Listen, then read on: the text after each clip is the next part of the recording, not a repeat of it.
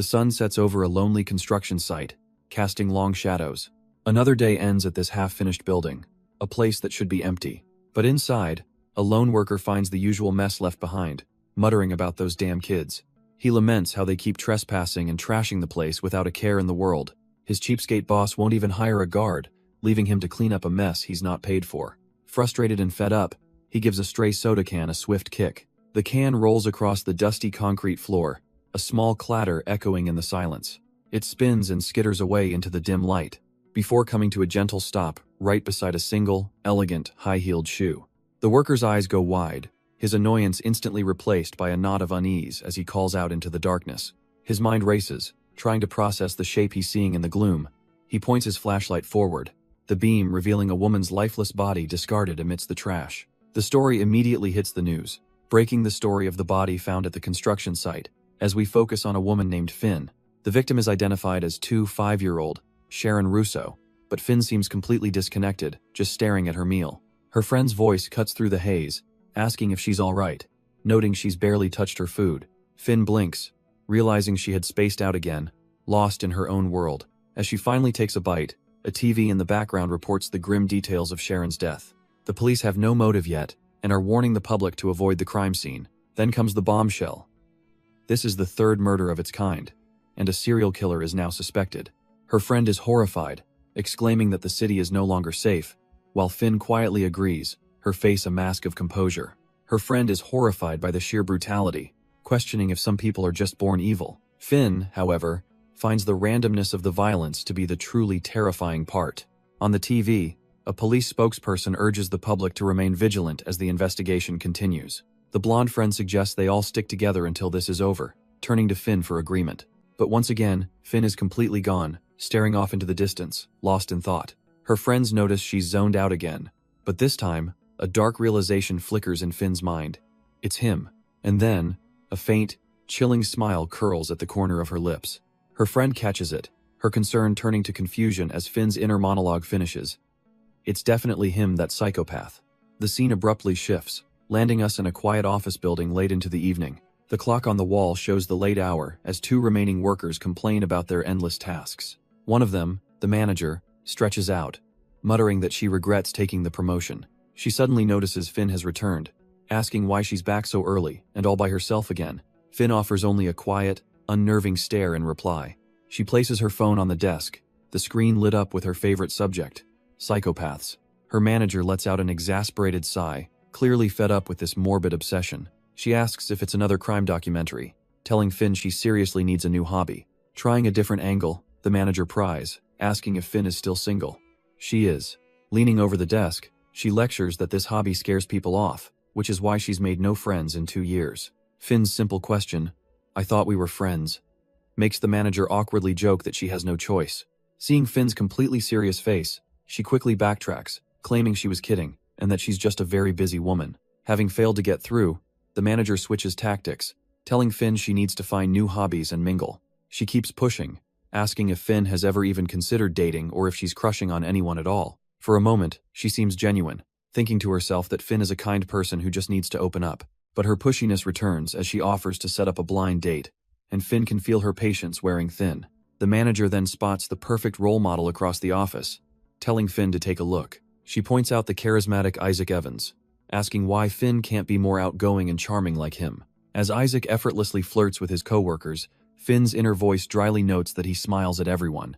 While her manager gushes about how charming he is, Finn's gaze sharpens with analytical focus. The manager adds that he's a newcomer, yet somehow he's already managed to become the office favorite. But Finn's mind isn't on his popularity. It locks onto a single, crucial detail: he's left-handed. Finn calmly offers a chilling possibility. Maybe he's a psychopath who uses charisma to manipulate people. Her manager scoffs at the idea, arguing that Finn can't just assume the worst about a nice guy. She even claims that this is why Finn's teammates avoid her, she makes them uncomfortable. But Finn has tuned her out, already researching the subtle signs of a psychopath on her phone. As the workday ends, the manager loudly reminds everyone to clock out so they don't have to come in on the weekend. With a flourish, she jokes about how much she loves the office, practically living there herself. The other employees, including the charming Isaac, exchange goodbyes and head for the door. Just as Finn is about to leave, her manager stops her, announcing a sudden change of schedule. She's being moved to the night shift for a month, and the manager smugly reminds her it's in her contract. When Finn doesn't argue, her boss sarcastically congratulates her for being the perfect, obedient employee. As the sun sets over the city, Finn begins her solitary walk home. The world keeps moving, but her mind is stuck on her own isolation. She reflects on her deepest fear, being vulnerable with another person. She just can't grasp why people are so desperate to find someone to spend their life with. Why live in constant fear of being alone? She convinces herself she'll be just fine on her own, but her resolve crumbles as a tear escapes, a silent testament to her pain. She can't deny the truth any longer, not even to herself, because sometimes, despite all her defenses, it gets incredibly lonely. Looking at her own reflection, she sees the weary face of someone trying too hard. A past criticism haunts her, a voice telling her she should try to be more like him. A single word echoes in her mind. Smile. She wonders if it would hurt to try, forcing the corners of her mouth upwards. With a fragile, practiced smile, she looks up through the window. And there he is, Isaac Evans, watching her from inside with a coffee in hand. He takes a slow sip, a silent confirmation passing through him. He knew it was her. A subtle smile plays on his own lips as he thinks her name. Finn. Later, as the day winds down, Finn walks alone along the sun-drenched sidewalk, but just a few paces behind her, a familiar figure rounds the corner. Isaac follows, his gaze fixed on her as he walks the same path. The evening deepens into night, settling over a quiet, waiting train station. On the platform, she waits for her train, just another face in the evening crowd. She puts in an earbud, tuning into a true crime podcast to pass the time. The show's intro booms, a deep dive into the darkest corners of the criminal world. As the train doors slide open, the host's voice beckons her to dive in. She steps across the threshold, completely lost in the story. And tonight's topic? The disturbing and ever-present threat of stalkers. The narrator details their obsessive methods, as the camera reveals Isaac, on the very same train. Finn stares out the window, completely oblivious to the chilling irony unfolding. The train ride ends, and she arrives in her neighborhood, the streets quiet under a deep purple sky. A lone streetlight buzzes and flickers, waiting for her to step into the dark. Her footsteps are the only sound echoing through the empty street. But then, she hears another set of steps, heavy and close behind. A glance over her shoulder confirms her worst fear. The man from the train is right there. Her heart hammers against her ribs as she instinctively clutches her bag tighter. Every warning from the podcast is now screaming in her head.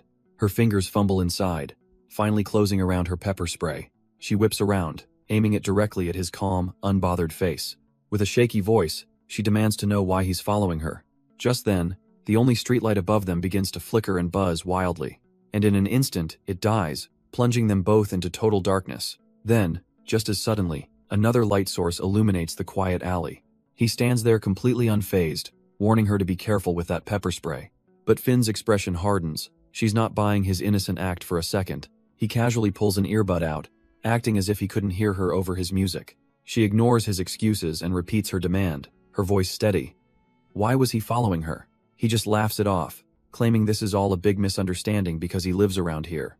She immediately calls his bluff. If that's true, why has she never seen him before? He simply says he just moved in. With a casual gesture, he points down the very same street she's heading.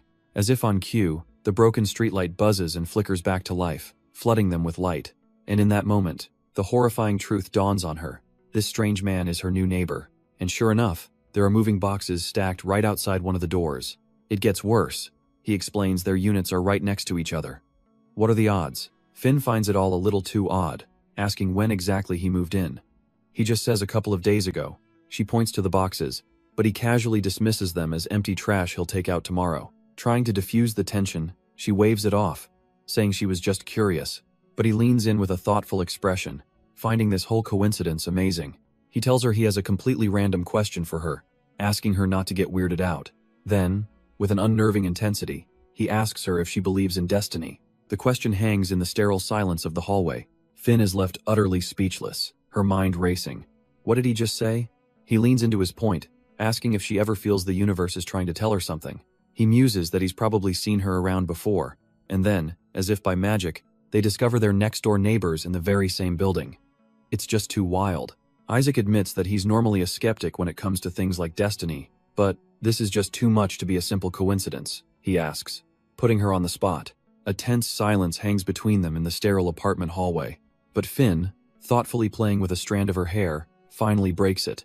She counters that while these kinds of events are rare, They happen more than you'd think. They only gain meaning, she explains, if people choose to give it to them. She looks him dead in the eye, stating plainly she doesn't believe in destiny or coincidence.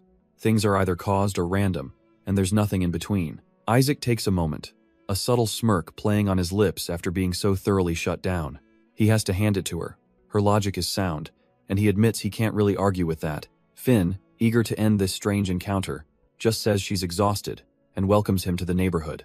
He wishes her a good night, seemingly letting the conversation end there. But just as her hand touches the door, he calls out her name, stopping her in her tracks. She turns back, a flicker of confusion and alarm crossing her face. How does this stranger already know her name? But Isaac isn't finished. He also knows her age, her birthday, and her flawless 2-year attendance record at work. He continues, his tone unsettlingly familiar, praising how she's so perfect she practically never makes mistakes. He lists her habits: no company parties, no drinking, no smoking, things he claims to admire, revealing a chilling, obsessive knowledge of her life. He even knows she's a loner who watches true crime documentaries. And Finn can only think, what is happening? She finally cuts in, her voice tight, telling him he knows far too much about her. He just smiles, hoping he doesn't sound creepy, claiming he just asked around because she's so popular. And by sheer coincidence, he says, the apartment right next to hers just happened to be available. He rambles on about destiny, then catches himself, remembering she's not the type to believe in fate. He turns away, dropping the act entirely, admitting he moved here the moment he found out where she lived. With a chilling intensity in his eyes, he confesses the simple truth. He is here because she is here. Finn stands frozen, the horrifying reality of the situation finally crashing down on her. She puts the pieces together, her voice shaking slightly as she calls him out for stalking her. He just laughs, brushing off the word, insisting he just wants to get closer, literally, right next door. He tries to soften the blow, suggesting he just wants to be friends. Isaac explains he's seen her around the office and finally worked up the guts to approach her. He then pivots, bringing up the serial killings and how dangerous it is for her to be walking home alone. The stalker has the audacity to suggest they walk home together from now on. Finn flatly rejects his offer, while quickly tapping in her apartment's security code. With a soft click, the door unlocks, offering her a precious escape. He watches her, saying he'll be heading inside his place now. She forces a polite goodbye, just wanting to get away from him. But as she's about to slip inside, she calls out his name. Isaac. A flicker of something crosses his face, so she knows his name too. A small, knowing smile plays on Isaac's lips. He finds her little game amusing. He turns and walks away without another word, heading for his own door. Finn slips inside her apartment, the heavy door shutting behind her. On opposite sides of the wall, she thinks to herself what a total psycho. And as she stands there, a distant, sun-drenched memory begins to surface. A peaceful field from what feels like a lifetime ago. She recalls a small, bandaged hand gently pulling her forward. Her eyes reflect the golden light of this long-forgotten moment. The memory sharpens, focusing on the face of a young boy. A boy with a bandage on his cheek, his expression soft and kind. A small, almost imperceptible smile plays on the young boy's lips. The memory fills out, showing him standing in a sunlit room, one fist raised playfully. His kind eyes meet hers for just a moment before the vision shatters. Finn gasps, jolted back to reality by a single word from a podcast. Psychopath. Lying on her bed, she'd been listening to a true crime show, analyzing the local serial killer. The hosts describe a calculating monster who feels no remorse, a perfect predator. They note his 3-month cooling-off period, and specific MO, calling him a pro at avoiding detection. As the podcast warns that the killer is only getting more dangerous, she's heard enough. With a heavy heart, she turns off the disturbing analysis. Sitting alone in the warm glow of her room, the chilling profile of the killer weighs on her mind.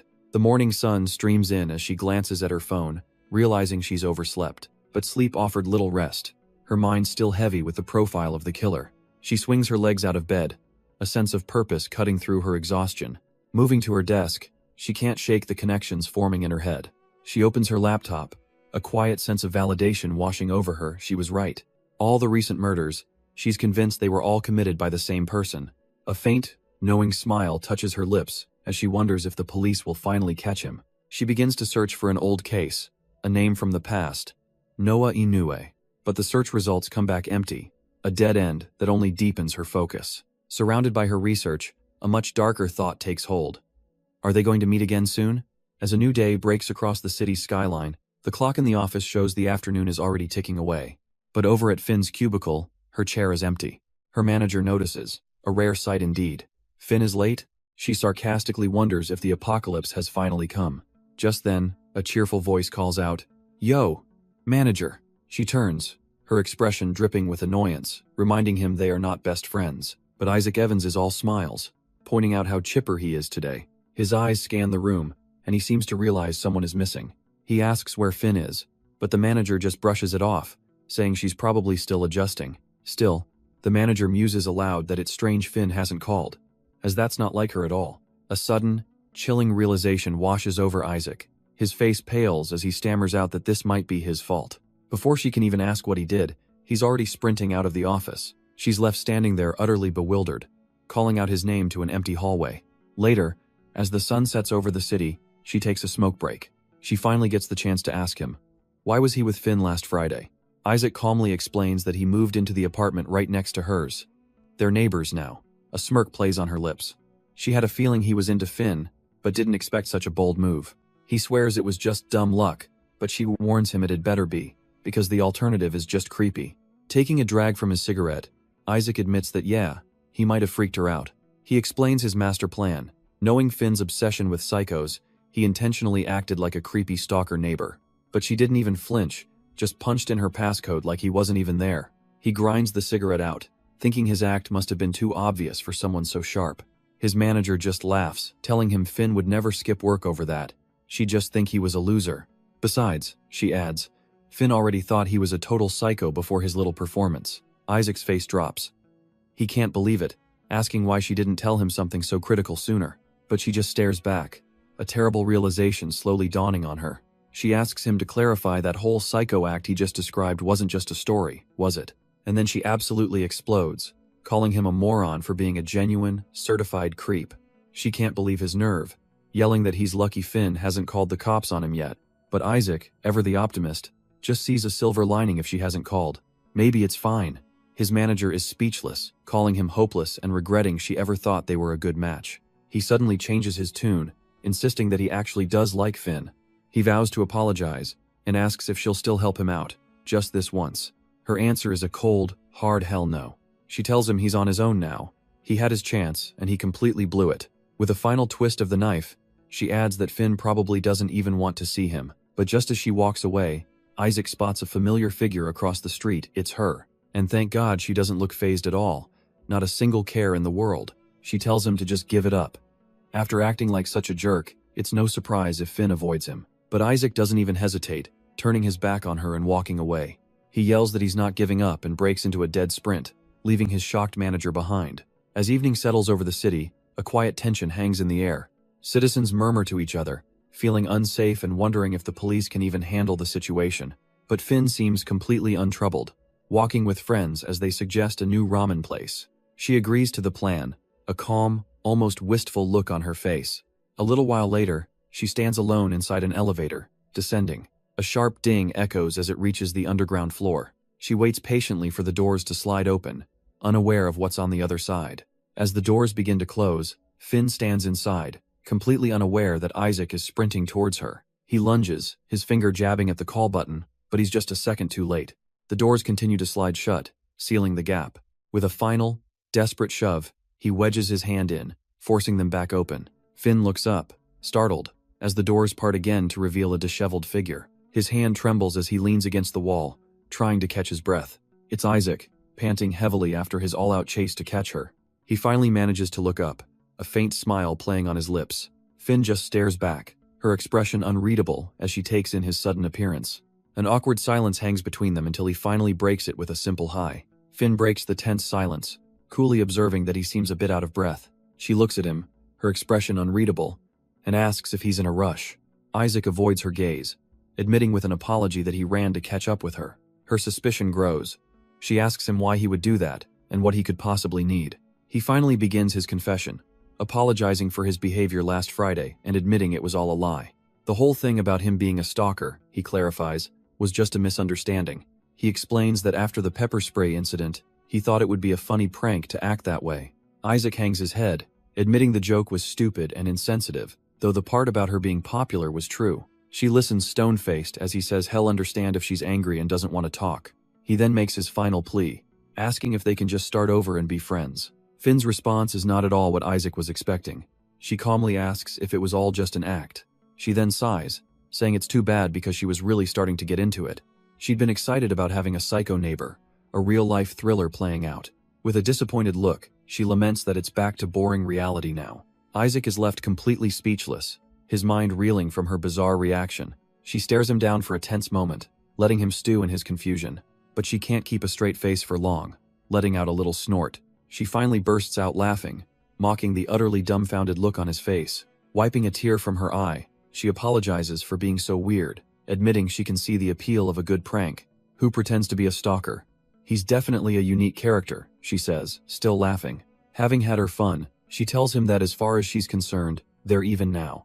A prank for a prank, all settled in her mind. She turns to leave, wishing him a nice day as the elevator dings open. Without another word, she steps inside, ready to head back to her own apartment. But Isaac isn't about to let her go that easily. He quickly follows, calling out her name and stopping her in the hallway. He looks her in the eye, confessing he was serious about wanting to get closer. He quickly pitches an idea, a cafe with great pastries, promising they'll be back before their break ends. Finally, he summons his courage and asks if she'll have lunch with him. She considers it, then playfully asks if he's treating, and with his eager yes, she agrees. A spark of triumph flashes in Isaac's eyes. Head secured his chance. Finn confirms it with a casual smile, ready to grab lunch together. And with that, their impromptu date was officially on. The two of them walk side by side, heading out of the office. Isaac strolls with a newfound confidence, feeling like he's finally made a breakthrough. She leads the way down the hall, seemingly unbothered by the sudden development. He watches her go, a subtle, satisfied smirk crossing his face. Later, back in the office break room, the news is already spreading. Her manager can't believe it, commenting on how persistent that new guy Isaac really is. But when Finn mentions they're going out to a cafe, her colleague is left utterly stunned. Her manager is in total disbelief, asking if Finn is actually going to have lunch with him. She even tries to warn Finn off, suddenly calling Isaac a jerk and a stranger. But Finn stops her, turning around with a calm, knowing look. Wasn't this her idea? She asks if her getting closer to Isaac isn't exactly what the manager wanted all along. Caught off guard, the manager asks how she knew, and Finn admits she had a hunch. She explains that Isaac knew personal details about her, information only her manager had. Finn gently reminds her that leaking an agent's private information is a huge breach of protocol. It could have jeopardized her safety, and will get the manager in deep trouble if it happens again. Panicked, the manager starts apologizing, explaining it was a misunderstanding, and that she knows Isaac from a past job. She admits she never seriously considered setting them up, but when Isaac started showing interest, she thought they'd be a perfect match.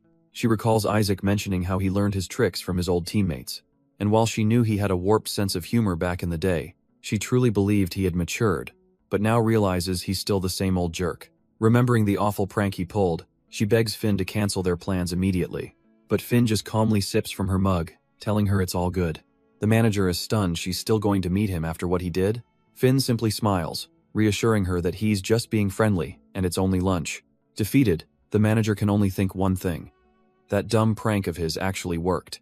And so, despite her manager's warnings, Finn arrives at a quaint cafe for her meeting with Isaac. The atmosphere is warm and cozy as they settle in for what's supposed to be just a simple lunch. She takes her first bite of cake, still a little unsure of what to expect from him. A moment of silence passes as the flavor washes over her. Her eyes widen in disbelief. It's heavenly. Maybe the best thing she's ever tasted. But her bliss is cut short by the sound of laughter, and she looks up, demanding to know what's so funny. Isaac just smirks, telling her she's cute when she's like this, acting like one bite of cake has changed her entire world. He gestures to the absolute mountain of desserts on their table, dryly noting she ordered a lot for someone who only kinda likes sweets.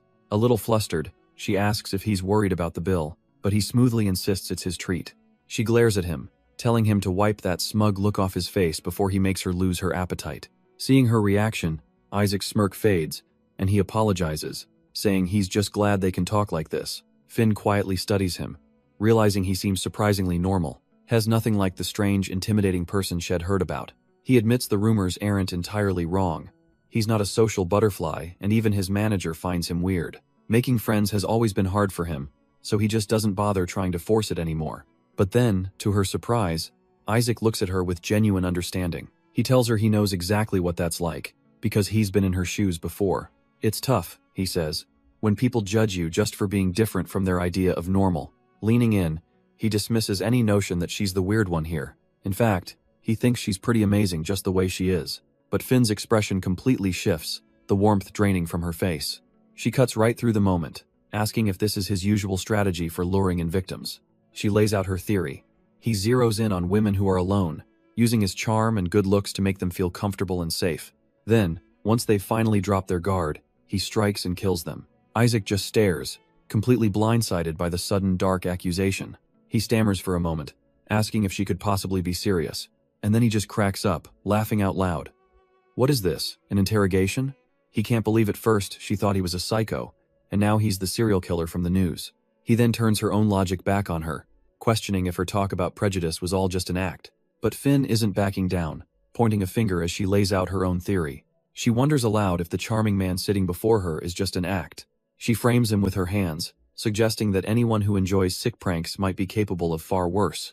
After all, Isaac just smirks, telling her it's not fair to keep bringing up the prank he already apologized for. He calmly warns her that throwing around baseless accusations like that can lead to serious trouble. But she insists she'll suspect everyone, noting that psychopaths are known for appearing perfectly normal. This just confuses Isaac. If she's so cautious, then why is she still sitting here with him? He points out the obvious flaw. If he were the killer, being seen with a loner like her would be incredibly stupid. His logic hits home, leaving Finn speechless and forced to actually think for a moment. Finn concedes his logic is fair, but still insists it doesn't mean he isn't a psychopath. Isaac just laughs, noting she's already decided he's guilty, and asks why she's so fixated on the idea. She looks down, her strange reasoning bubbling just under the surface. The answer she gives is completely bizarre. She's fixated because she wants to meet an actual psychopath. Isaac is stunned into silence for a beat, simply asking why. She tells him there are things she needs to confirm. He questions if these things are really worth the potential danger of meeting a genuine killer, but she dismisses his concern, cryptically stating that he wouldn't understand her reasons. So he changes tactics, asking if she'll cut ties with him if he's not a psycho. She bluntly agrees, seeing no other reason to connect with him. Isaac feels a little hurt, saying she's not giving him a fair chance and asking if she sees anything else interesting about him. He even throws out the idea that perhaps they could just try being friends. Her eyes narrow slightly. So there's nothing else? What a real bummer. But Isaac suddenly changes his tune, deciding he doesn't care about her reasons. As long as he gets a chance to talk with her, that's all that matters to him now. She's a little surprised he still won't leave, but coldly tells him to suit himself. And with that, their strange meeting comes to an end as night falls over the city. Leaving the cafe, they part ways on the busy streets. Her friends worry they'll be late for their shift, but Finn seems completely unconcerned, because her attention is completely fixed on Isaac as he walks away. She just stands there, watching his back get smaller in the distance. A thoughtful, almost calculating look crosses her face, no longer so easily dismissing him. But something about him makes her hesitate, a flicker of a long-forgotten memory. Her friend's voice barely registers, asking if she's all right. They try to pull her along, reminding her they need to go. But Finn is frozen in place, her mind frantically trying to connect the dots. And then, an image flashes through her mind, a boy with a bandaged cheek, smiling softly. The memory hits her with stunning clarity. She remembers that day, that park, and him calling her name. Her eyes widen in the present, a wave of shock washing over her. As if he could feel her realization, Isaac turns back with a knowing smile. He's waited for this moment, and now they stand face to face once more. But the story cuts away from that tense reunion, dropping us into the mundane chaos of a busy office. The team is swamped, groaning about overtime while their manager tries to keep everyone focused. Finn, however, tries to lighten the mood, playfully suggesting their boss could be a bit more optimistic. But the stress is getting to her too, and her cheerful facade begins to crack under the pressure. A coworker's casual joke about wanting a pizza party suddenly hits a nerve. Her mind flashes back again, this time to a younger Isaac, looking up at her from a flight of stairs. In a bizarre coincidence, her manager stands up and makes an announcement to the whole office. If they can clear their queue by 11 p.m., she'll treat them all to pizza. But the offer doesn't cheer Finn up. Instead, she's left reeling at her desk, head in her hands. Her friends immediately notice something is wrong, their voices laced with concern as they ask if she's okay. Her friend's voice cuts through the haze, asking if that's blood on her hand. Another coworker rushes over in a panic, exclaiming that she's bleeding and needs the nurse immediately. But Finn just brushes them off, insisting she's fine and will go by herself. As she walks away, a blue-haired colleague just leans back in his chair, watching her go. His gaze follows her with a quiet, unreadable intensity, a silent observer to her breakdown. Alone in the hallway, Finn presses a hand against the wall, trying to steady herself. Her expression is completely drained, the weight of everything pressing down on her. The long, empty corridor to the clinic stretches out before her, a daunting path. It's such a drag, she thinks. Just another hassle she has to deal with right now. With a heavy sigh, she pushes herself forward, her legs feeling weak beneath her. She takes another tired step forward, just trying to get to the clinic. But with that single step, her world completely warps. The hard linoleum floor is suddenly replaced by the cool splash of water. Her eyes fly open in a silent, shocked gasp. Before her, the drab corporate hallway has vanished, replaced by a serene, sunlit forest stream. Just as quickly, the illusion shatters, and she's staring up at the sterile ceiling lights again. She's breathless, disoriented, her mind struggling to catch up with what she just saw. Then, another memory surfaces, the reflection of a small, bruised girl staring back from the water. Her hand begins to tremble uncontrollably, a visceral reaction to the forgotten pain. Looking down, she sees a puddle mirroring that same impossible forest, and she instinctively reaches for it. But before her fingers can touch the illusion, a strong hand catches her from behind. She looks back, her mind still reeling from the sudden, jarring vision. It's Isaac, holding her steady, telling her he had to step in because she looked ready to collapse. He asks if she's okay, his voice cutting through the fog in her head. Her breath catches as she finally registers his face, her lips forming his name. The next thing she knows, she's in the company infirmary, a thermometer confirming a slight fever. The office manager, acting as a medic, asks if nosebleeds are common for her with headaches. She looks concerned, noting that Finn's blood pressure also seems a bit high. Finn can't think of any reason for it, lost for an explanation. When asked about overwork, she denies it, leaving Isaac to watch as the mystery deepens. Finn meekly suggests her recent trouble sleeping might be the cause, searching for any logical answer. From the corner, Isaac chimes in with a snarky guess. Documentary marathons keeping her up. The office manager ignores him, getting serious and asking if Finn's dealing with stress or relationship issues. Finn's gaze turns distant, her silence a telling answer to the pointed questions. The manager explains that anxiety can lead to high blood pressure and nosebleeds, all while Isaac casually browses his phone. She advises Finn to avoid anything stressful for now, though the main source of it seems oblivious. If it happens again, she's told, a trip to a proper doctor is non-negotiable. Back at their desks, the manager insists Finn end her shift early, saying the team can handle the rest. Worried about her going home alone, she asks for a volunteer to drive her, and Isaac's hand shoots up, only for the manager to shut him down. She glares at him, snapping that this whole situation is his fault because of his stupid, stressful pranks. But Finn is somewhere else entirely, haunted by a vision of a bandaged boy named Noah. The manager continues her tirade, convinced Isaac is just trying to get out of work. Finn doesn't even seem to hear her, her expression lost and distant. But Isaac ignores the manager's words, pleading for just one chance to make it up to her. A strange feeling settles over Finn as she quietly decides it's time to go. Despite the manager's protests, Isaac ends up escorting her to the station. They walk up the steps in a tense, awkward silence. The quiet stretches on as they wait on the nearly empty platform. He stands beside her, but she seems completely unaware of his presence. Her mind is adrift, wrestling with the chilling fact that she can't remember her own past. He finally breaks the silence, asking if she's really okay with this, letting him, a potential killer, be the one to escort her home. Finn glances back, unimpressed, and says she'll assume he's joking. Besides, he couldn't try anything in such a crowded place. Isaac backpedals, claiming it was just a bad attempt to cheer her up. She retorts that cheering people up clearly isn't his specialty. He just laughs, remarking how clever she is even when she's not feeling well. Just then, the train's arrival is announced, its doors hissing open along the platform. Seeing her chance to escape, Finn thanks him for his time and turns to board. But before she can take a single step, Isaac's hand shoots out and grabs her arm. His voice drops, the playful tone gone, as he apologizes for his behavior. Isaac admits he's not sure how to act around her without making things weird or overstepping, but he needs her to know one thing, that he truly cares about her. Finn is stunned into silence, watching as his grip on her arm softens. He knows he's terrible at showing sincerity, but this time, he's being completely genuine. He promises her that what he's saying now is the truth. Standing there on the platform, he just hopes his feelings can finally reach her. He asks her to take care, releasing her hand just as the train doors begin to close. A small white object is left behind on the platform, unnoticed as the gap seals shut. Isaac watches her through the window, sharing one last, lingering glance as the train pulls away. His eyes follow her, a silent confession still lingering in the air. Through the window, Finn's reflection looks back, her expression heavy with thought. She raises a hand to the glass, a final, quiet goodbye. Isaac sees it, and a faint, bittersweet smile touches his lips. The train continues on, and she slowly lowers her hand. Her thoughts are a whirlwind, her gaze falling to her palm. She clutches a small red charm, a final gift he must have given her. The day fades into a warm, golden afternoon. Sunlight streams into a quiet apartment somewhere in the city. A phone on the bed suddenly buzzes to life, shattering the peace. Lying in the quiet of her apartment, she glances at the screen's glow. A message chimes in from an old colleague, asking about the serial murder case. Her fingers tap out a quick, decisive reply. She tells him not to worry, she'll just swing by the station herself. With the message sent, a look of quiet resolve settles on her face. A fleeting thought crosses her mind. She hopes he wouldn't mind her getting involved again. And so, her path leads to the local police precinct as the sun begins to set.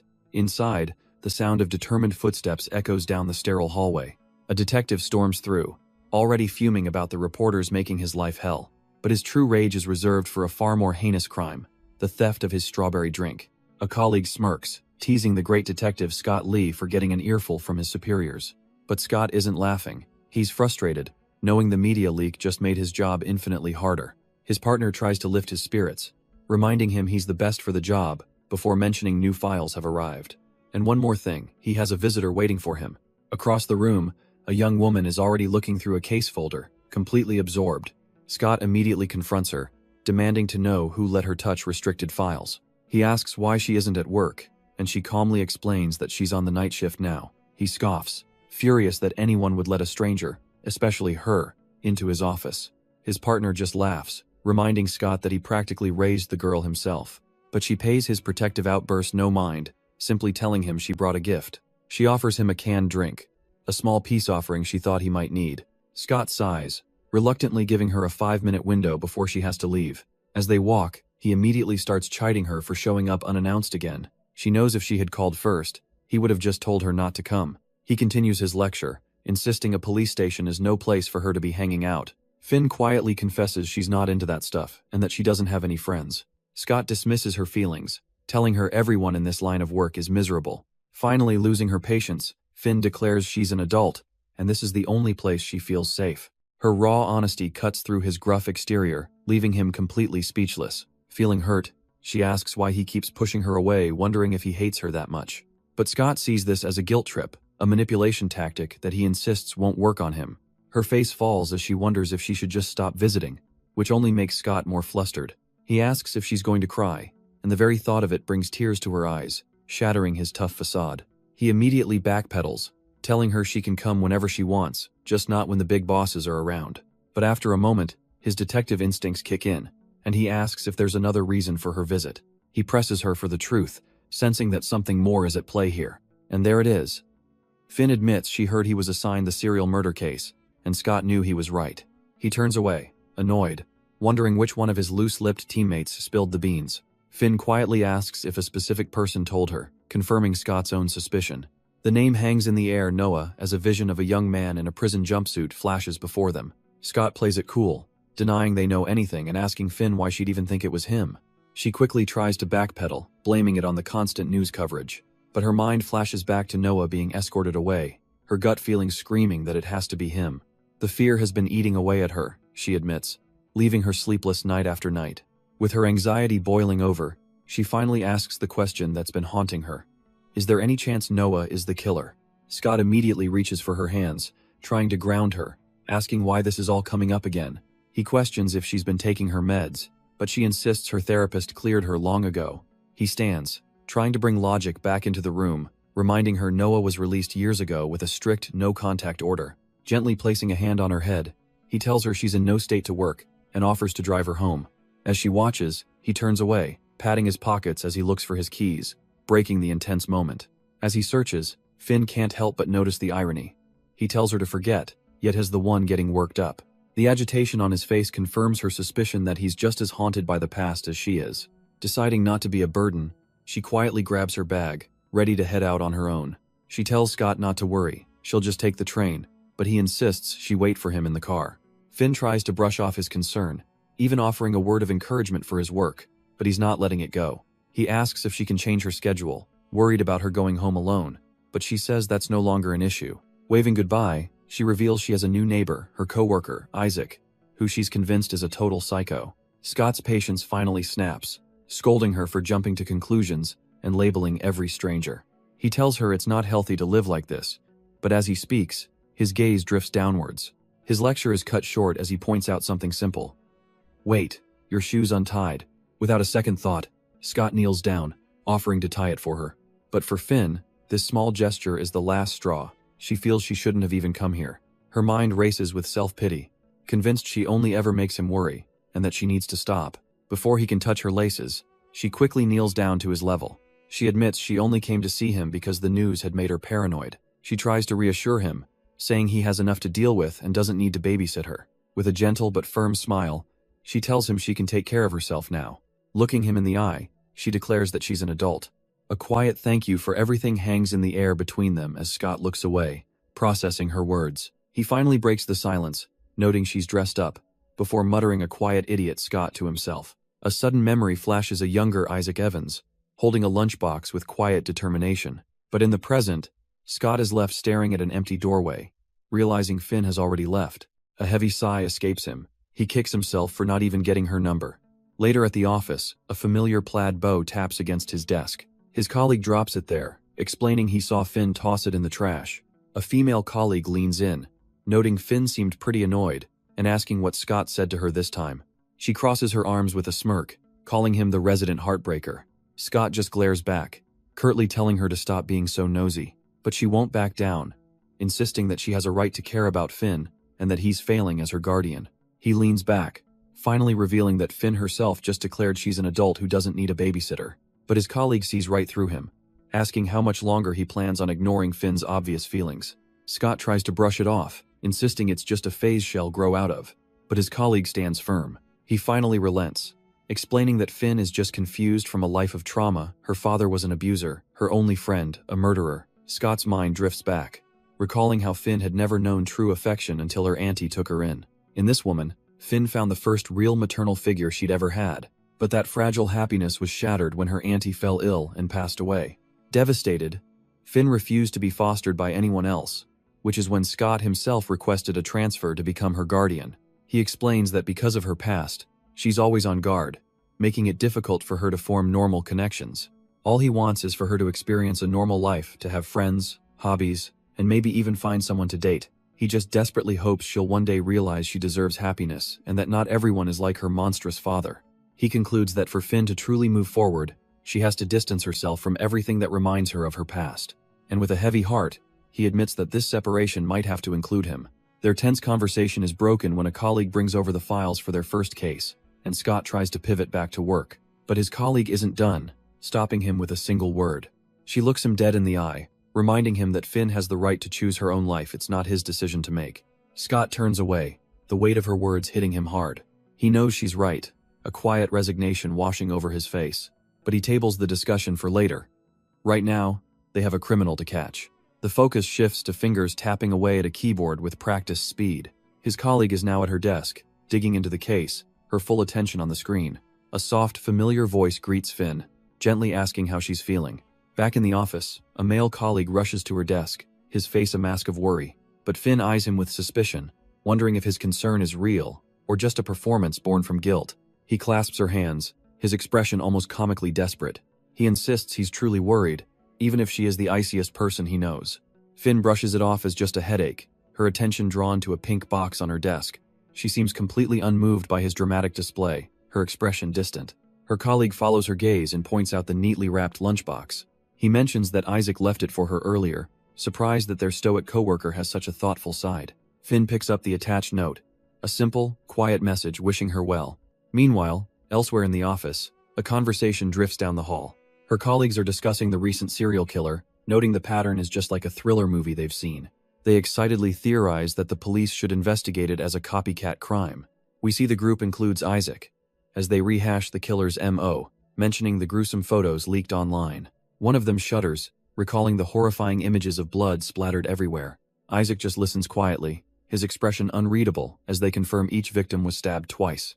But then, a cold, mocking smirk spreads across his face as he scoffs at the killer's amateurish work. He actually laughs, finding it pathetic that someone would go to all the trouble of tying up a victim for just 2 stabs. His coworkers stare, shocked and unnerved, as Isaac calls it, a complete waste of a thrill. The tense silence is broken as one of them calls out his name, utterly bewildered by his chilling detachment. Just down the hall, Finn is standing with a neatly wrapped lunchbox, looking for someone. Suddenly, Isaac's voice calls out, his cold eyes locking onto her from across the room. He smoothly dismisses his unnerved colleagues, telling them to go on ahead without him. As he walks over to Finn, other employees whisper amongst themselves, noting what an unexpected pair they make. She correctly guesses he came to her work since she wasn't home, and he awkwardly asks if she's feeling okay. He then asks if she was looking for him to return the lunchbox he'd left behind. She holds it out, a hint of disappointment in her voice, as she notes it's still unopened. He asks, a little too calmly, if that fact upsets her, and she admits that yes, it kind of does. A strange intensity flickers in his eyes as he seems to consider her words. Instead of apologizing, he simply asks if she'll eat that lunch with him right now. And so, the two of them begin walking through the city streets at night. Finn breaks the silence, asking Isaac if he always does things like this. She clarifies, wanting to know if he's always alone, and he admits he sometimes joins his teammates. But as they approach a park, he reveals this is the first time he's ever eaten here with someone. She's genuinely surprised, and he can't help but notice the happy look on her face. She admits it makes her feel special, prompting him to remark on how trivial things seem to affect her. He almost sounds dismissive, labeling her feelings as if they're unimportant. But Finn looks at him intently, insisting that because it's him, it matters to her. Curious, she asks if he ever gets lonely, a question he immediately shuts down with a simple no. She starts to get nervous, suddenly worried that she might be getting on his nerves. Isaac reassures her she's not being a bother. He just has his reasons for being the way he is. Changing the subject, Finn seems genuinely surprised to discover that he knows how to cook. He admits he had to learn early, but she finds it impressive, even joking that it's a skill to win over girls. He can't tell if she's giving him advice or just teasing as she holds out a piece of asparagus wrapped in bacon. She holds the fork steady, her expression unreadable as she offers him a bite. A smirk plays on his lips as he asks if she's trying to kill him, maybe with a little poison. She leans back, completely deadpan, suggesting it's not impossible before asking if he's kidding. His playful look vanishes for a moment, replaced by an intense, unreadable stare. Then, without a word, he reaches forward and gently takes hold of her wrist. Leaning in, he takes the bite directly from her fork, a silent, bold answer to her challenge. His eyes never leave hers as he finishes the bite, a silent, intimate challenge. Finn is completely frozen, her mind reeling from the sudden closeness. She can't help but analyze every detail, searching for a ghost from her past. The question echoes in her mind. Are those the same eyes? Does his voice sound the same? He pulls back slightly, the intensity in his gaze still holding her captive. Then he leans in again, his voice a low whisper as he says her name. He asks her to consider what happens if her entire impression of him is wrong. What if the man she's been projecting onto him isn't him at all? The weight of his question settles over her as the city lights blur around them, and she realizes she needs an answer, because she can't settle for this uncertainty any longer. Her mind races, his words echoing as she tries to find the truth. She tells him that the more he pushes her away, the more certain she becomes. He offers to just leave her alone, then immediately claims she's misunderstanding him. For a moment, he lets his guard down, admitting his afraid she'll eventually leave. But he quickly puts the walls back up, dismissing her questions as a waste of time. She calls him out for being too reserved, but he just scoffs at the idea of needing help. Is this all just an act? Is he just trying to be the cold person everyone thinks he is? It doesn't explain his confusing actions or why he seems to enjoy messing with people. He insists that's not it, but she points out his words and behavior don't match. Then, a moment of self-doubt. Maybe she's the one being too careless, pushing too fast. She finally stands, pleading with him to just tell her what's really going on. But Isaac simply turns away, calling her impatient for sticking around despite his behavior. He deflects, asking why she's blaming him for her own feelings. A wave of frustration hits her.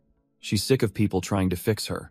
She admits she enjoys having company, but won't force herself on him. After all, if he's causing her this much confusion, why does she even stay? He tells her to just do herself a favor and avoid him from now on.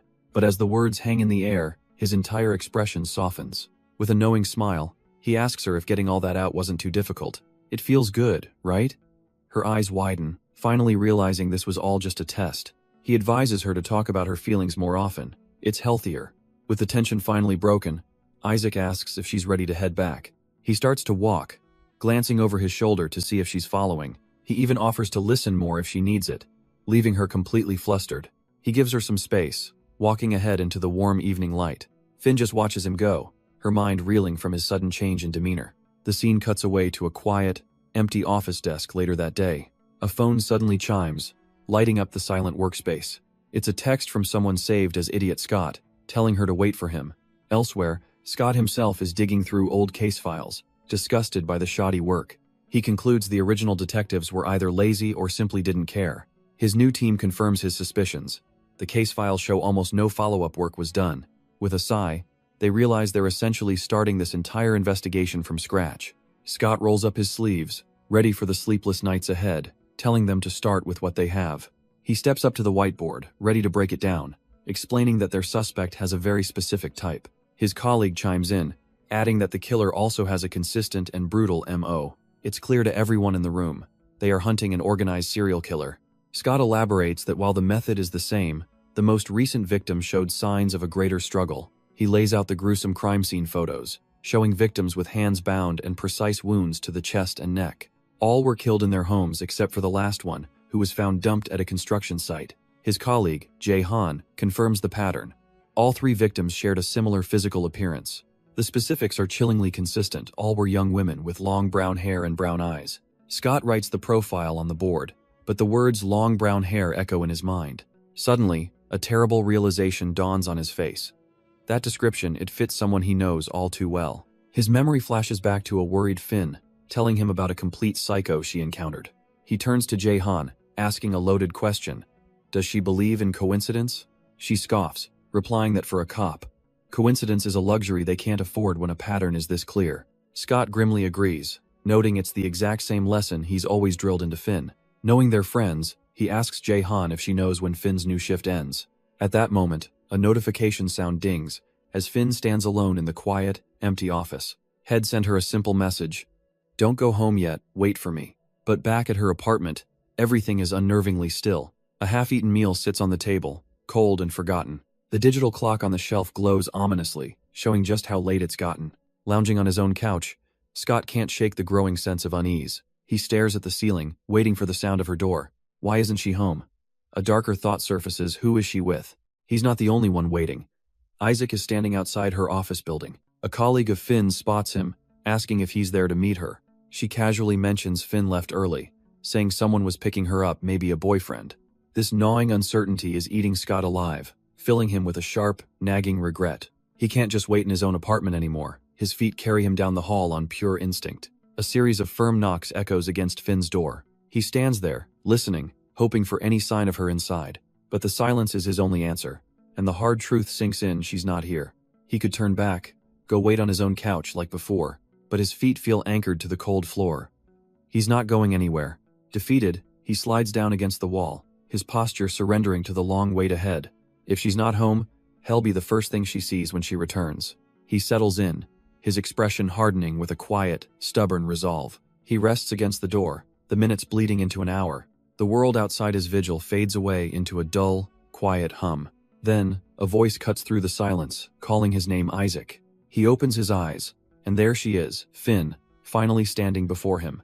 Her name escapes his lips as the present moment dissolves into a memory. He recalls another time Head waited, and Shed teased him, asking if he needed something. He had just wanted to walk home with her. But by the time he arrived, she was already gone. Her apology was soft, admitting she never expected anyone to wait for her. Back in the present, he pushes the memory away, just relieved that she's finally safe. But he can't forget what she called him back then, the psycho neighbor. But their reunion is cut short by the arrival of a sharp-dressed man, stepping right between them. Finn turns to Isaac, confirming his name with a knowing look.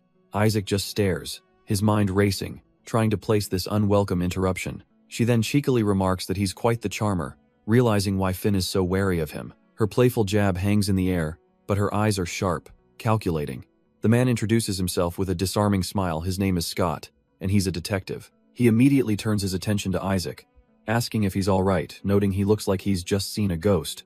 Before Isaac can even process the question, Finn quickly steps in, nervously claiming to be a fan. Scott raises an eyebrow, clearly not expecting that response. A fan? She explains she saw him on TV once, discussing the Cold Lake murders back when she was a student. She lays it on thick, praising how he fearlessly exposed a politician's kid during that old case. Scott chuckles, remarking that the interview almost got him fired, but she insists he was amazing for calling out police incompetence. She then playfully asks if he remembers her being there, before admitting she was just a face in the crowd. Isaac, completely baffled, pulls her aside to question her sudden change of heart, but she reminds him he told her to be nice. Scott smoothly interjects, apologizing to Isaac for Finn's confusing behavior, saying she can be a bit rude.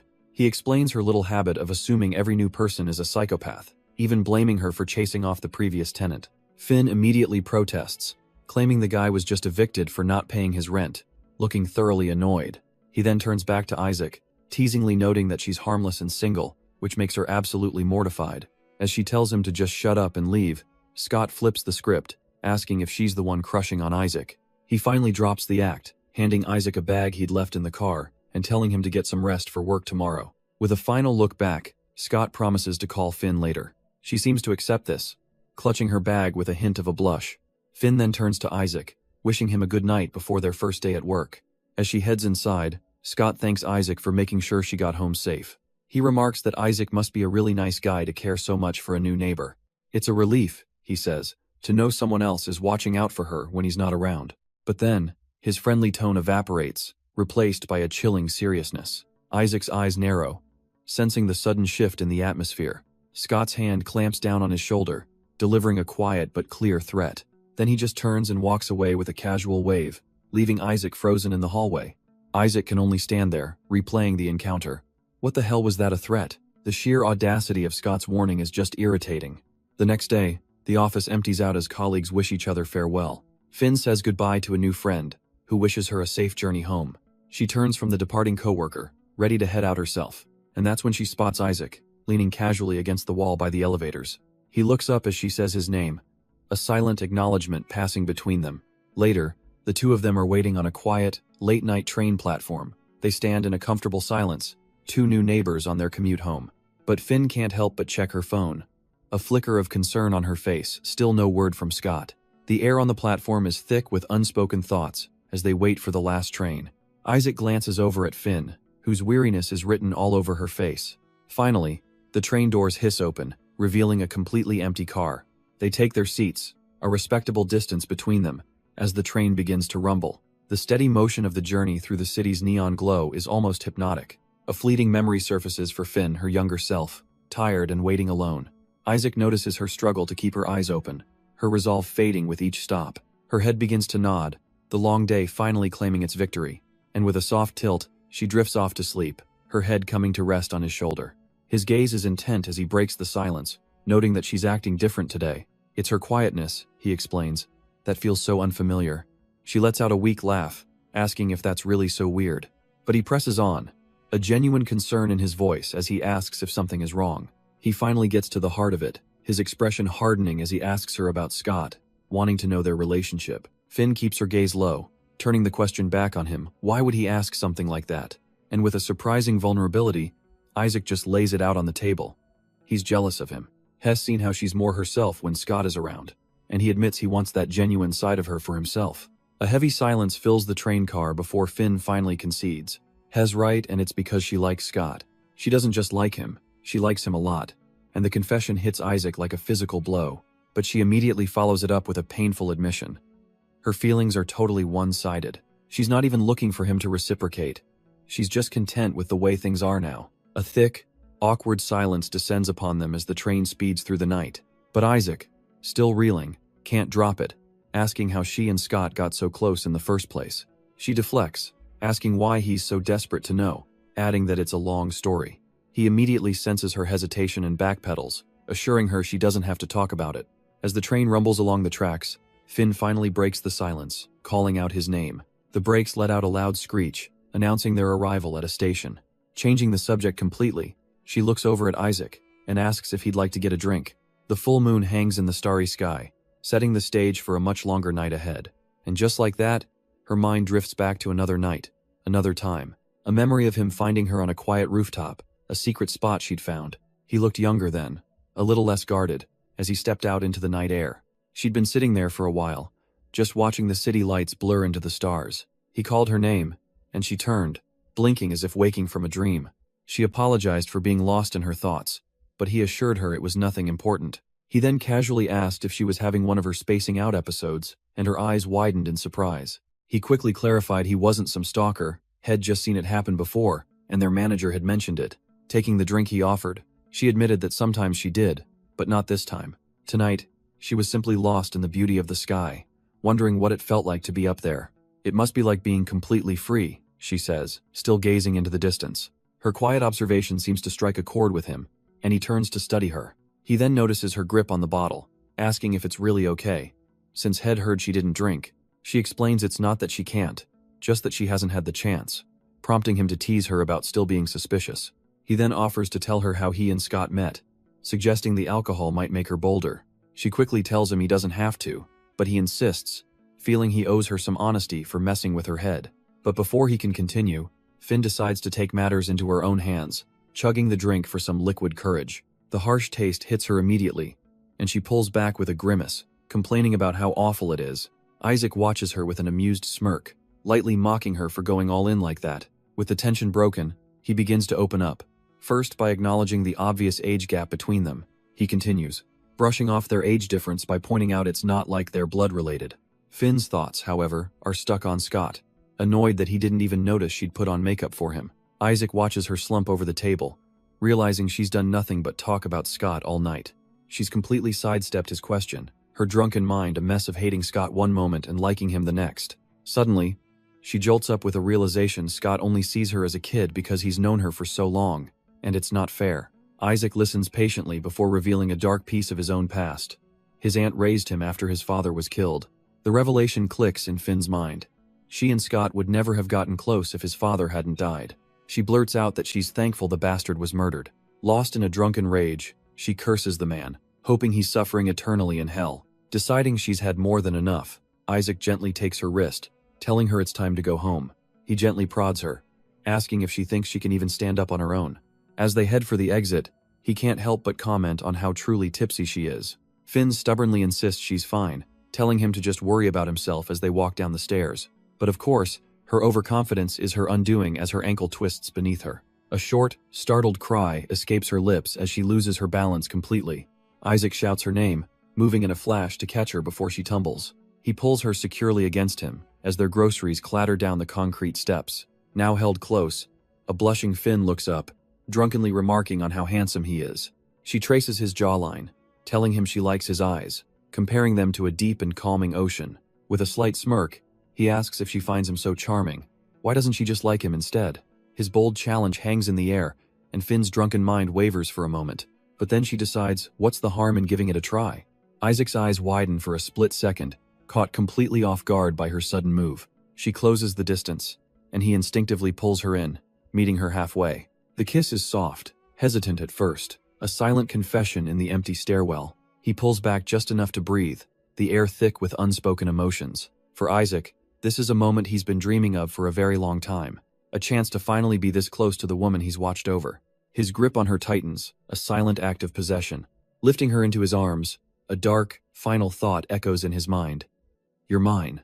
The next morning, Finn slowly wakes, a strange warmth still lingering, but as consciousness returns, her mind drifts back to a distant, painful memory. A promise made in a sunlit clearing to a boy named Noah, back when she was a bruised and broken child who had given up on everything. She had asked him a desperate question, a final plea. If she ever found the desire to live again, would he come and find her? And then, the chilling conclusion to her request. And kill me? Her eyes snap open, the dream fading but the feeling remaining. Sunlight pours into her room, a stark contrast to the darkness of her thoughts, and a single, heavy realization settles in her mind. She's still alive. The haunting dream fades, leaving her staring blankly into the unfamiliar light of morning. She finds herself in a bedroom, one that's surprisingly organized and tidy, a stark contrast to Scott's usual chaos. A jolt of panic hits her. What is she doing? If Scott ever found out about this, he'd kill her. Then, a gentle touch on her head brings a name to her lips, Isaac. Her mind flashes back to a vulnerable moment when he'd opened up to her. Head told her how his aunt took him in after his father's murder, a tragedy that ultimately led to her meeting Scott. But now, she recalls his reaction felt off. He wasn't surprised at all, as if he knew her story already. That nagging suspicion pushes her out of bed and toward his closet. Her eyes scan the room, finally landing on a simple cardboard box tucked away in the corner. Compelled by a deep sense of unease, she kneels down, ready to uncover whatever secrets he's hiding inside. After finding nothing in the box, her search continues around the rest of the room, Her gut feeling drives her to the floor, checking for anything hidden under the bed. And sure enough, she spots something tucked away just out of sight. With a sense of anticipation, she pulls it out, only to find an adult magazine. She sighs, feeling a bit foolish. Of course, he wouldn't leave anything incriminating just lying around. But just as she's about to give up, a familiar voice calls out her name. It's Scott, fresh from the shower, explaining that he brought her here after she passed out. He seems genuinely worried, telling her she can call in sick if she needs to rest. Then his eyes lock onto the magazine in her hands, and he completely panics. He asks what she was doing, and without missing a beat, Finn admits she was snooping around. Scott is in disbelief, but Finn retorts that maybe he shouldn't leave a guest alone in his room. He cuts to the chase, asking if she was looking for proof he's a killer, or if she's just interested in him now. Finn avoids his gaze, quietly admitting that either way, what she did was wrong. He smirks, saying he'd have let it slide if she was just curious, but she wasn't, was she?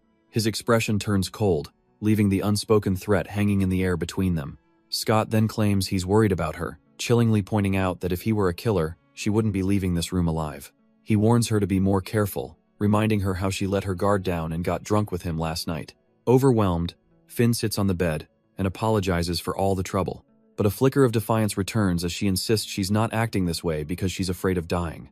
Scott just smiles, calmly telling her that her bravery won't stop others from worrying about her reckless behavior. He tells her honestly, he can't just relax after seeing how often she puts herself in danger.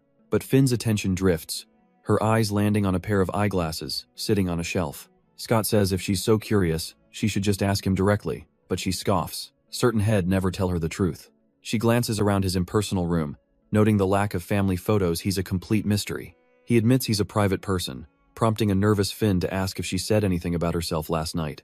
Scott looks at her, almost in disbelief.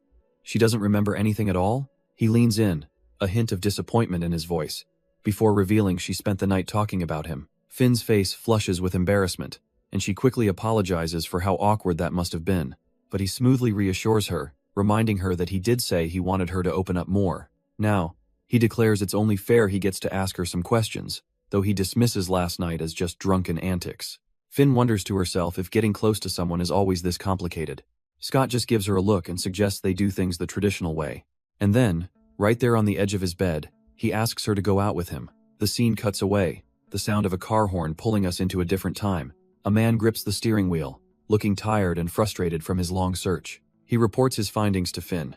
There's absolutely nothing about Scott Lee on the internet. She stares out the window, already knowing why. No articles, no news clips, nothing. Because back then, he was a minor, his identity legally protected from the public. Finn turns to her investigator with one last favor, promising this will be the end of it. All she needs to know is if he saw the man from back then, would he recognize his face? The investigator sits in his car, his mind flashing back to the face he was shown. He recalls the image of the young man from all those years ago, that sharp, cold gaze. And then, his answer comes through, clear and simple. It's not him. The scene shifts to the sterile silence of a morgue. Inside, a detective and a coroner stand over another victim's body. The detective smirks, noting her mother seemed more inconvenienced than heartbroken. He points out a pattern: all three victims were disconnected from their families. But the coroner disagrees, saying the differences in this case are far more telling. Unlike the others, this woman fought back. She has defensive wounds all over her arms. The signature wounds feel forced, he explains, like a clumsy attempt to match a pattern. Plus, he adds, there are no abrasions on her wrists from where she was supposedly bound. This means she was most likely already dead when the killer tied her up.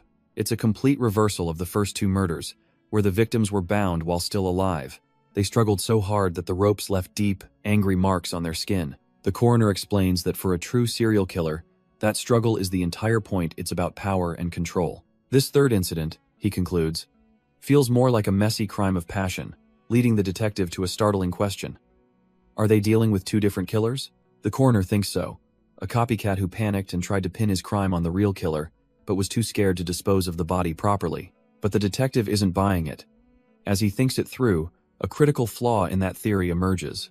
The public only learned about the serial killer after this third victim was found. So how did this supposed copycat know the secret details of the first two murders well enough to even try and mimic them? The detective wonders if the killer intentionally chose a victim similar to the others. He entertains the idea that it's a change in method, but the coroner reiterates that without evidence, it's all just talk. They're at a dead end until they find a real suspect with a clear motive. Agreeing, the detective feels the pressure from his superiors, just as his phone begins to buzz. He excuses himself from the morgue, pulling the device from his coat pocket.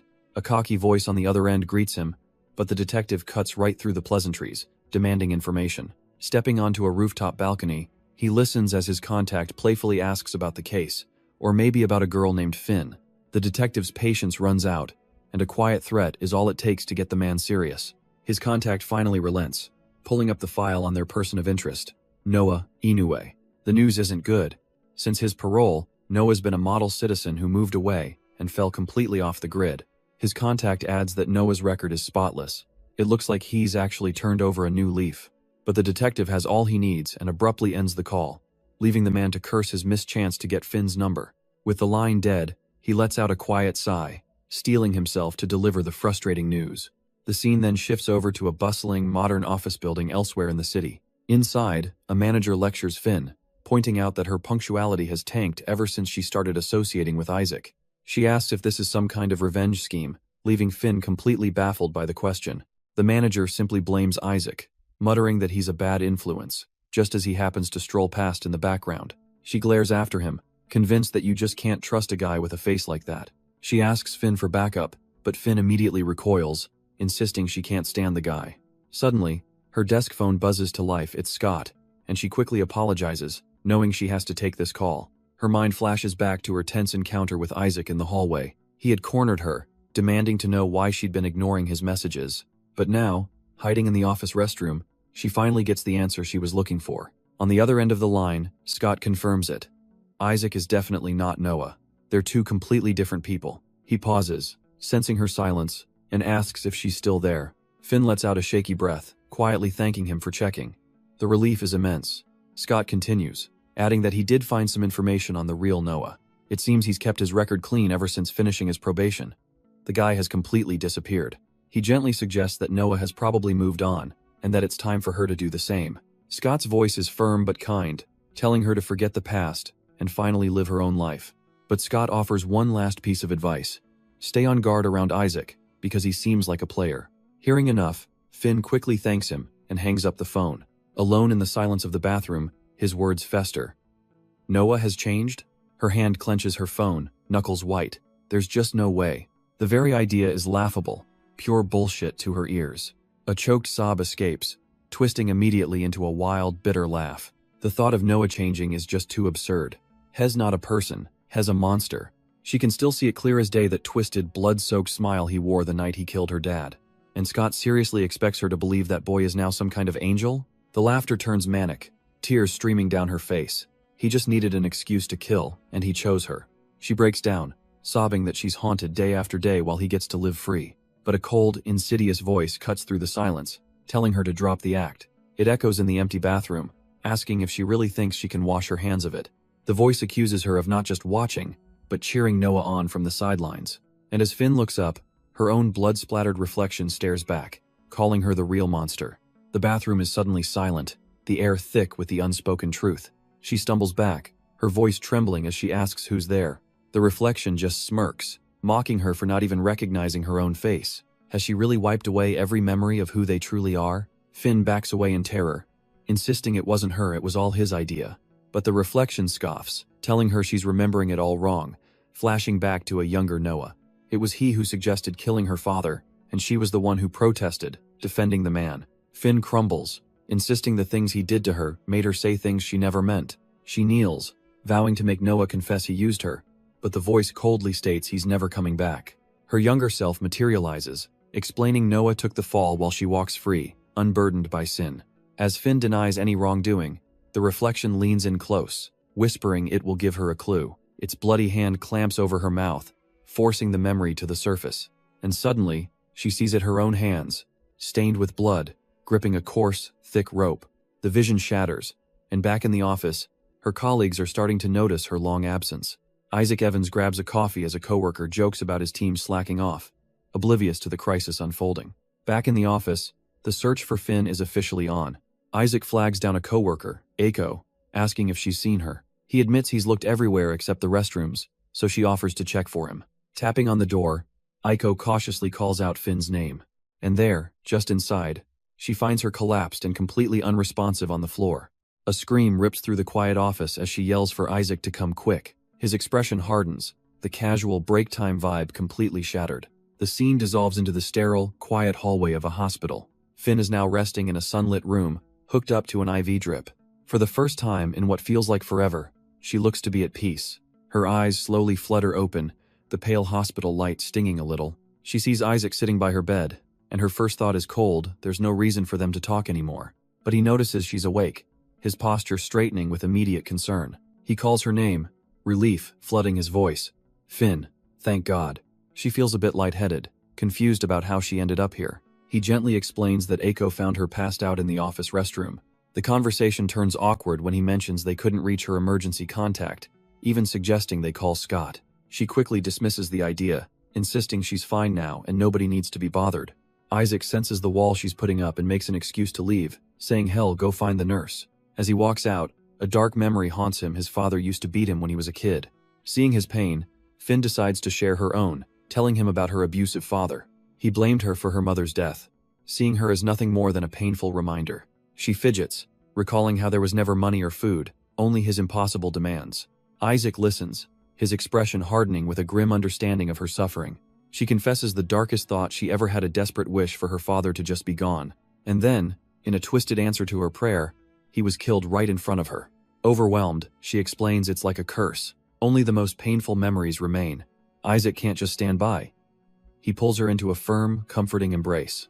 She leans into him, confessing all her flaws, convinced she's a complete mess because of her past. And holding nothing back, she prepares to ask if he could still want someone so broken. With her heart on the line, she finally asks if he could ever really date someone so broken.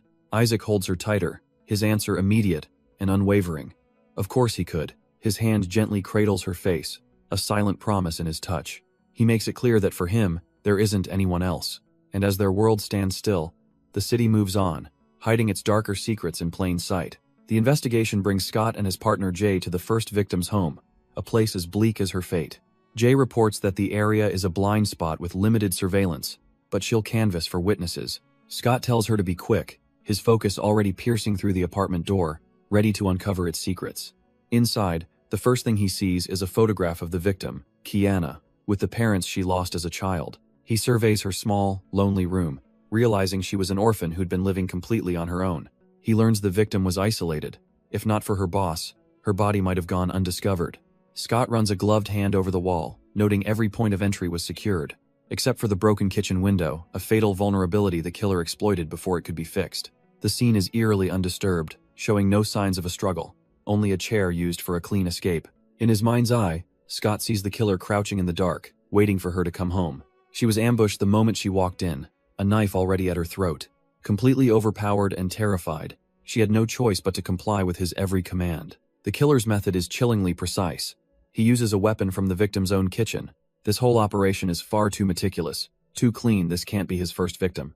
Stepping outside, he tracks the likely escape route, a quick jump or a shortcut across the rooftops. He mutters to himself that a fence here is pointless. This area is rife with theft. But his thoughts drift back to the killer, an expert stalker who knows his victim's routines inside and out. Just then, a woman's voice calls out, confirming he's with the police and asking about Kiana's murder. Scott turns, and she looks at him with a pained expression. He asks if she knew the victim. She introduces herself as Kiana's landlady, someone who felt closer to the girl than anyone else.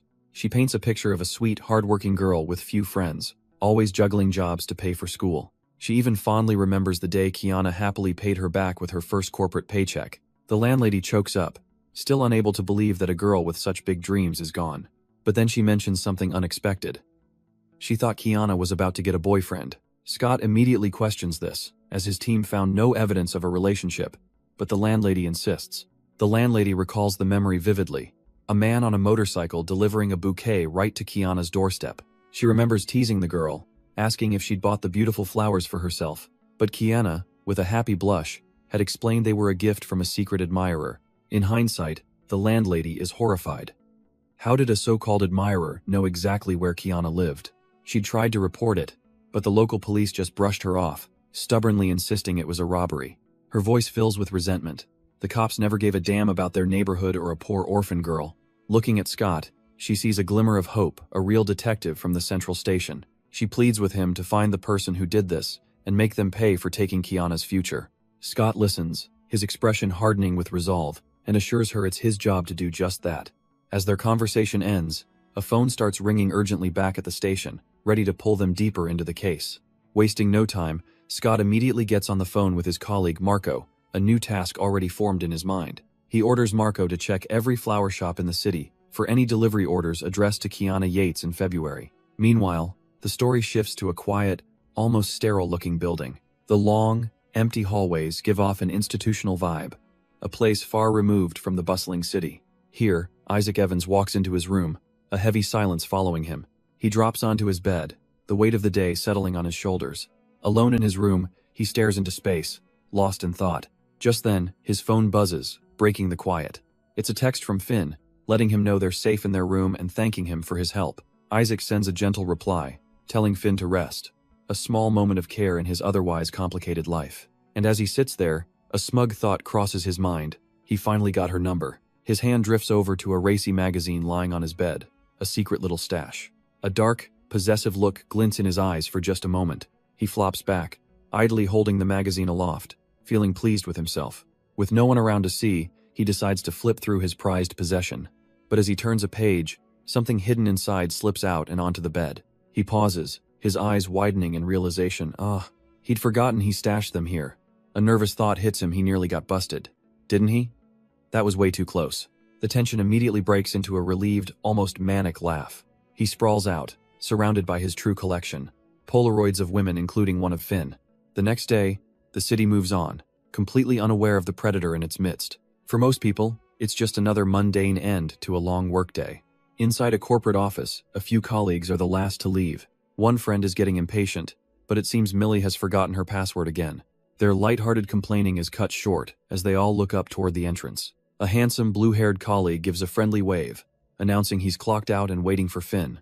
At the sound of her name, Finn quickly insists she's ready to go right this second. With a newfound sense of urgency, she finally logs out and grabs her things. She hurries past her friends, who can only watch with knowing, teasing smirks. As the pair leaves together, the gossip begins. They're neighbors, and have gotten very close, very quickly. As the pair walks off, the remaining colleagues immediately start speculating on what their deal is. The dark-haired friend finds it hard to believe, reminding them that Finn dating would be completely out of character. But her coworker in the leopard print top disagrees, pointing out Finn's been acting strange since he arrived and is even coming in late. Another colleague is more pessimistic, figuring this new guy will just get bored and leave like all the others before him. "You two don't get it," their blonde friend insists, standing up with her hands on her hips, convinced this time is different. She argues that Finn has never been this comfortable with anyone, especially after only 2 weeks. Tearing up, she gets emotional, so happy that their friend has finally found someone who truly understands her. The others can only chuckle at her dramatic reaction, asking if she's actually crying. "Of course," she says, they're tears of joy. Even the most skeptical friend has to concede the point, though she still thinks they've been watching too many dramas. The scene shifts ominously to a phone screen, displaying an article on how to spot a psychopath hiding behind a charming facade. It describes them as calculating and strategic, willing to hurt anyone to get what they want. They feel no guilt, take no accountability, and will always place the blame on others. For the cynical colleague, now alone in her bathroom, a single thought echoes. He's gone. A memory flashes back, a boy covered in blood, telling her he killed someone just like she asked. He smiles through the gore, holding up his hands, promising they can finally leave now. The vision fades, leaving her trembling in the present. Finn, no, she thinks. This is impossible. She steps out of the water, haunted by a past she just can't seem to forget. The article's warnings about pathological liars seem to hang in the air of her sunlit apartment. She wanders out of the bathroom, wrapped in a plaid shirt and lost in the past. Staring at her own reflection, her thoughts are a tangled mess of then and now. Her reflection stares back, a silent witness to the storm brewing in her mind. Later, she heads out to meet Isaac, who's already waiting patiently for her. He spots her rounding the corner and asks if she had to wait long. His gaze is steady, almost gentle, as he waits for her answer. She nervously apologizes, worried that she might have been late, but he just gives a small, reassuring smile, telling her it's all right. He didn't mind waiting. As they travel, her thoughts race. If Isaac isn't Noah, then he's just some random guy who's fixated on her. But does it even make sense for someone to be so into a person they've barely met? The train lurches, and in the crush of the crowd, Isaac pulls her into his arms, shielding her.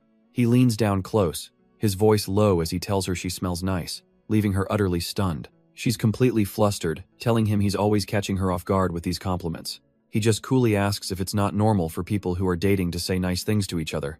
She admits she's terrible at this, but she does appreciate that he's putting in the effort. He insists his delivery might have been off, but every word he said was genuine.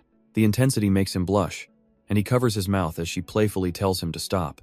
He asks if she's enjoying this, and she can't help but laugh, admitting his flustered face is amusing. The teasing stops for a moment as they just look at each other, the crowded train fading away. Seeing her chance, she asks Finn if he's free to go on a proper date this weekend. He agrees without hesitation, and she follows up, asking if there's anywhere he'd like to go. Her gaze turns serious, her voice steady as she gives him her one and only destination, the cemetery.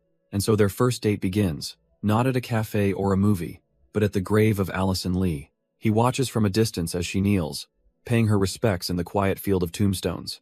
She looks back, offering to give him some privacy if he needs it, suggesting she could wait on a nearby bench. Privacy?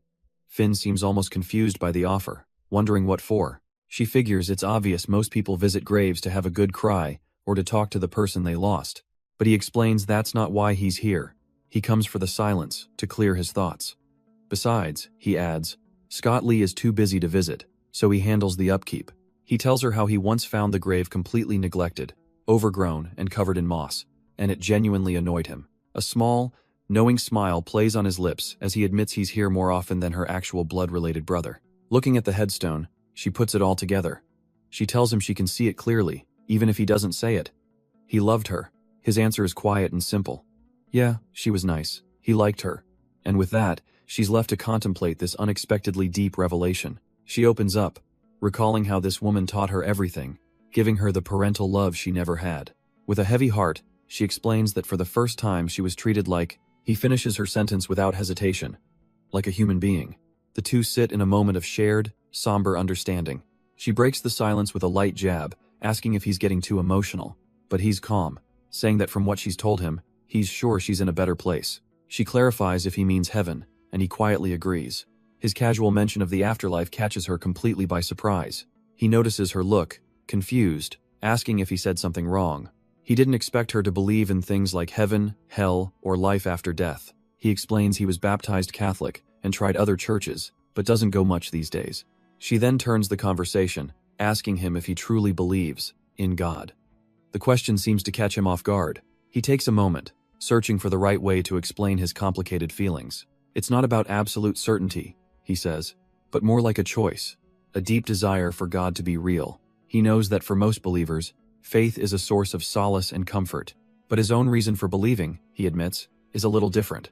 He talks about the world's injustice, how people who destroy lives often get away with it. She listens quietly, realizing that for him, God represents a final, inescapable judgment. He finishes with a cold conviction.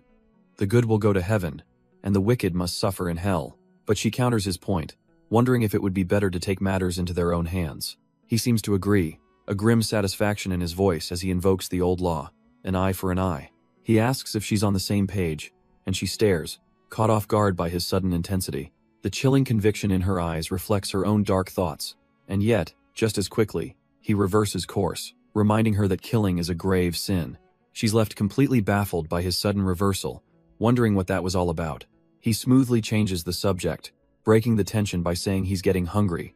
Still processing his conflicting words, she agrees, asking him where they should go next. An idea forms, and after a moment's thought, she suggests an unexpected destination. An amusement park? He seems genuinely surprised, calling it an odd choice. She's practically buzzing with energy, calling for him to hurry up as he notes how genuinely happy she seems. Holding their tickets to Little Village, he's still a bit baffled by her choice of destination. She explains it's a place she's dreamed of visiting since she was a little girl, always hearing her classmates rave about it. It's a picture-perfect world in her mind, filled with happy couples and the kind of joy she always wanted. Spotting a food vendor, she points out some delicious-looking snacks, remembering he was hungry. Without hesitation, she steps up and orders two, pulling him along for the treat. But the fun and games quickly escalate as they make their way toward the infamous speed coaster. The moment he's strapped in, a wave of instant regret washes over his face. This was a bad idea. As the coaster begins its climb, his cool demeanor completely shatters into raw panic. And then they drop, his terrified scream echoing as the ride plunges down the steep tracks. After the adrenaline rush, They slow down for some ice cream, and she gets Isaac's attention. She suddenly asks why he never questions her about her past, even after she mentioned her father. With the Ferris wheel looming behind them, he explains that he doesn't believe in prying into such personal matters. He tells her he'd rather wait, patiently, until she feels ready to open up to him on her own. His considerate answer clearly touches her as she gazes up, lost in thought for a moment. Then, she turns back with a dazzling smile, her mood completely lifted. With newfound excitement, she declares that their next stop has to be the Ferris wheel. From high up in their cabin, she points out the sights of the amusement park below. Spotting a couple in another car, she playfully wonders aloud what her own first kiss will be like. Isaac sees his opening, asking if she truly remembers nothing from that night. But she deflects, saying he told her she was wasted. Isaac smoothly turns the question back on her, asking what her own idea of a perfect first kiss is. She blushes, admitting she hasn't really thought about it, she just hopes it will be memorable. As they stroll through the park at sunset, she notes how massive the place is. There was so much more to see, but she sighs, admitting her feet are finally giving out. He reassures her, saying they can always come back for another date, and even try those cream puffs. She walks quietly beside him, holding the teddy bear he won for her earlier. Just as they near the exit, her eyes land on a small flower stand. With a spark of renewed energy, she asks if they can go take a quick look. The vendor just stands there, his expression unreadable as they get closer. Isaac's playful mood vanishes. He can't help but wonder why the man is staring so intently at them. The vendor breaks the silence, asking if she's made a decision yet from the vibrant display. Overwhelmed, she admits they're all too pretty and playfully asks Isaac to choose for her. He deflects, asking what would she think if he told her he's never bought flowers for anyone. She doesn't buy it for a second, calling him a liar and wondering why she still can't bring herself to trust him. Just then, the flower vendor cuts in, offering to make a suggestion. He explains that the park is closing soon, and he just wants to help them out. She apologizes, having lost track of time. But Isaac's gaze remains fixed on the man. The vendor holds out a fresh bouquet of pink tulips, personally selected just for her. He compliments her, saying the simple, beautiful flowers match her personality perfectly. When she asks for the price, he laughs it off, telling her to take them for free as a favor. As they stroll through the now quiet park, she asks Isaac if he thinks the vendor's story was true. She can't get her mind off it, wondering if people really throw away such beautiful flowers. Looking down at the bouquet, she thinks the idea is just sad. Isaac offers a simple explanation, suggesting they'd just wilt by tomorrow anyway. But she turns the question on him, asking if he's the kind of person who discards things once they're no longer useful. He answers with cold pragmatism, but she catches a flaw in his logic. The vendor said these were the freshest ones. Annoyed, Isaac cuts to the chase, saying it was just an obvious excuse to hit on her. She notices his change in tone immediately, pointing out that he seems pretty irritated. He holds up his hand, admitting he was this close to just punching that guy in the face, a dark look crossing his features. He tells her that her clinging to the flowers is only making things worse, but since he could tell she liked them, he decided to just let it slide. He then bluntly asks if she'd feel better if he just threw the bouquet away for her. She stops him, calling him Finn, and begins to explain what it means to genuinely care for someone. It's not about asking permission, it's about instinctively doing what's needed to protect their feelings. She reminds him of how he described himself as possessive and overly attached, and admits that, well, she's the exact same way. A soft chuckle escapes her, a quiet moment of mutual understanding passing between them. He simply accepts it, and she smiles, remarking on what an odd pair they make. Their walk through the park comes to an end as they arrive in front of her apartment building. She tells him she had a really good time, and he quietly agrees. Walking down the hall, he's already suggesting another date for next weekend. Clutching the teddy bear he won for her, she asks if this is good night for now. He stretches, remarking on the long day and telling her to get some rest. With a final thank you, she slips into her apartment, the lock clicking behind her. But she peeks out one last time, softly wishing Isaac a good night. The name hangs in the air, and something in his expression immediately hardens. Before she can close the door, a hand shoots out, grabbing her and pulling her back. Stumbling into the hallway, she calls out in surprise, using the name she's always used for him, Finn. He holds her hand tight, his gaze intense, the pleasant evening suddenly charged with unspoken tension. Instead of answering, he gently cups her face, pulling her closer. The door clicks shut, leaving them alone in the quiet hallway. As they come together, the teddy bear she was clutching falls forgotten to the floor. He closes the distance, and the tension melts into a sudden, soft kiss. She seems to lose herself in the moment, her surprise giving way to the embrace. The world outside her apartment door seems to fade away completely. A moment later, they're inside, and he asks her how the kiss was for her. With a knowing look, he presses further, asking if it was a memorable one. She looks up at him, flustered and a little breathless from the sudden passion. Staring at the fallen teddy bear, she quietly admits, yeah, it was nice. Later that night, back in the quiet of his own apartment, the romantic mood has vanished. The clothes he wore on their little date are already discarded over a chair. He heads into the bathroom, peeling off his shirt as he goes. The day's disguise is tossed away without a second thought. He briefly touches his lips, replaying her shy confession that the kiss was nice. A small, cruel smirk starts to form, and it suddenly breaks into a wild, mocking laugh that echoes in the small room. He found her act, her playing coy, to be completely pathetic, but his amusement quickly fades into a look of sheer annoyance. This little game of his is quickly losing its appeal. It's just getting boring. He glares at his own reflection, the scars on his back a testament to a life he can't escape. Enough with the charade, he demands his old self, Noah, to just come out and show himself. Meanwhile, under the quiet cover of night, a hooded figure walks away from a public trash can. A bouquet of pink tulips lies discarded within, a seemingly meaningless gesture. But the figure's steps slow to a halt, something clearly on his mind. He turns back, pulling the flowers from the garbage, his mission not yet complete. Those same tulips now rest gently against a pristine white headstone in loving memory of Allison. A new visitor arrives, holding his own bouquet, and sighs, seeing Finn has already paid his respects. He kneels, wondering aloud to the grave what secrets she tells Allison that she won't share with him. He finally admits his own fault in their distance, realizing he might be the one pushing her away. He speaks to the empty air, apologizing for a promise he couldn't keep, convinced it's better this way. The weight of his guilt is crushing. He believes it was his fault her life was ruined. His mind drifts back to a sterile hallway, to a day he wishes he could change, seeing a lone girl on a bench. He was just a young officer then, but the memory of that moment is seared into his mind.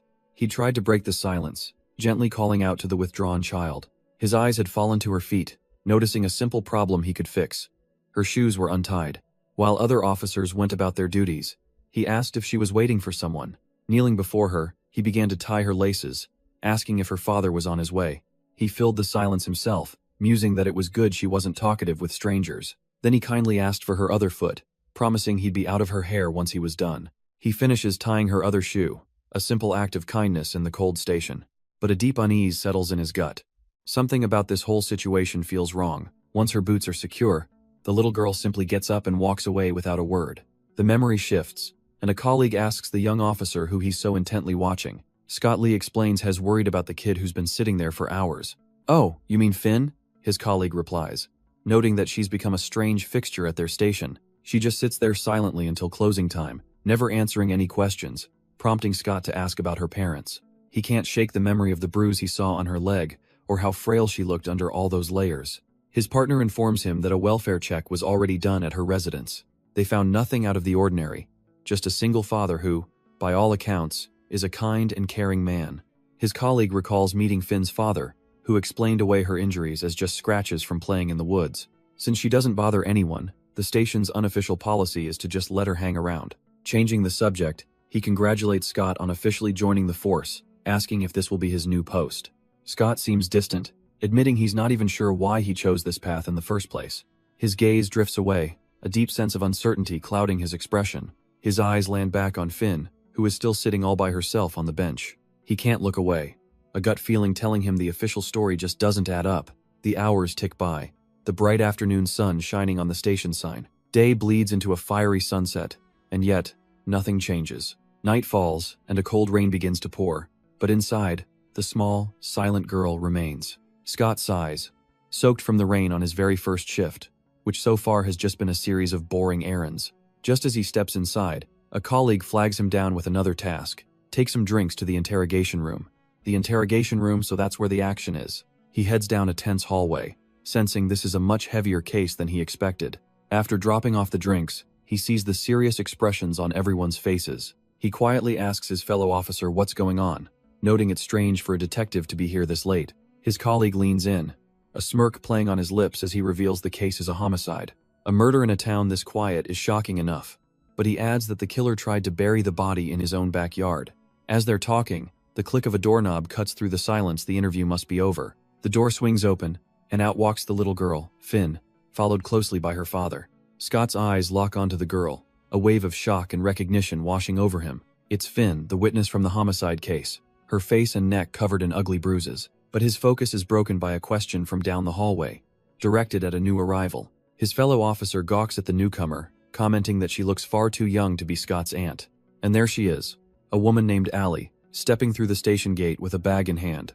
Scott is floored. What in the world is his aunt doing here at this time of night? He questions her judgment, asking if she really drove all this way by herself. Taking Finn's hand to lead her away, he's met with his aunt's playful teasing. She proudly hands him a lunch bag he'd forgotten, much to his exasperation. But then her eyes land on Finn, her tone softening as she asks who this quiet, beautiful girl is. Kneeling down, Allie playfully asks if Finn is one of Scott's many flings, then jokes that he could never produce someone so pretty. Scott's face hardens. He tells his aunt this is absolutely not the time for jokes. Her playful demeanor vanishes in an instant, replaced by a sudden, serious focus. She pulls him aside, needing to speak with him privately about the girl. Finn sits alone on a bench, looking small and fragile for her 14 years, a common sign of neglect. Allie questions why Scott is handling this personally, but he explains this small-town station lacks a dedicated team. They've called a social worker, but no one can come until morning, leaving Finn stranded. Allie presses him, worried the girl can't go back home. So where is she supposed to stay? Her gaze drifts back to the lonely child, and she tells Scott she wishes she could do something to help. A look of resolve dawns on her face, her compassion solidifying into a decision. Allie considers the situation, her expression turning somber. She confesses to Scott that, honestly, the girl scared her a little at first. There was just something about her stare, a coldness that felt like it could pierce your soul. She describes Finn's eyes as just dead and hollow, but after he told her what that girl's father did, she says she finally understands. Scott glances away, realizing how late it's gotten, and thanks Allie for the dinner he plans to give to Finn. But then, he turns back with a sudden resolve, telling her that Finn is coming with him. Before Allie can fully process it, he clarifies his bold decision. He's taking her in. Sometime later, Allie calls to check in, asking how the girl is doing. From what sounds like his home, Scott's voice comes through, assuring her that Finn seems to be fine. Allie's voice is laced with doubt. She asks if he's sure, given that Finn barely speaks a word. But Scott insists the girl is no trouble at all, quite the opposite, actually. He explains that she's surprisingly helpful, even taking the lead on chores around the house. Yet, a darker thought clouds his mind as he picks up an old piece of evidence. He worries her obedience might just be a conditioned response, a desperate act to avoid another beating, a deep-seated fear ingrained in her from years of abuse. Allie pivots, asking if they've found any relatives, but Scott confirms they've had no luck so far. She mentions social services, but his concern isn't about finding a new foster home, it's about the upcoming court hearing. He knows that for a kid like her, facing that ordeal with family by her side could make all the difference. But his mind is elsewhere, absently holding an old VHS tape as Allie's voice cuts through his thoughts. He stares at the label, The Ceremony, lost in a memory, barely registering her offer to get him a DVD player. She snaps him back to reality, demanding he concentrate on what really matters. Can Finn handle being a witness in court? Scott turns away, his voice firm, stating that Finn made that decision herself, and they aren't her guardians. He looks back with a faint smile, expressing absolute faith in the girl's strength and bravery. Allie then asks if he can be there for the trial, but he regretfully admits he's on duty that day. He promises to tell her how it goes, his gaze falling on Finn, sleeping peacefully in her room. With a quiet thank you, Allie hangs up, leaving the young girl to her much-needed rest. But then, the scene shifts to a courthouse, a formal voice announcing the verdict for a 17-year-old Noah Inoue, guilty of second-degree homicide. The judge's voice rings out, explaining that Noah's crime was so severe he would be tried as an adult, sentencing him to 6 years. A younger Scott Lee, breathless, finally reaches the courtroom door and pushes it open. Inside, the head judge offers a solemn apology to the victim's family, hoping the verdict provides some closure. And with a sharp crack of the gavel, the trial is officially over. Scott leans against the doorframe, thinking it's finally done, but overhears murmurs that the sentence was far too short. He watches as his younger self, Noah, is led away in a prison jumpsuit, a chillingly blank expression on his face. But a sudden, sickening realization makes Scott's head snap to the side, his eyes widening in alarm.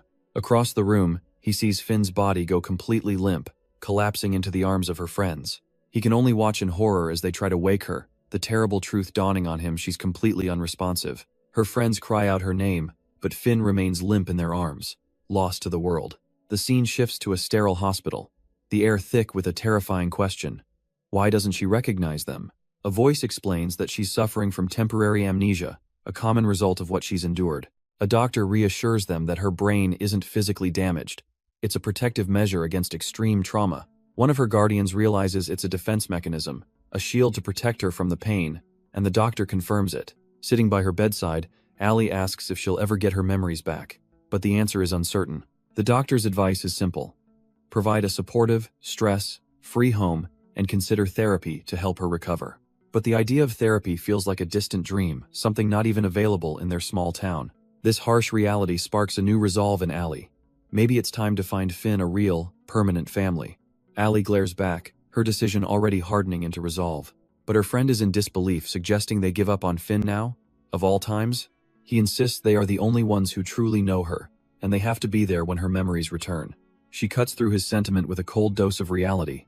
It's not their responsibility. He desperately asks her to just listen, reminding her that she wanted to help. But Allie argues a new family could give Finn the support they can't, somewhere far from her past. She then poses a difficult question. What if not remembering is actually what's best for her? A chance to truly start over, free from the fear and guilt that has defined her life. And as she says it, a quiet, chilling understanding seems to dawn on her face. She tells him he hasn't changed a bit, comparing him to Scott, always running from his problems. Allie lays his fear bare. He's terrified that Finn will remember he saw the signs and did nothing. And when that day comes, she warns, Finn will hate him for his cowardice. He wants Finn gone because he can't face her. She calls him a coward, nothing like his family. Her words hang in the silent room, a verdict he can't escape. He looks up, his voice cracking as he admits that she's right. He couldn't save her, and he couldn't save Finn either. The memory of a girl suffering alone floods his mind, a life ruined by his inaction. He finally breaks, confessing that even his police badge couldn't fix the useless person he believes he is. He grips his head, the weight of his failures crushing him. It's always the same pattern, a flashback to his youth, cowering and helpless. He questions himself, wondering if he's ever done the right thing, if he's even fit to support her. Allie listens, her sharp gaze softening as she finally understands the depth of his pain. A quiet apology escapes her lips as the scene shifts back to the present. She realizes he's been blaming himself this entire time, not just for Finn, but for what happened to her sister, too. She tells him he can't carry the guilt for what other evil people have done. Allie admits that pushing him was wrong, but part of her hoped it would help him heal. Then, she reveals her true plan, to legally adopt Finn and become her guardian. He tells her this isn't about her anymore. His focus is now solely on Finn. He wants her to live her own life, urging her to focus on her career as an officer of the law. But Allie has one final, heavy request she needs him to promise. When Finn is old enough to ask about her past, he must not lie to her. She deserves the truth. A silent understanding passes between them as he accepts this burden. The scene changes, and he decides it's time to visit the grave of her sister, Allison. We're then pulled into a hazy memory of someone small running through the trees. A young girl, tired and starving, her feet bloody and raw from the journey. It's Finn, so disoriented she can't even remember why she was running in the first place. Then the terrible memory surfaces. That was the day she had decided to end her own life. She had found a quiet place by the water, a place to finally let go. With weary steps, the little girl made her way along the river's edge. She wades into the current, the cold water a shock against her bloody feet. But just as she prepares herself, a rustle from the bushes breaks the solemn silence. A voice calls out, not to stop her, but to give her some chilling advice that part of the river is too shallow. The speaker is a boy, holding a dead rabbit, and he casually suggests she try the deeper water by the falls. Finn freezes, completely thrown by this boy's unnerving lack of concern. Her mind struggles to process his words, but her eyes fixate on what he's holding. She asks him, her voice barely a whisper, if he was the one who killed that rabbit. He just smirks, confirming it with a chilling nonchalance, wondering why she'd even ask. A sliver of hope, or perhaps just desperation, flickers in Finn's eyes as she makes a request. If he's so good at killing, then would he be willing to kill her, too? But the boy, Noah, flatly refuses. He has no interest in that. He looks at her, his expression unreadable, and asks what fun there would be in such an act. After all, he explains with a chilling logic, there's no thrill in taking a life from someone who doesn't want it. The memory dissolves, replaced by the harsh morning light of the present. A hand hangs limply, lifelessly, over the edge of a bed. The scene is still, as if she hasn't moved all night. An adult Finn is sprawled out, unconscious, as a critical thought surfaces. Isaac is not Noah. Her eyes snap open, the flashback triggering a sudden, earth-shattering epiphany. She sits up in bed, a new plan forming in her mind. For some reason, spending time with him is bringing back her memories. So, as she starts her morning routine, She tries to convince herself that this is a perfectly fine arrangement. She'll just keep Isaac close until she remembers everything she needs to. A simple, logical goal. But a cruel, mocking voice laughs from the depths of her mind, calling her pathetic.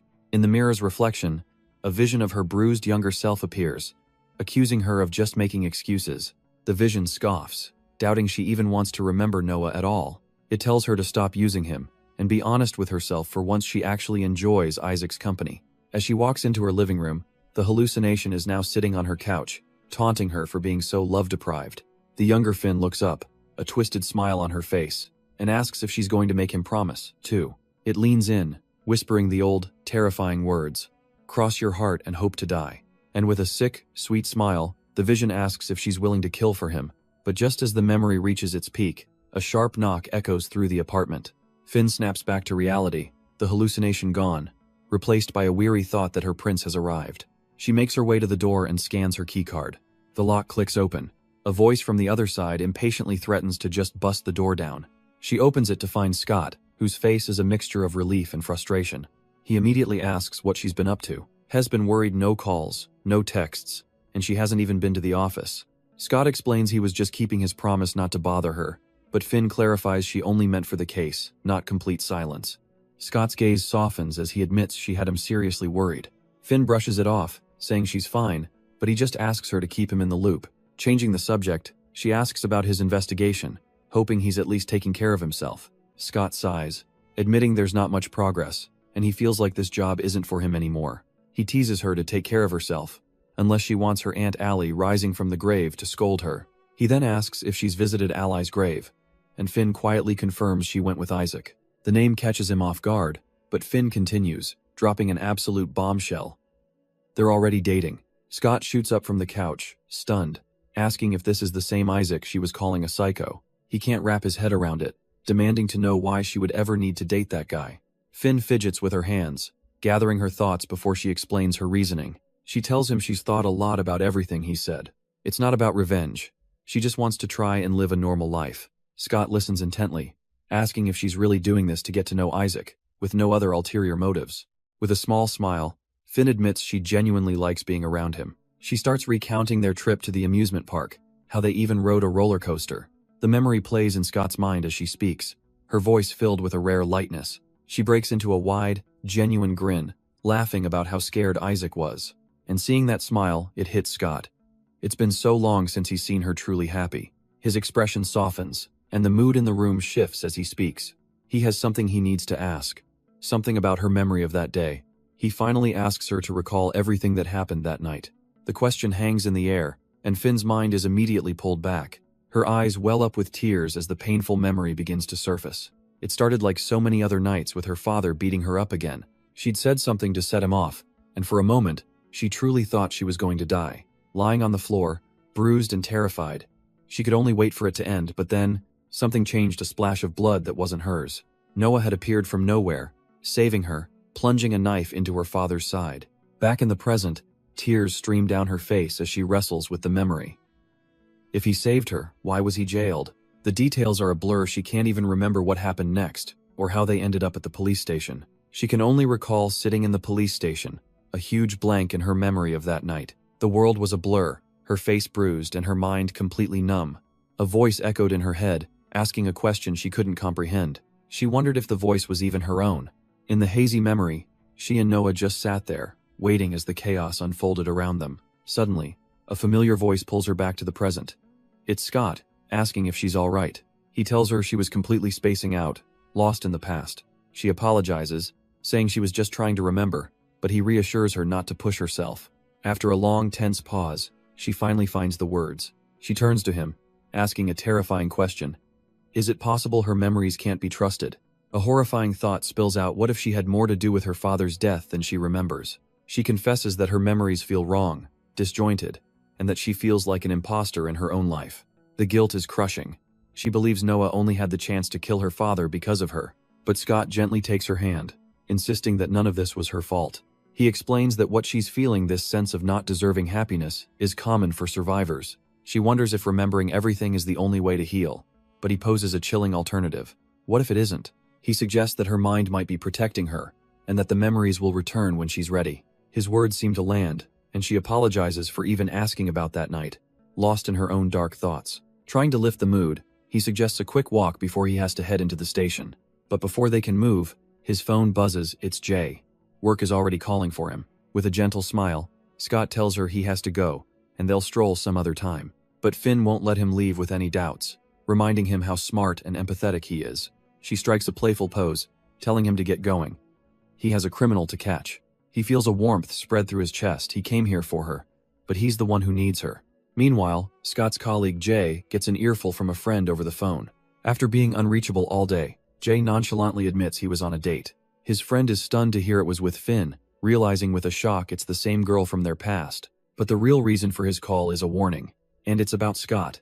Hez in the records room, explaining that Scott recently asked him to look into Noah's files, and if his hunch is right, Scott is about to meticulously tear that entire case apart. Jay's friend warns him it's only a matter of time before Scott connects the dots and finds out who he really is. The friend on the other end of the line just sighs, realizing this is all in the name of love. With a grim look, Jay agrees everything he's doing is for her. And as if on cue, Scott is walking down that very same hallway. Suddenly, a door swings open just as he approaches. It's Jay, hood pulled up, and the two men stop dead in their tracks. A silent, heavy tension fills the space between them. Scott watches him pass, his suspicions growing.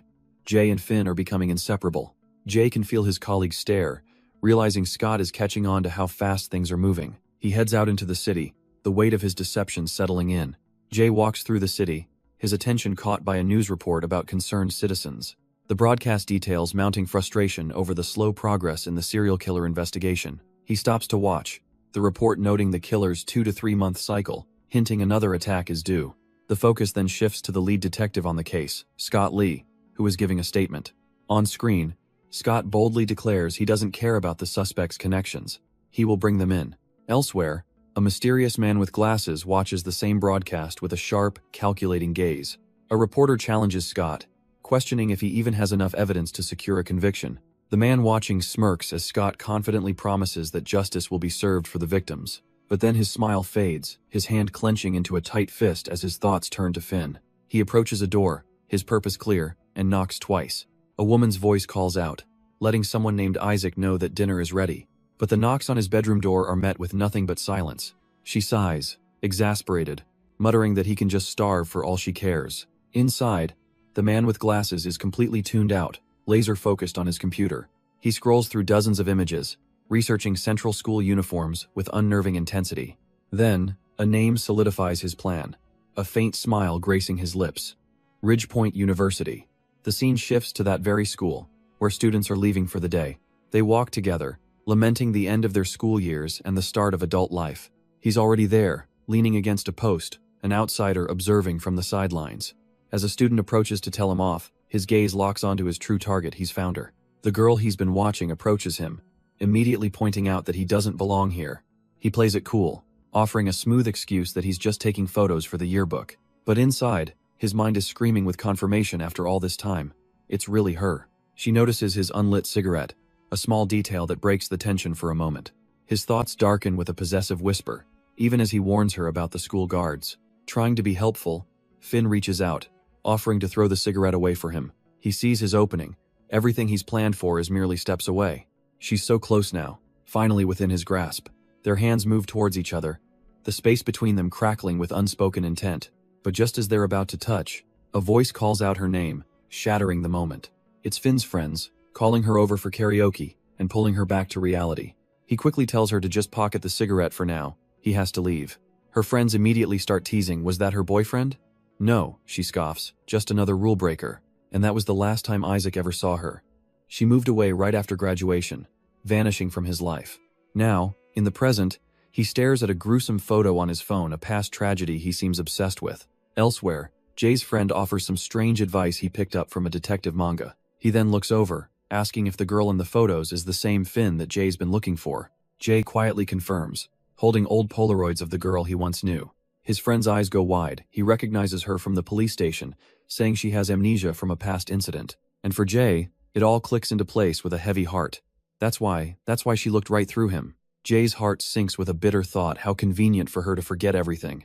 His friend's voice cuts through, asking if she was his first love, as he stares at her old photos. With a wry smile, Jay admits it was something like that, earning a jab for being a romantic. It was his cop friend who helped him find her, repaying an old high school debt. Jay scoffs at the idea of being a creep. He's not some stalker. He just wants to see her again. And now, determined, he pulls up to a local convenience store. Stepping inside, he's already on the phone with Finn, asking if she needs anything. He quickly finds the item she asked for, confirming it's the right one. He tells her he's on his way, promising to head over as soon as he pays. With a polite thank you, he leaves the store, one step closer to finally seeing her face to face.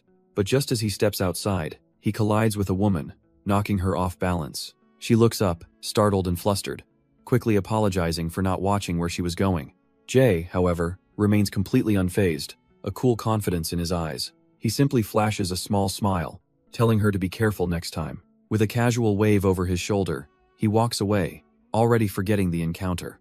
But she can only stare after him, a flicker of recognition in her eyes as she whispers a name, Isaac. The scene shifts to the gentle, rhythmic rumble of a moving train. Inside, a few passengers are scattered, quietly passing the time. Finn sits by the window, her gaze locked onto the screen of her phone.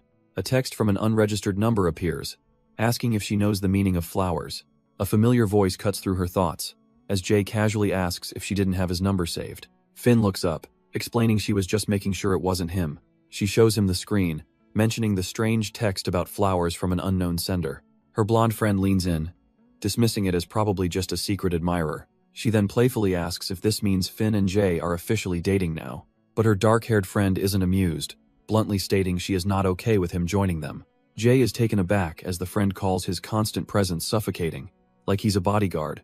But Finn isn't even listening, her mind completely absorbed by one word from the text tulip. Her eyes widen slightly, a dawning realization or a flicker of a forgotten memory. Meanwhile, Jay's half-empty cup sits on the table, a quiet testament to his habit of never finishing his drinks. A quiet voice breaks the silence, complimenting the dress she's wearing. Finn turns, completely caught off guard by the sudden remark. It's Jay, who quickly tries to elaborate that her look today is just hitting different. As they walk, he explains that the cool blue tones really suit her. She quietly admits she didn't know how to react, unsure if he was just talking about the clothes. His gaze softens as he finally says it plainly. She's beautiful. He then confesses that's what he wanted to say all along, but he just didn't have the guts.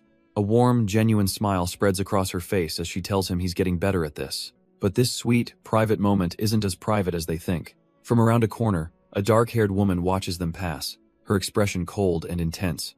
The woman apologetically interrupts, asking if she could speak with Isaac for a moment. Jay's expression hardens, questioning if their talk really needs to be private. But Finn quickly steps in, saying it's fine since she needed to head back anyway. Waving them off, she leaves the two of them alone as Jay promises to find her later. A flicker of unease crosses Finn's face as she walks away from the tense encounter.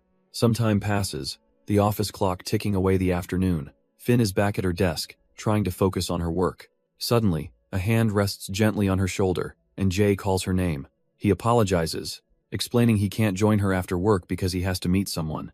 Jay counters that he was about to say the same, claiming he's stuck with overtime until morning. He tells her to take care and let him know when she's home, ending their awkward conversation. The low rumble of the train marks the start of her lonely commute back. An automated voice announces the next station, a stark contrast to the thoughts swirling in her mind. She waits by the doors with the other passengers, lost in a world of her own. Standing on the platform, she pulls out her phone to check a new notification. Her eyes lock onto a cryptic, anonymous message that sends a chill down her spine. A flicker of doubt crosses her face as she tries to process the unsettling words. Without a second thought, she pulls up the dialer, her fingers punching in a familiar number. Her expression hardens, a quiet storm of suspicion brewing in her eyes. With a shaky breath, she prepares to make the call, determined to get to the bottom of this. But before she can dial, an incoming call shatters the quiet hum of the train. The ringing seems to echo through the car, though no one else seems to notice. Her eyes lock onto the screen, and her blood runs cold. The caller ID displays a single, impossible name from her past. Noah. Suddenly, her surroundings blur, replaced by haunting figures from a time she tried to forget. A wave of pure, unadulterated terror washes over her face. A phantom in a red hoodie drifts past her, a ghost walking among the living. She's completely frozen, trapped in a waking nightmare as the train slows. With a soft chime, the doors slide open, breaking the horrific spell. And standing right there on the platform are the very same shoes from her vision. A single tear escapes her eye, the phantom of her tormentor still lingering in her mind. The train's arrival is announced. The automated voice, a cold, indifferent sound. As the doors slide open, the crowd begins to pour out onto the platform. Finn stumbles out with them, her feet moving on autopilot. But then, panic ignites in her chest. She starts running, convinced he's here. A memory flashes, her younger self running barefoot through a sunlit field. She shoves past strangers in the station, her mind screaming for someone to help. The past and present blur together, the terror of that day as real as it is now.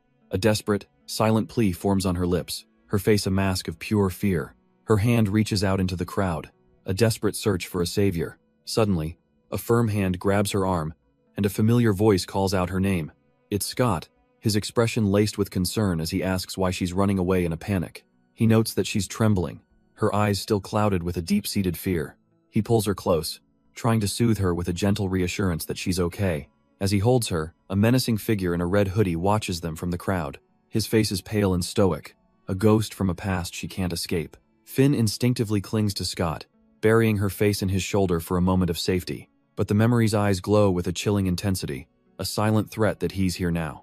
Later, in a sunlit hallway, Scott explains he was only at the station because his friend bailed on him. He looks at her, gently probing, asking if she's really all right after seeming so freaked out. Finn tries to play it cool, brushing off her breakdown as just another random panic attack. But her eyes betray her as she insists it's nothing, telling him not to worry. Scott's gaze hardens slightly. He knows she's lying, but he can't force it out of her. He relents, promising to stop nagging even though he can't just switch off his concern. With a sigh, he tells her to go inside and get some rest, turning to leave. He offers one last lifeline, promising to come right back if she needs anything at all. As he walks away, Finn is left with a look of pained indecision, unable to let him go. Her hand shoots out, grabbing the back of his jacket as she calls out his old name, Isaac. She apologizes, finally admitting she knows he wishes she would be more open with him. Then, taking a breath, she asks if he wants to come inside. Inside her apartment, the heavy silence is broken only by the slow spin of a ceiling fan. Finn finally opens up, explaining how she called that unknown number from earlier. The person was on the same train, and she even jokes grimly that this time, it might actually be a stalker. Scott's expression darkens with regret, and he immediately apologizes for letting her go home by herself. She tries to brush it off as paranoia, admitting she didn't confirm anything since someone rushed off the train right then. But he's not convinced, thinking to himself that's too much of a coincidence for the usually skeptical Finn. He urges her to be careful, reminding her there's still a serial killer on the loose and she shouldn't be out alone. Hearing this, Finn's composure finally cracks, her gaze falling to the table. Scott gently takes her hand, and she admits she really thought she was ready for this. Her whole life, she whispers. She's been preparing for the day she would finally have to face him again. She always knew, she says, that one day Noah would find her. But despite preparing her whole life, the mere thought of him is enough to paralyze her in fear. She clutches her head, wondering why she's so terrified. What more could he do? Is she truly afraid of dying? Scott finally interjects, asking the one question on his mind. Who is Noah? Finn apologizes, then drops the bombshell. Noah was her childhood friend and the one who killed her father. He was the first person she ever felt close to, she admits, as Scott listens with a heavy heart. She remembers just talking for hours, sharing bits and pieces of her life with him. Looking back, she doubts he was even interested, but he listened, and to her, that was everything. It was a kind of shared solitude, one that blinded her to all the warning signs. As Scott watches her, he realizes her story. Her expression, it's all exactly like her testimony from the trial, almost as if it's been rehearsed. He sees it now, a flashback to the trial, her rehearsed words echoing in his mind. But Scott's voice cuts through her memory, asking a question that shatters the narrative. Finn snaps back to the present, clearly caught off guard by his sudden insight. Without waiting for an answer, he takes her wrist, silently telling her to follow him. She asks where they're going as he leads her away from the living room. He simply says he has something he needs to show her. He brings her into his study, the door closing behind them with a soft thud. Inside, Scott gestures toward a wall, his entire demeanor shifting to one of intense focus. Finn is stunned to see an entire investigation board, realizing he's been tracking the serial killings from the very first victim. This means he solved the pattern before the police, and he coolly admits she seems to have learned from the best. Finn begins to explain, her voice laced with uncertainty as she sits on her bed. She shows him a newspaper clipping, saying she saw the murder on the news and noticed the victim looked just like her. But the real connection, the one that chilled her to the bone, was the method of the killing. It reminded her of Noah. The memory surfaces of a younger Noah, holding up a dead rabbit, his eyes gleaming with a disturbing pride in his hobby. Her expression darkens as she recalls that he had a very specific, preferred way to kill. He would bind his victims, then slice their throats just enough to ensure a slow, agonizing bleed-out. The hearse? Sighing. The horrifying parallel snaps into place, imagining the human victim suffering the same ritualistic cruelty as that rabbit. Scott finally speaks, cutting straight to the point.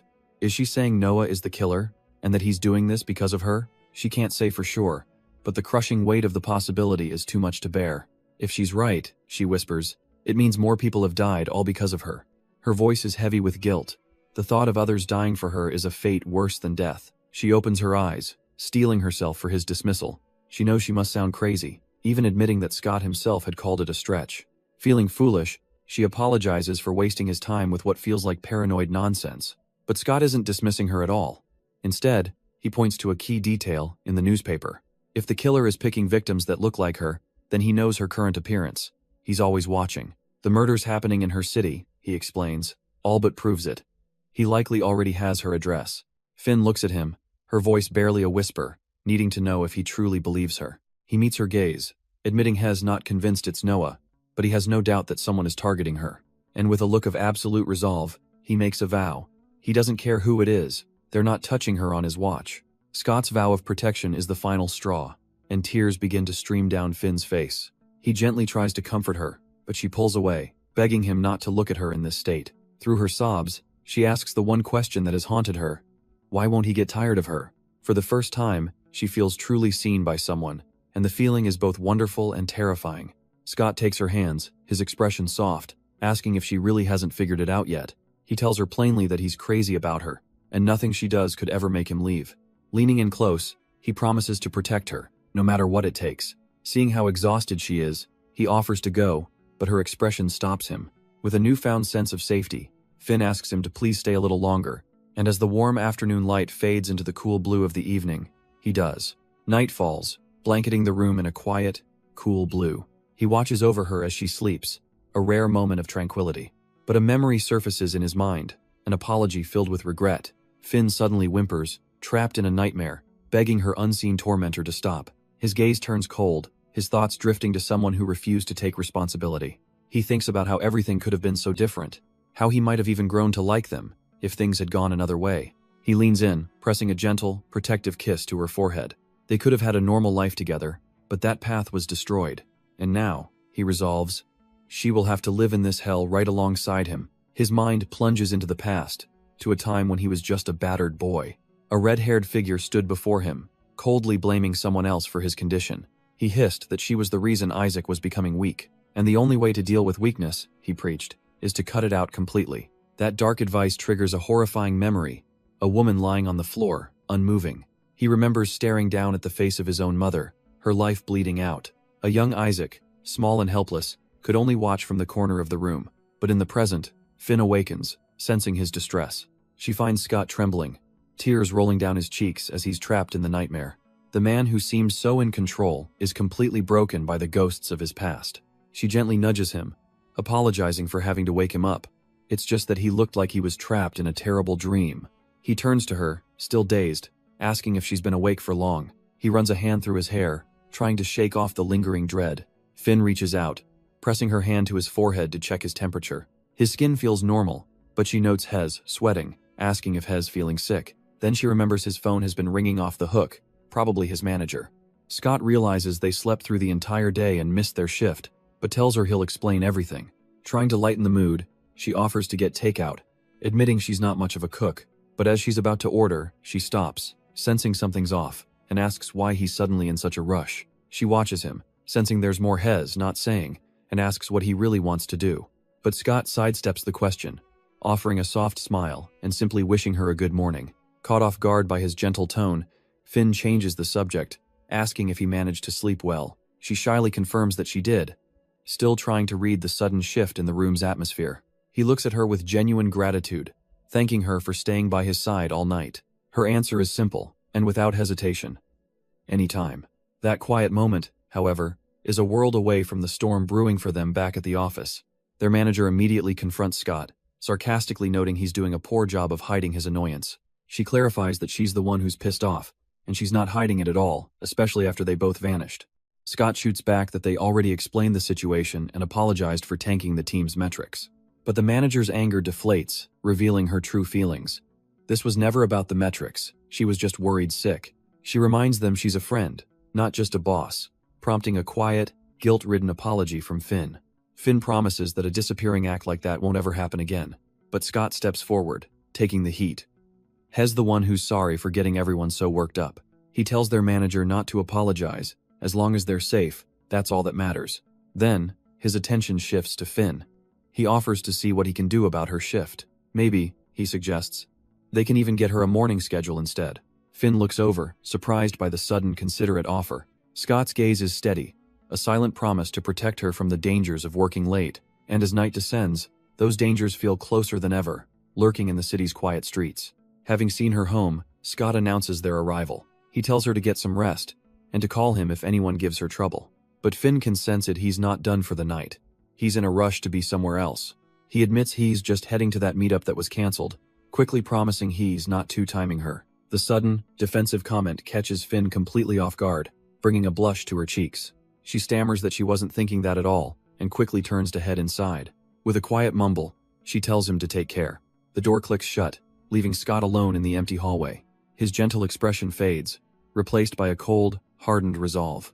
All right, he thinks to himself. It's time to get this over with. Under the dim glow of a street lamp, the night feels heavy with anticipation. And in a quiet alley, Scott waits, his attention fixed on his phone until a small visitor appears. A stray cat approaches, meowing softly, breaking his concentration. It sits before him, and a voice seems to come from it, asking if he's lost.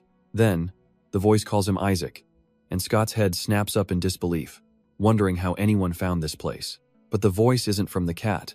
It's from a frantic woman who steps into the light, demanding to know why he's here. Scott coolly explains he's not there for whatever she's thinking. He never signed up for it. He looks up at her, his expression turning to ice as he warns her to listen closely. Whatever she thinks she knows about him, whoever she thinks he is, that person is in the past. Her bravado crumbles into fear as she realizes he's serious, pleading that he's going to get her in trouble. But their conversation is cut short by a new voice, casually remarking that they have a guest. The woman's eyes widen in terror. She knows who that is. A muscular man with red hair emerges from the shadows, suggesting they let Scott inside. He smirks, mocking her silence, and saying she looks like she's been caught. Turning his attention to Scott, he assumes the woman spun some sob story to get a hero. He cruelly points at her, claiming this is just a stunt she pulls to get attention. The man scoffs, doubting they could ever be dating, trying to humiliate her further. But a calm voice cuts through the air, asking what if they were. It's Scott, stepping forward with an unreadable expression, ready for whatever comes next. Meanwhile, somewhere else, a hand clicks a mouse, digging into something online. The focus shifts to a quiet room, where the office manager sits illuminated by her laptop screen. She's researching the meaning of tulips, a flower representing perfect and deep love. With a thoughtful expression, she continues her search, another click of the mouse, taking her deeper down this rabbit hole of floral symbolism. Then she finds another meaning, one that seems to strike a chord. Freedom. The word itself reflects in her eyes as something seems to click into place. But her thoughts are shattered by an incoming call. It's from Isaac. Answering, she asks if he's missing work again, wondering where on earth he is. Her tone shifts from mild annoyance to sharp concern when he gives her the answer: the hospital. We're left staring at a cold, numbered door, confirming his location and deepening the mystery. She steps into the room, her expression a mixture of relief and deep concern. And there's Isaac, sitting up in bed, trying to look casual despite the fresh bandages. Her voice is tight with anxiety as she immediately asks what on earth happened to him. He just gestures for her to sit down first, trying to calm her down before he explains. Taking a seat, she presses him again, her eyes fixed on his bruises. Did he get into a fight? Who did this? Isaac just watches her, a strange, unreadable intensity in his eyes. Then, he completely deflects, turning the tables to ask how she slept, if she got enough rest. Finn is thrown completely off guard by the bizarre question. What is he even talking about? He chides her gently, asking why she's so worried about him when she should be looking after herself. She points to his bandaged hand, exasperated, but he admits he only called to make sure he hadn't woken her up. Her patience gone, Finn calls him out for hiding things, and seeing her genuine worry, Isaac finally relents. He explains that his cancelled meeting was with Eva, her teammate, and admits he lied about not seeing her. They only spoke for a moment at the station, but Finn needs to know what was so important. He doesn't sugarcoat it. Eva wanted him to kill someone for her, Finn is floored by the absurd request. And Isaac wryly agrees, wondering what kind of impression he gives off. He elaborates that Eva wanted him to get rid of her abusive boyfriend, feeling completely trapped. A dreadful thought crosses Finn's mind as she hesitantly asks if he actually did it. Isaac immediately reassures her, telling her of course he didn't kill anyone, but he couldn't just ignore the situation either. He had to come up with a different plan. His solution?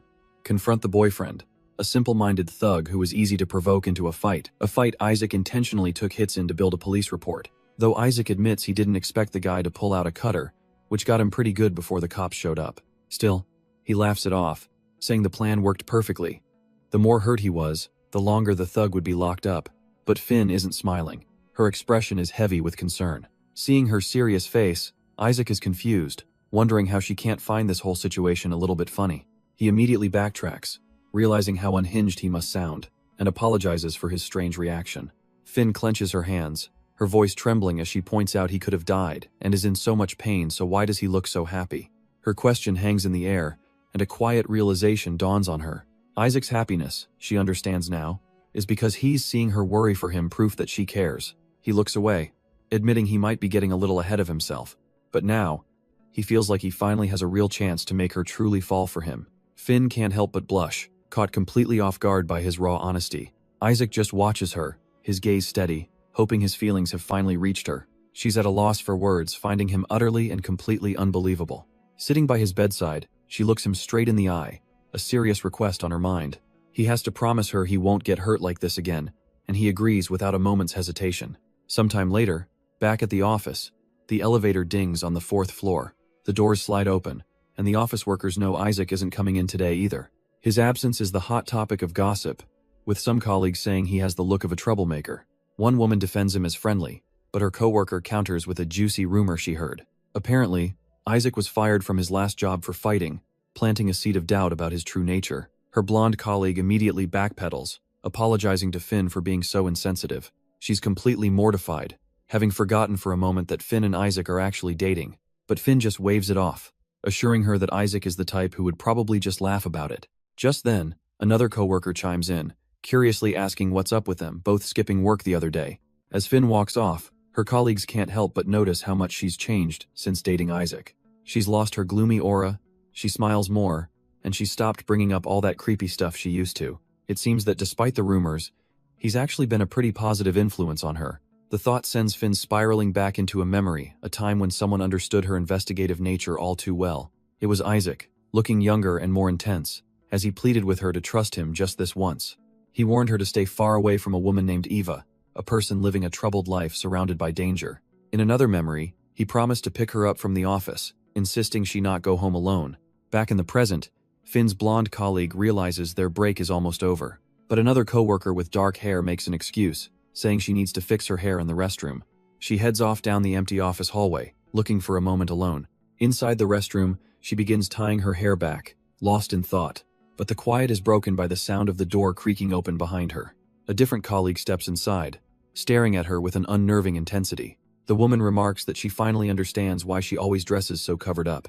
Stunned by the strange opening, she can only wonder what this is all about. But then it clicks, and she realizes with a flash of anger Isaac must have told her. Her colleague's expression turns to disdain, wondering why Finn chose him of all people. Finn coldly shuts her down, turning to the sink and stating she has nothing to say. With a mocking tone, the woman tells her to go ask her boyfriend if she wants answers. She stops, then reveals a startling fact.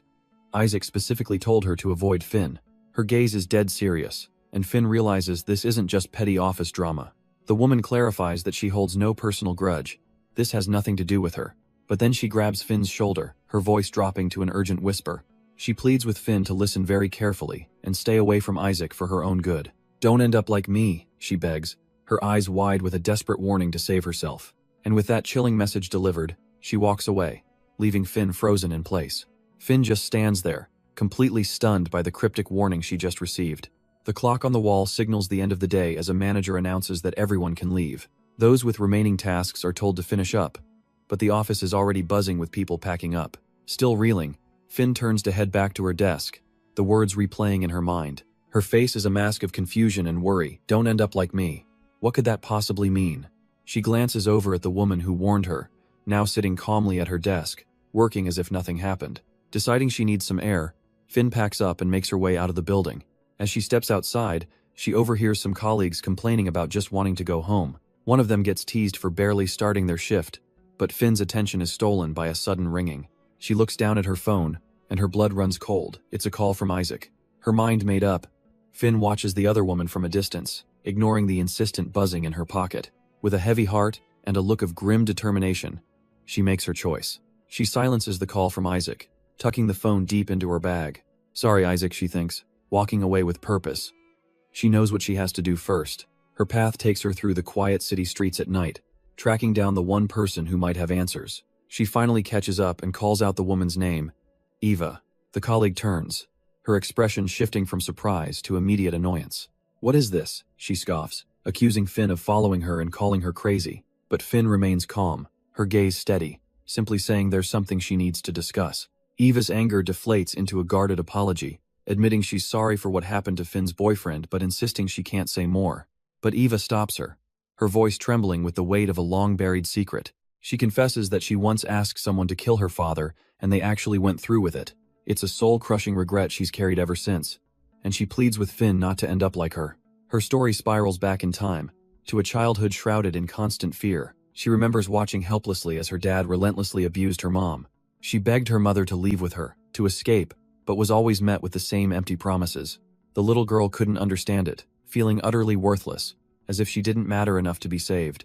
In her despair, she swore she'd never be like her mother, a bitter promise etched into her own skin. Finn stands in stunned silence, finally understanding the source of her colleague's deep-seated trauma. But then, Eva's story shifts a memory of a certain someone who appeared and made things feel just a little bit better. This man, she says, made her feel beautiful, whispering all the things a woman would want to hear. For the first time, someone made her feel genuinely loved and happy, a feeling she never wanted to let go of. But she quickly pulls back, questioning what a girl who's only known suffering could possibly know about real love. When you've only experienced pain, she asks, isn't it easy to mistake any small kindness for the real thing? Finn listens intently, her expression somber as the painful confession sinks in. A fleeting memory of a young man with reddish hair flashes through Eva's mind. Finn softly agrees, understanding the tragic point her colleague is making.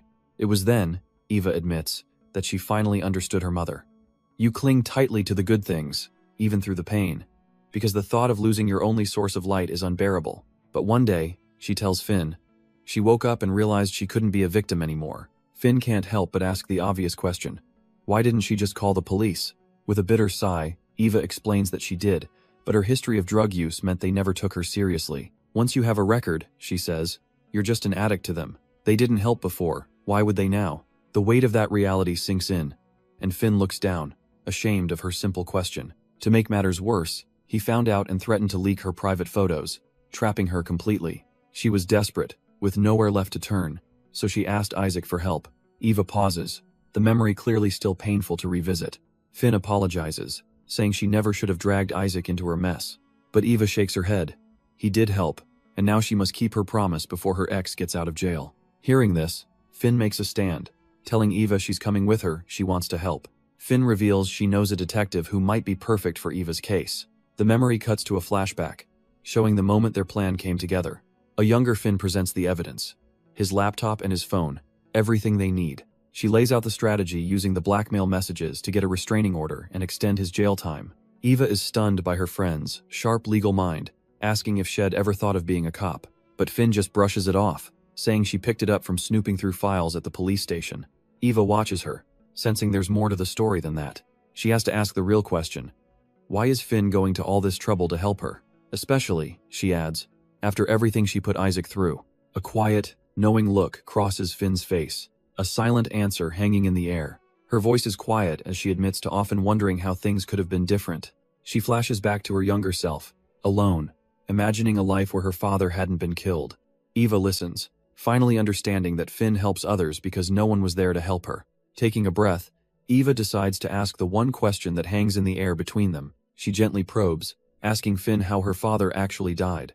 But their quiet moment is shattered by a frantic, violent banging at the apartment door. An enraged man screams from the hallway, demanding Eva open the door. Both women freeze in horror. It's him, the stalker, and Hez somehow out of jail. Eva's instincts kick in. and she urgently tells Finn to go hide in the bathroom. She promises to handle the man herself, ordering Finn to stay put until it's safe. With a splintering slam, the stalker kicks the door wide open, roaring his frustration. He steps inside, a smug grin on his face, asking Eva if she's surprised to see him.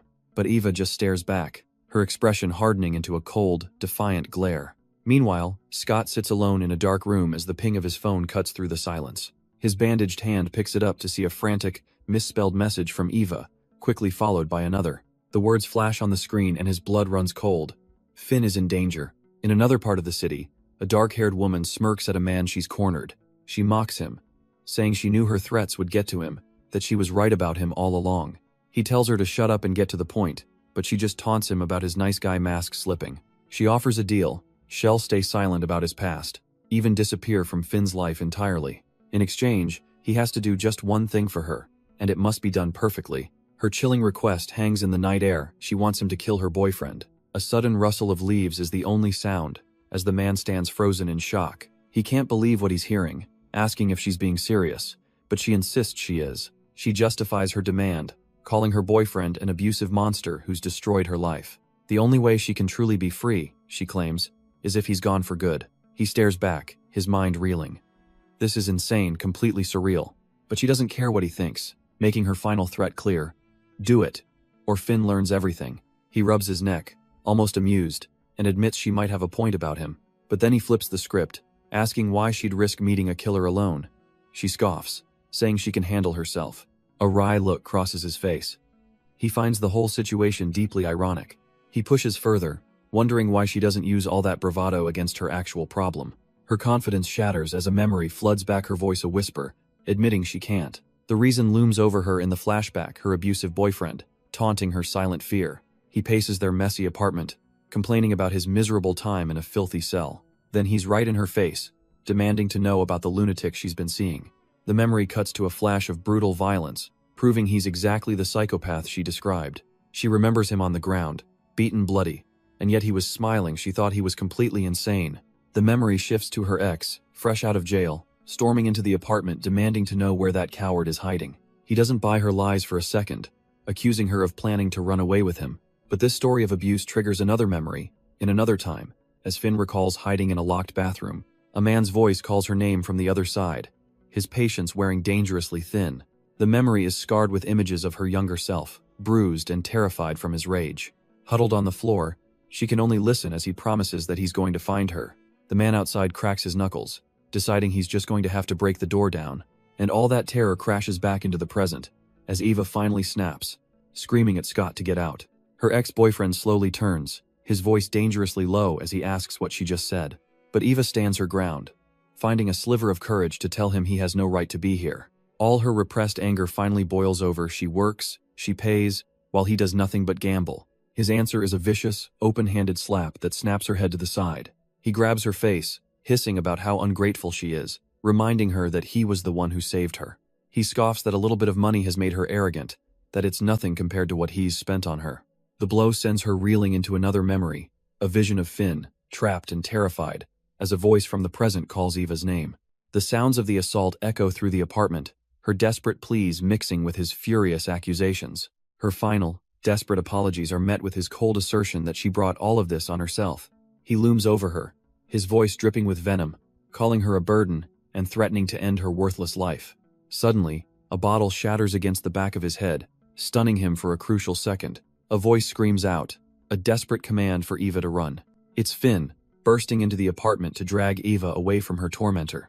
But the stalker recovers quickly, his shock turning to fury as he thunders after them. His eyes are filled with a murderous rage. He's not letting them get away that easily. As Eva flees, he lunges forward, grabbing a fistful of Finn's hair and yanking her back. Even in his grip, Finn's only thought is for her friend, screaming for Eva not to stop, to just get out. Eva looks back in pure terror, frozen between the instinct to flee and the horror of leaving Finn behind. A memory flashes, Finn's voice echoing in Eva's mind, telling her she has to keep running. Snapping out of her terror, Eva makes a desperate, tearful promise to get help and come back. The stalker roars for Eva to return, his grip tightening on Finn, his face a mask of fury. With his prize escaping, he unleashes his frustration, violently shoving Finn into the furniture. He turns just in time to see the empty doorway she's gone, and has been outplayed. His cold eyes land on Finn, crumpled on the floor, blaming her entirely for this setback. He grabs his bleeding head, annoyed by the throbbing pain. Could this day get any worse?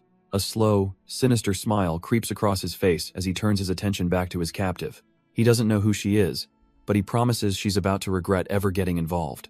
He looks around at the absolute disaster of a room, annoyed at the chaos. Running a hand through his hair, he mutters about how useless Eva is, leaving him to clean up her mess.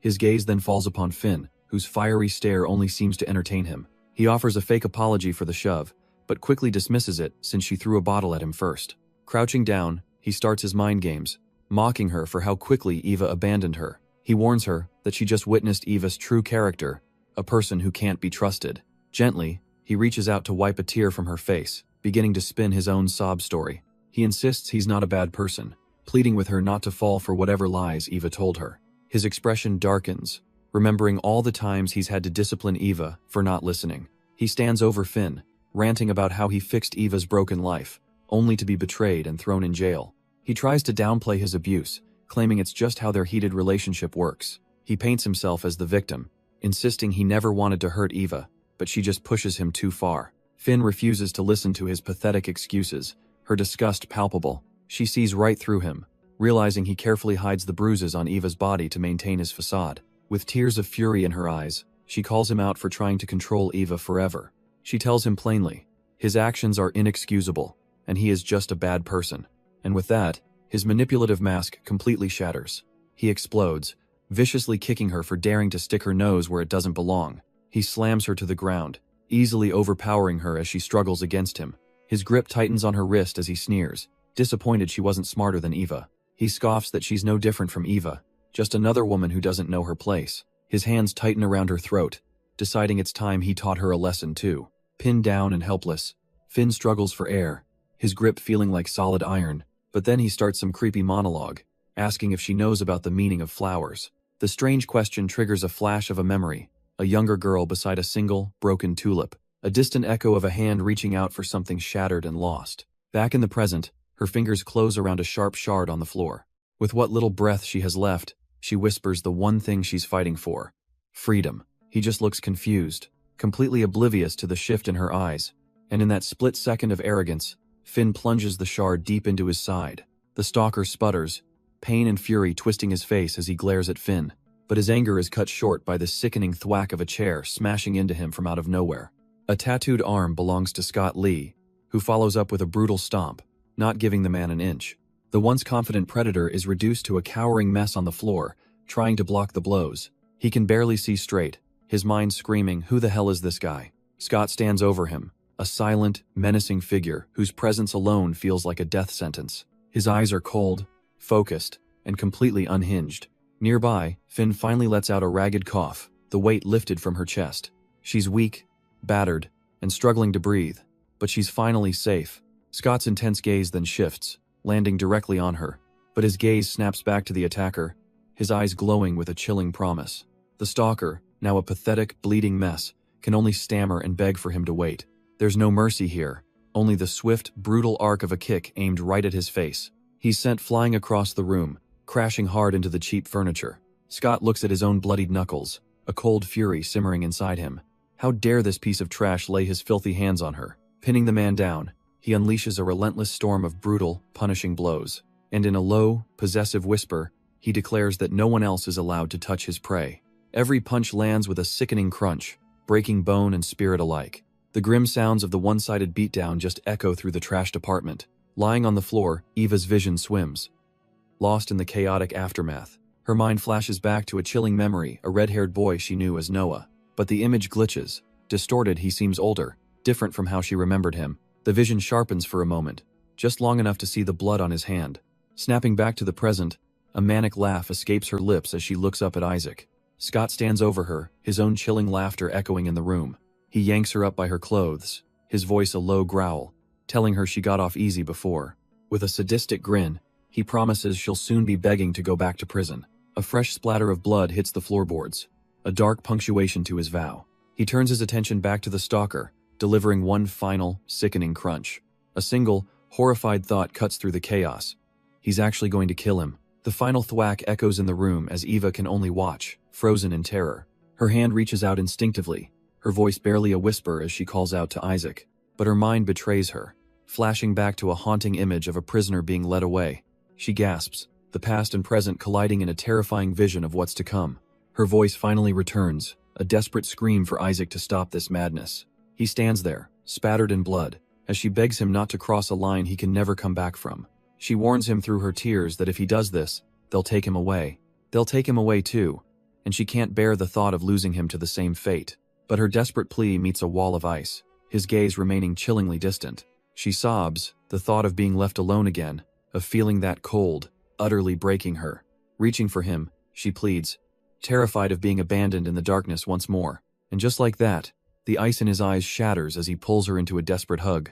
She buries her face in his shoulder, clinging to him as he softly tells her it's okay now. Holding her tighter, he promises he's not going anywhere, his voice a quiet anchor in the chaos. But outside, their private world is shattered by the arrival of a police car in the alley. An officer steps out, his gaze drawn upward toward the scene of the brutal confrontation. Meanwhile, two detectives are already assessing the situation, one questioning if it was just self-defense. His partner grimly points out, the scene looks less like defense and more like a murder. The blonde detective's face sets with grim determination, demanding to be brought up to speed. A new figure steps onto the scene, a man identified as Detective Scott Lee, whose unexpected arrival raises questions. The focus shifts to a bruised Ava, defensively asking if this interview is really necessary since she's already told the police everything. But Scott isn't there to interrogate. He calmly sits, assuring her he just wants to know why Finn was at her house. She looks at him, a flicker of recognition in her eyes, so this must be the detective Finn had mentioned before.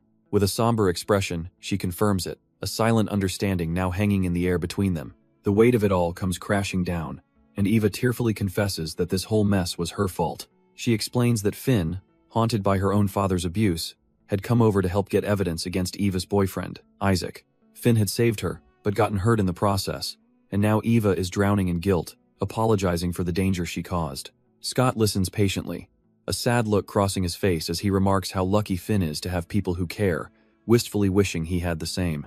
Then, looking at the broken woman before him, he offers a sliver of hope, telling her that now, she has someone too. Scott tells her he's heading to the hospital, certain that Finn is dying to know if she's okay. He gently invites her to come with him, thinking Finn would be overjoyed to see her safe. But his words trigger a flashback to that night, seeing Finn on a gurney outside an ambulance. The memory brings it all back, and Ava crumbles, apologizing for ever dragging Finn into her life. She remembers him a younger, furious version of Scott, glaring at her, his voice dripping with contempt. He had promised her that her worthless boyfriend would rot in jail for what he did. But then came the ultimatum. She had to stick to their deal and stay away from Finn for good. Back in the present, the weight of that promise settles on Eva's face. She looks up at Scott, her decision made, telling him she can't bring herself to see her. All she asks is that he tells Finn she was grateful, as the lonely hospital looms in the night. The sterile quiet of the hospital corridor hangs heavy in the air. Inside a room, a nurse informs Finn that the police have cleared her to go home and rest, but Finn just sits on the edge of the bed, head bowed, exhausted. The nurse's question about her guardian barely seems to register, until she looks up and sees Scott standing in the doorway, his expression grim. He wastes no time, sitting down to ask if this was just another secret she planned on keeping. His frustration is palpable. Why is it so hard for her to rely on him? Why didn't she just call? He softens slightly, admitting he knows it's hard for her to open up, but this is different.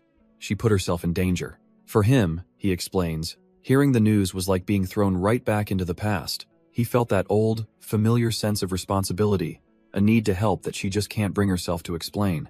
Finn finally admits it, whispering that she hoped fighting back would somehow lighten her guilt. When her attacker pinned her down, it was like reliving a nightmare. But this time, she fought with everything she had. Scott listens intently as she confesses that it felt good, really good. But that feeling of empowerment quickly turned to fear, because it felt eerily familiar. Her mind starts to race. Are her flashbacks wrong? Is she a fraud who can't even trust her own memories? As she starts to spiral, Scott gently reaches out, telling her it's all right. He looks at her with complete sincerity, assuring her that she did what she had to do. Kneeling before her, he softly places a hand on her head, telling her how proud he is. But he needs her to promise him she won't be so reckless ever again. Just then, the click of a door handle announces a new arrival, a tattooed young man with a familiar, dangerous glint in his eyes. This younger, tougher version of Scott explains he's here because the police were asking too many questions. He eyes the scene from down the hall, watching Scott comfort a vulnerable Finn. Scott turns, acknowledging the boy's arrival as if he was expecting him all along. He gently tells Finn to get ready, letting her know their ride home is here. The young man waits with a cold, impassive stare, his purpose clear. Later that night, a car pulls up to a quiet apartment building. Inside, Scott stands watch over Finn's room, a silent guardian. She's finally asleep, exhausted from the day's harrowing events. With a final, worried glance back at her sleeping form, Scott quietly slips out of the room, leaving her in peace. The door clicks shut, sealing her in safety for the night. Down in the parking lot, Scott leans against his car, bathing in the cool night air. He takes a call, a voice telling him to keep a close eye on Finn, but he's already one step ahead. Elsewhere, a bruised and desperate Eva is giving her own warning about the man she knows as Isaac. Her detective friend is taken aback. He thought Isaac was a friend, someone who'd helped her, but she can't shake the memory of what Isaac did to her boyfriend, a chilling display of his true capabilities. She urges the detective to use his authority to run a background check if he has any doubts. She's known him for years, ever since high school, and she's about to reveal his real name. At that very moment, Scott is on a different call, the man on the other end eager to serve. And Scott's command is simple. He needs a complete file on someone, family, background, every last detail. The detective takes a drag from his cigarette, the name echoing on the line. Isaac Inoue. A single cup of coffee sits on a table, a quiet moment before the storm. And across town, Scott hangs up his own call, a quiet satisfaction on his face. He touches his jaw, a faint bruise on his neck, as his mind drifts back in time. He remembers a photo shoot, where a stylist noted the striking resemblance between him and his sister. A younger Noah, his face framed by glasses, had simply stated the obvious. They are siblings. The assistant quickly backpedaled, clarifying she only meant they weren't related by blood. But his stepmother, Mrs. Inoue, proudly affirmed that Noah was her husband's son, whom she loved as her own. The photographer calls for everyone's attention, preparing to capture the happy family portrait. He raises his hand, beginning the countdown to immortalize a perfect, fragile lie. The camera flashes, freezing the young family in a perfect, smiling lie. In his mind, that very photo sits on a dusty shelf next to one of his late father, but the memory quickly sours with his stepmother's sharp voice demanding prayer before anyone eats. The scene shifts to a tense dinner table, where she looms over them, frustrated and unheard.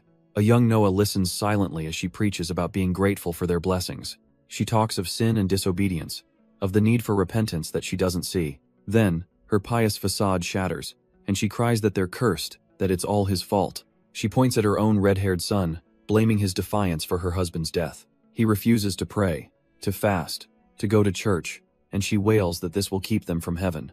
As she spirals, convinced she's damned, her son just looks back coldly, muttering that she's lost her mind. She grabs her son, telling him to starve for all she cares, but he's not leaving. She demands to know if he's going to see that girl again, reminding him the girl's father already warned him away. But Noah has had enough of her screaming and turns his back on the entire conversation. The slam of the door is his only reply. His mother's anger crumbles into desperation as she begs Isaac to go after his brother. Without hesitation, Isaac rushes out of the house, calling Noah's name into the afternoon air. The commotion draws the eyes of neighbors, who whisper about the family's constant fighting. Isaac scans the street, breathless, trying to figure out which way his brother went. And then he sees him, walking calmly down the street with a girl. He stops, a wave of complicated emotions washing over him as he watches them from a distance. But another memory now haunts Isaac's mind, the face of a young Finn. He remembers her then, bruised and hollowed out in that blood-red hoodie. The image of her brokenness is seared into his memory, and he can't help but wonder, was she crying back then? Was all that pain, all those tears, somehow for him? The thought lingers as he sets his phone down, unable to shake the feeling. Moments later, Finn's own phone lights up with a message from him. He can't sleep, and it seems neither can she. Isaac admits he wasn't listening to her earlier, a quiet apology for his distance. Her reply is immediate and desperate, a simple request to come over. And true to his word, Isaac shows up with takeout from a new noodle shop. He quietly admits he realized they haven't had a proper meal since leaving the hospital. Finn, looking exhausted but touched, murmurs that it smells good, but the heavy silence that follows speaks volumes, the weight of their ordeal still clinging to them both. They settle down on the couch, the food laid out between them like a fragile truce. A palpable distance separates them, the air thick with unspoken thoughts and anxieties. Finn finally breaks the quiet, asking if he's mad at her for some reason. He turns the question around, asking what she thinks, but she begs him not to play mind games. Defeated, She just guesses he must be tired, what else could it be? But Isaac looks her dead in the eye, telling her that's not it, she's the one who seems different. She starts to spiral, wondering if it's because of Eva, or if she's somehow a bad influence on him. Her voice cracks as she asks the dreaded question. Is he suggesting they should stop seeing each other? But Isaac just sighs, telling her she's stressing over nothing, he's just tired. That's all. Unconvinced, she sees herself as a bad omen, someone who ruins the lives of people who get close to her. It's a curse, she whispers to the empty room, to hurt those who are good to her. Isaac cuts through her self-pity, telling her that sulking and feeling miserable won't solve anything. She looks up, flustered, trying to explain that's not what she meant at all. He reminds her that she's not the only one who's broken, that they're not so different, her and him, because he, too, watched someone he cared for get taken away by a person he had trusted completely. Isaac admits that since that day, his own life has been turned upside down, just like hers. He tells her when he chose to be with her, he accepted everything, and she has to do the same for him. He gives her one last chance, a final out. If she has any doubts, she should run away now. But Finn doesn't run. Instead, she closes the distance between them with a kiss. He pulls back slightly, his voice low, asking if she truly understands how dangerous she is to him. He kisses her gently, holding her face in his hands. With a soft pull, he says she has the power to make someone completely worship her. He lifts her effortlessly onto his lap. Their bodies finally close on the couch, to bend them to her will. Without them even realizing it, he murmurs, lost in the moment. And as the night deepens, the world outside fades away, leaving only the sound of their breathing. Breathing his name, Finn makes the final call. They're going to his room. The bedroom door clicks shut, sealing them away from the rest of the world. He carries her effortlessly, their lips never parting as he crosses the room. They tumble onto the bed, a tangle of limbs and desperate passion. Every touch is electric, a release of tension that has been building for far too long. Clothes are hastily discarded, forgotten in a pile on the floor. She looks up at him, her eyes filled with a mix of want and unwavering trust. But then, Isaac pauses, his shirt now gone, revealing the intricate tattoo snaking up his arm. Seeing his hesitation, she asks what's wrong. Unaware he's thinking how vulnerable she is before him, his bandaged hand gently cups her cheek as he warns her that if this goes any further, he can't promise control. He gives her one last chance to back out, his mind whispering that he could end this now. But looking up at him, Finn's only question is a fragile one. He's not going to hurt her, is he? The question lands like a physical blow, his expression hardening with the weight of his own past. With a flicker of resolve in his eyes, he gives her his answer, no. That's all she needs to hear, pulling him down as she tells him she's all his for the night. Their hands lock together as the bed groans, his bandaged one covering hers. All hesitation is gone, replaced by a desperate, breathless passion. He holds her, their bodies moving as one, lost in the heat of the moment. But as they embrace, a cold thought anchors him. He'll keep her close, but not until she remembers everything. And just like that, the scene shifts to a cold, sterile office. Files detailing a brutal stabbing. A detective studies the grim details. The wounds were messy, torn as the blade was pulled out. But his eyes narrow on one crucial inconsistency. The third victim was different. The cuts were clean, symmetrical, made by some kind of double-edged weapon he can't place. This new evidence solidifies the team's theory of two killers, though the strange similarities still connect them. His colleague with the glasses smirks, telling him he could at least pretend to be thrilled about their finding. He then points out how awful the detective looks, asking if he got any sleep, but gets a terse reply about waiting for a call. As he leaves, the colleague brings up Finn, warning him that getting personally involved could cost him the case. Their female partner quickly shuts him down, telling him to watch his lead detective, who's already getting sidetracked. She walks away as he tells her to save the lecture, but she coolly informs him she wasn't planning on it. With the office quiet again, he turns back to his screen, his partner asking if he's had any luck with the flower shops. She reports back with a sigh the flower shops were a dead end, with too many businesses and no old records to speak of. He wasn't surprised. It was a long shot anyway, and his mind is already elsewhere, profiling the killer. His partner adds that the victims lived far apart, making it impossible to pinpoint where the suspect might strike next. But she wonders, how does he find them? Does he just wander the city until a target presents itself? The lead detective muses that killers hunt for patterns, targeting those with predictable routines that make them vulnerable. And as he speaks, a new connection surfaces, a single, vital link between all of them.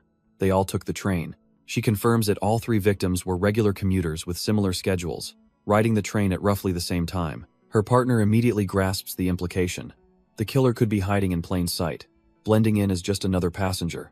The lead detective is hesitant, knowing that even with CCTV, A stalker might just look like another face in the crowd. But then it clicks. He pulls up a metro map, his eyes tracing the path all the victims lived along a single railway line. The lead detective is furious with himself, realizing how much time they wasted chasing the wrong lead. His partner agrees this new train connection is a lead so obvious, she can't believe they missed it.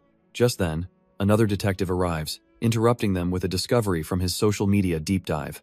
He found an online post mourning a tac-tac influencer who died on the same day as their third victim. And it turns out, she was their third victim, living a secret life online under a different username.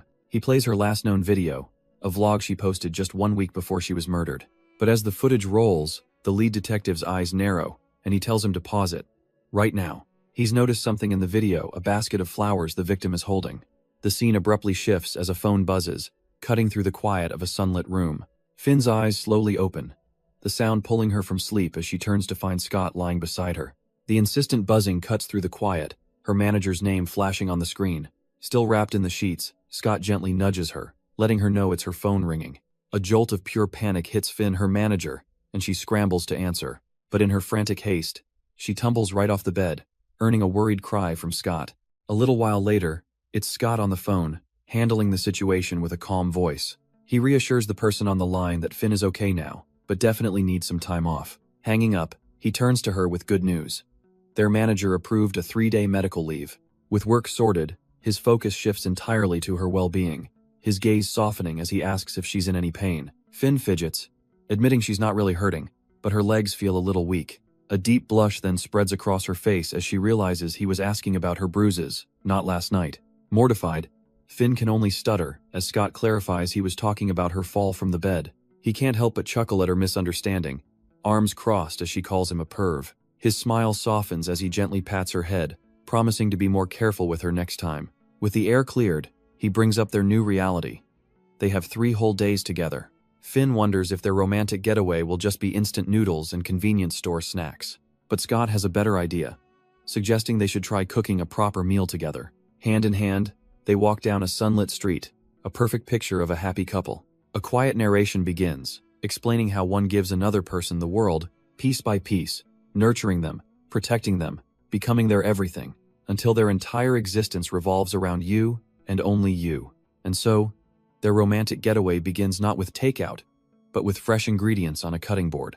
The sound of sizzling meat soon fills the quiet apartment. Scott, looking surprisingly natural in an apron, handles the cooking with ease. Finn just watches him, a soft, contemplative look on her face. In her mind, a younger version of herself looks on, captivated by this peaceful, domestic scene. He pauses for a moment, realizing they forgot to buy pepper. But to Finn, none of that matters. This little moment, it feels so nice. They're just like a regular couple, living together and sharing simple chores. Scott jokes that the routine of adulting is just a trap you work until you're dead. He thinks her view is far too tragic, tossing his apron aside with a playful challenge. He asks her what she wants out of life, if she has any hobbies. Scott has plenty of dreams, but he insists there must be something she wants too. Finn falls quiet, searching for an honest answer. And then, a single thought crystallizes in her mind. Her one and only wish, she says, is to make Isaac happy. Hearing this, Scott doesn't hesitate. He asks her to move in with him. The scene then cuts away, to a lonely street corner in the dead of night. A young man walks alone, his thoughts filled with a bitter monologue. He ruminates on how happiness is given just to be violently taken away. His dark train of thought is broken by a familiar black cat meowing from the sidewalk. The voiceover continues its cruel tale of abandonment, as the cat calls out to the young man. It speaks of a perfect target, Isaac, a boy with no father and a mother lost to madness. It relishes the memory of stripping him of everything, of watching the light fade from his eyes as the cat leads him onward. He's guided to a flower shop, where a mysterious figure greets the cat by name, Jamer. The villain's monologue crescendos, explaining how he turned hope to despair, forging a new purpose from pure hatred. The man in the red jacket finally turns to his guest, calmly thanking the cat for bringing him back. Their paths have finally crossed, and he declares that the young man is finally home. The blue-haired man stands frozen, caught in a trap he didn't see coming. The man in red watches him, a faint, unnerving calm settling in his eyes. But before a word can be exchanged, the sharp ring of a phone shatters the tense standoff. And on the other end of that line, a friend grows frantic, wondering why he's not picking up when it matters most. The ringing cuts through the silence of the flower shop, and for a moment, Isaac is frozen in place. He glances back at the man in red, who waits with an unnerving patience. The call continues to echo, a persistent lifeline from a world this man tried to trap him in. With a final, determined look, Isaac makes his choice. He turns his back on the confrontation and walks out, leaving the shop behind. But he doesn't get far before finding another figure waiting for him in the sterile hallway. It's the detective, telling him they need to talk somewhere more private. Isaac tries to deflect, saying he needs to get back to Finn, but the officer is firm this can't wait. Then, he drops the name that stops Isaac cold. "I need to talk to you, Isaac Inoue." The detective's choice for a private conversation turns out to be a quiet, roadside food stall. Isaac eyes the single bottle of soju, wondering why they're here of all places. The detective just slumps into his seat, admitting he's stressed and could really use a drink. But Isaac is impatient, reminding him he needs to get back to Finn. The detective cuts him off, getting to the real point. He leans in, noting how Isaac didn't even flinch at his real name, as if he was expecting this all along. A wry look crosses Isaac's face. He's actually surprised it took the detective so long to connect the dots. The detective sighs, explaining it was a long time ago and he wasn't even on that case back then. He glances at the bottle, realizing one won't be nearly enough for this conversation. With a wave to the vendor, he orders 2 more, settling in for a long night, much to Isaac's surprise. He then offers a cigarette, but Isaac refuses. He's trying to quit, a promise he made to Finn. The detective sarcastically gives Isaac credit for playing the perfect boyfriend, but then he drops the act, bluntly telling Isaac he needs to stop seeing Finn. He cuts through the excuses, demanding to know what Isaac's real intentions are. Isaac argues it's unfair, but the detective scoffs, asking who would date someone tied to their mother's murder, even if Finn doesn't remember. Isaac's eyes harden as he explains that her forgetting is the only thing that saved her life. The detective sighs, admitting Isaac was a victim too, but insists he has no idea how long it took for Finn to recover. He reveals that even after her adoptive aunt passed away, Finn's despair drove her to self-harm. The memory is still vivid, him finding her, carrying her as she whispered that it had happened again. She was completely broken, crying that it was all her fault, that now her aunt was gone too. He explains how she blamed herself for everything, shutting herself away from the world until one day, she decided to try and live again. Isaac's expression is grim. All he wanted was to protect the peace she fought so hard to build. The detective concedes the point, even thanking him for never revealing that his own mother also died that night. But he insists that as long as they're together, her memories are a ticking time bomb, and if Isaac truly cares, he must leave. Their heavy conversation is briefly interrupted as the stall owner brings out their food. The 2 men sit across from each other, the air thick with unspoken history. The detective presses on, arguing that hiding the truth isn't the same as protecting her. He asks how Finn will feel when she learns the man she trusts most has been lying, but Isaac just scoffs at his hypocrisy. Then, the detective's tone shifts, becoming urgent. Her past is the least of their problems right now, because Finn's life is in danger. Isaac is stunned, demanding to know what he means. The detective reveals the gut-wrenching truth. The man he's hunting is targeting Finn. He looks at Isaac, almost disappointed, wondering how he never considered that Noah might be their prime suspect all along. The detective lays out the chilling facts.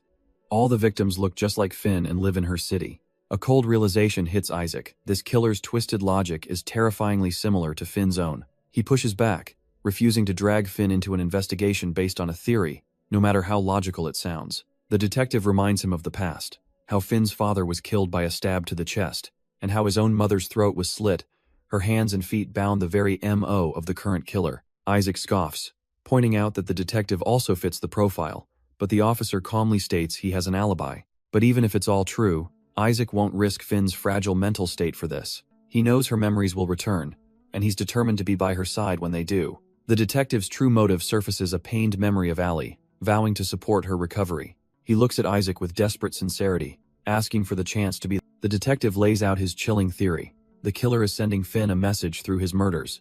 He believes there's a strange, twisted attachment between the 2 of them, and whatever the killer has planned for their eventual reunion, it can't be anything good. He reminds Isaac that he's officially assigned to the case, meaning he can't be her 24/7 guard. So, he strikes a deal. He'll focus on making the city safe again. If Isaac accepts the responsibility of personally taking care of Finn, the weight of that proposal hangs heavy in the silent, empty street. But as the detective turns to leave, he drops an absolute bombshell on Isaac. He announces that he and Finn are moving in together, and Isaac just freezes in place. The detective leaves him with one final, piercing question. Why are you so desperate to protect her, Isaac? And for that question, Isaac has no real answer, simply admitting to himself that he doesn't know. The detective turns away, a faint smile on his lips, concluding it's just because Isaac likes her that much. He slips his phone back into his pocket, the difficult conversation now behind him. With his task complete, he prepares to head back. He lets out a quiet sigh, the weight of the night settling in. Walking off alone under the streetlights, he can only shake his head, thinking what a smooth talker Isaac is. Later that night, the detective finally makes it back to the police station. The office is nearly deserted, with only a few dedicated souls still burning the midnight oil. One of them, a blonde colleague, sees him arrive and immediately starts teasing him about his talk with his boyfriend, Scott. Unfazed, the detective just drops the latest development. Those two are already planning to move in together. She concedes that Isaac might have made a good point, but her concerns remain. The detective argues that Finn is acting like a different person, making impulsive decisions. His colleague fires back, questioning if it's Finn who's not ready, or if he's the one who can't accept this new side of her. He scoffs at her love advice, considering her own lack of dating experience, but she tells him to stop being a jerk. Brushing it aside, she asks about the urgent call he took earlier, the one that involved Isaac. He finally reveals it. He had someone run a background check and found out Isaac is Noah's stepbrother. She's floored, connecting the dots. Noah, the very man who murdered Finn's father. Her mind races, wondering why Isaac would seek out Finn instead of holding a grudge for putting his stepbrother away. But the detective's somber expression tells her the story is far more complicated than she thinks. He then drops another bombshell. On the night of the murder, it wasn't just Finn's father who died, there were two victims. The detective begins the story. A rainy night, and a panicked kid stumbling into the police station. That kid was a young Isaac, looking absolutely desperate. He was crying, begging them to please save his mom. Around that same time, another team had cornered a young Finn and Noah at the train station. In the interrogation room, Noah played dumb, spinning a tale about just running away together. But Finn, burdened by the truth, broke her silence and confessed everything. This, the detective reveals, is the only reason Isaac's mother ever got any semblance of justice. The original investigators were skeptical, refusing to believe two kids could stage a murder to look like a simple robbery. His colleague takes it all in, her heart aching for Finn's impossible choice and Isaac's crushing betrayal. He admits there's more to it, a whole police cover-up, but she just scoffs, saying that's the least surprising part of the story. He admits with a heavy heart that the police were negligent, and their failures led to this. His colleague tries to lighten the mood, spinning a romantic theory that Isaac knew all along and admired Finn for her sacrifice. He brushes off her K-drama-like fantasies but agrees on one thing. Isaac is likely looking for Finn to protect her. Her words trigger a memory for the detective, something Finn told him years ago that she's probably forgotten by now. In a flashback, he's giving a younger Finn a piggyback ride, asking why she feels she has to testify against Noah. She answered with a chilling clarity, because the world doesn't need another monster. He admits he didn't get it back then, only truly understanding after years of seeing the worst of humanity as a detective. The colleague's eyes widen in horror as she connects the dots. Finn wasn't talking about Noah becoming a monster.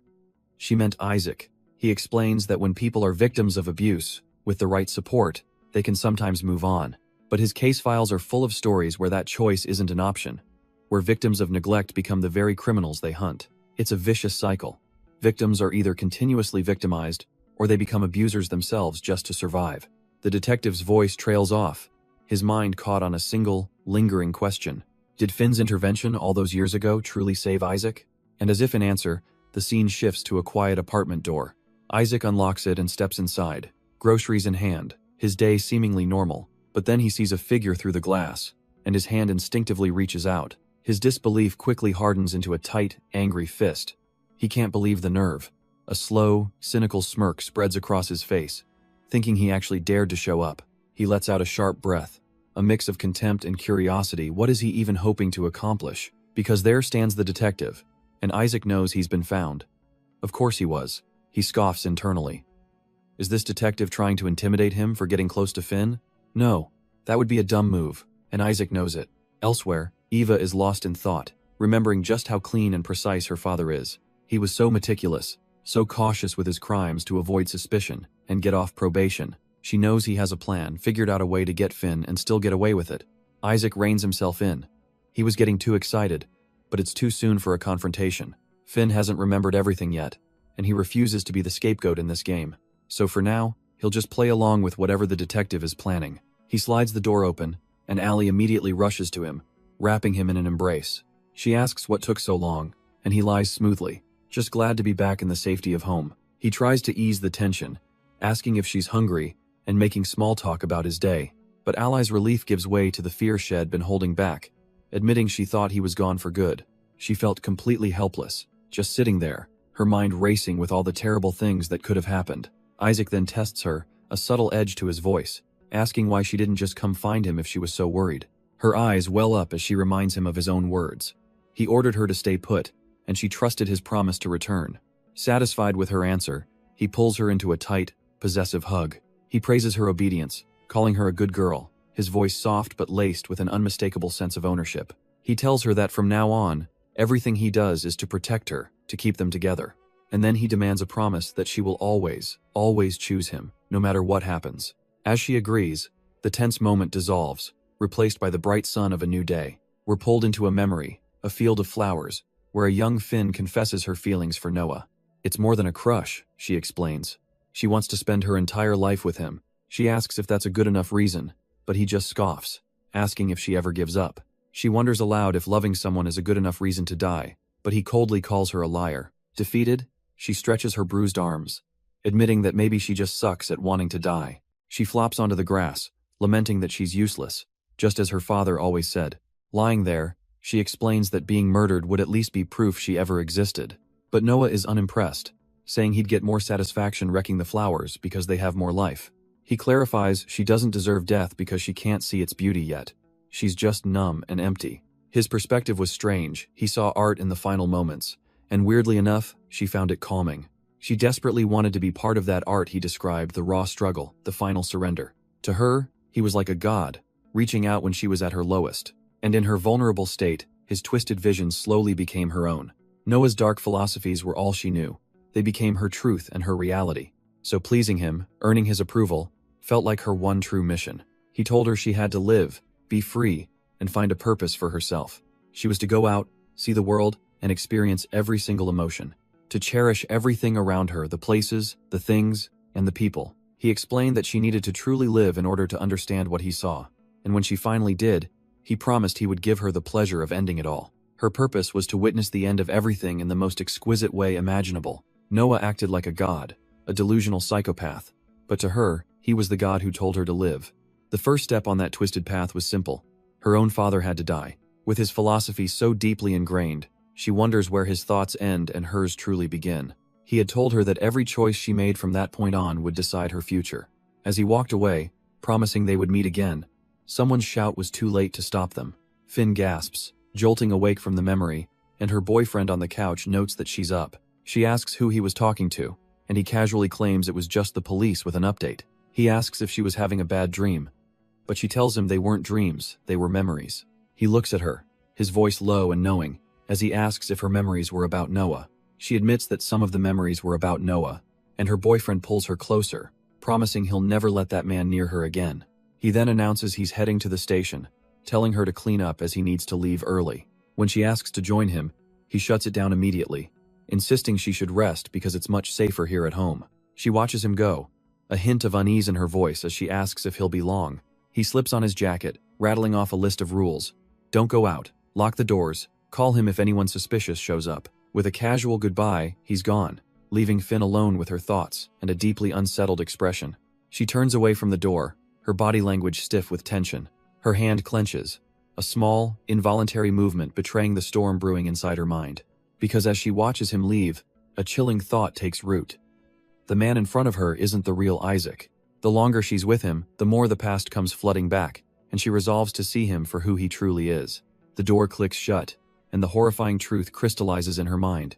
The man she's with isn't just similar to Noah, he's actively mimicking him. She thinks back on their time together, recalling that eerie familiarity in his behavior. It was all there, the same disarming gentleness, the identical, chilling smile, his laugh, his gestures, and even that terrifying switch to violence. It was all a perfect copy. She mentally lists the evidence. The same hairstyle, just dyed blue. Contacts to hide his eyes. Hez not even left-handed, he trained his left hand to match Noah's. A deliberate, calculated deception. To pull off such a perfect imitation, she realizes he must have known Noah incredibly well. Suddenly, his earlier words take on a sinister new meaning. That he, too, watched someone he cared about get taken away. Isaac's admission echoes in her mind. His psyche is just as messed up as hers. The pieces start to click into place, forming a disturbing picture. She recalls his strange habit of never finishing his drinks, a small detail that now seems huge. It's a classic trauma response identification with the aggressor. Both she and Isaac were Noah's victims, and she knows a man like that will always be chasing the high of having power over someone else. So what does he truly want from her? Why hide his identity with such care? He must have known her for a long time, given his lack of reaction to her father's murder. His only reason for being here has to be her connection to Noah. Maybe he's seeking revenge. Honestly, she's already drowning in her own problems without adding him to the list. And yet, she can't shake the feeling that she still owes him something. Exhausted on her couch, a chilling thought solidifies. Noah never cared about her. He wanted her to live, to struggle, just to savor the moment he finally ended her life. And the worst part? It would all be her fault, because she's the one who asked for it. But Isaac has mimicking Noah, but it's just a shoddy imitation. She remembers his touch. His eyes. Isaac isn't an emotionless monster. There's a genuine humanity in him, a hesitation that Noah never, ever possessed. He can try, but he can't replicate true evil. Psychopaths are born, not made. And with Isaac, she's feeling things she never has before, exactly what Noah would have wanted. So, she'll play along. She doesn't care what Isaac wants from her. She just needs to keep him by her side until the real Noah shows up and end this nightmare for good. It's been over 2 months, and the silence is deafening. No new victims, no news. Finn decides she can't just wait around anymore. She needs to see what's happening herself. She knows she's breaking her one and only promise to Isaac to stay put, but she heads out anyway. On her way, a new noodle shop she's never seen before catches her attention. Thinking she'll just grab something quick, she steps inside and places an order to go. While waiting at the counter, her gaze drifts, and she spots something familiar. A small vase of tulips, in a color she knows is incredibly hard to find. The sight triggers a sudden, vivid memory of a man's voice, telling her that flowers have meanings. She remembers a time they'd visited a flower shop, a sea of vibrant colors all around them, and she remembers his determined face after he'd searched all over just to find the right ones for her. And just like that, another piece falls into place.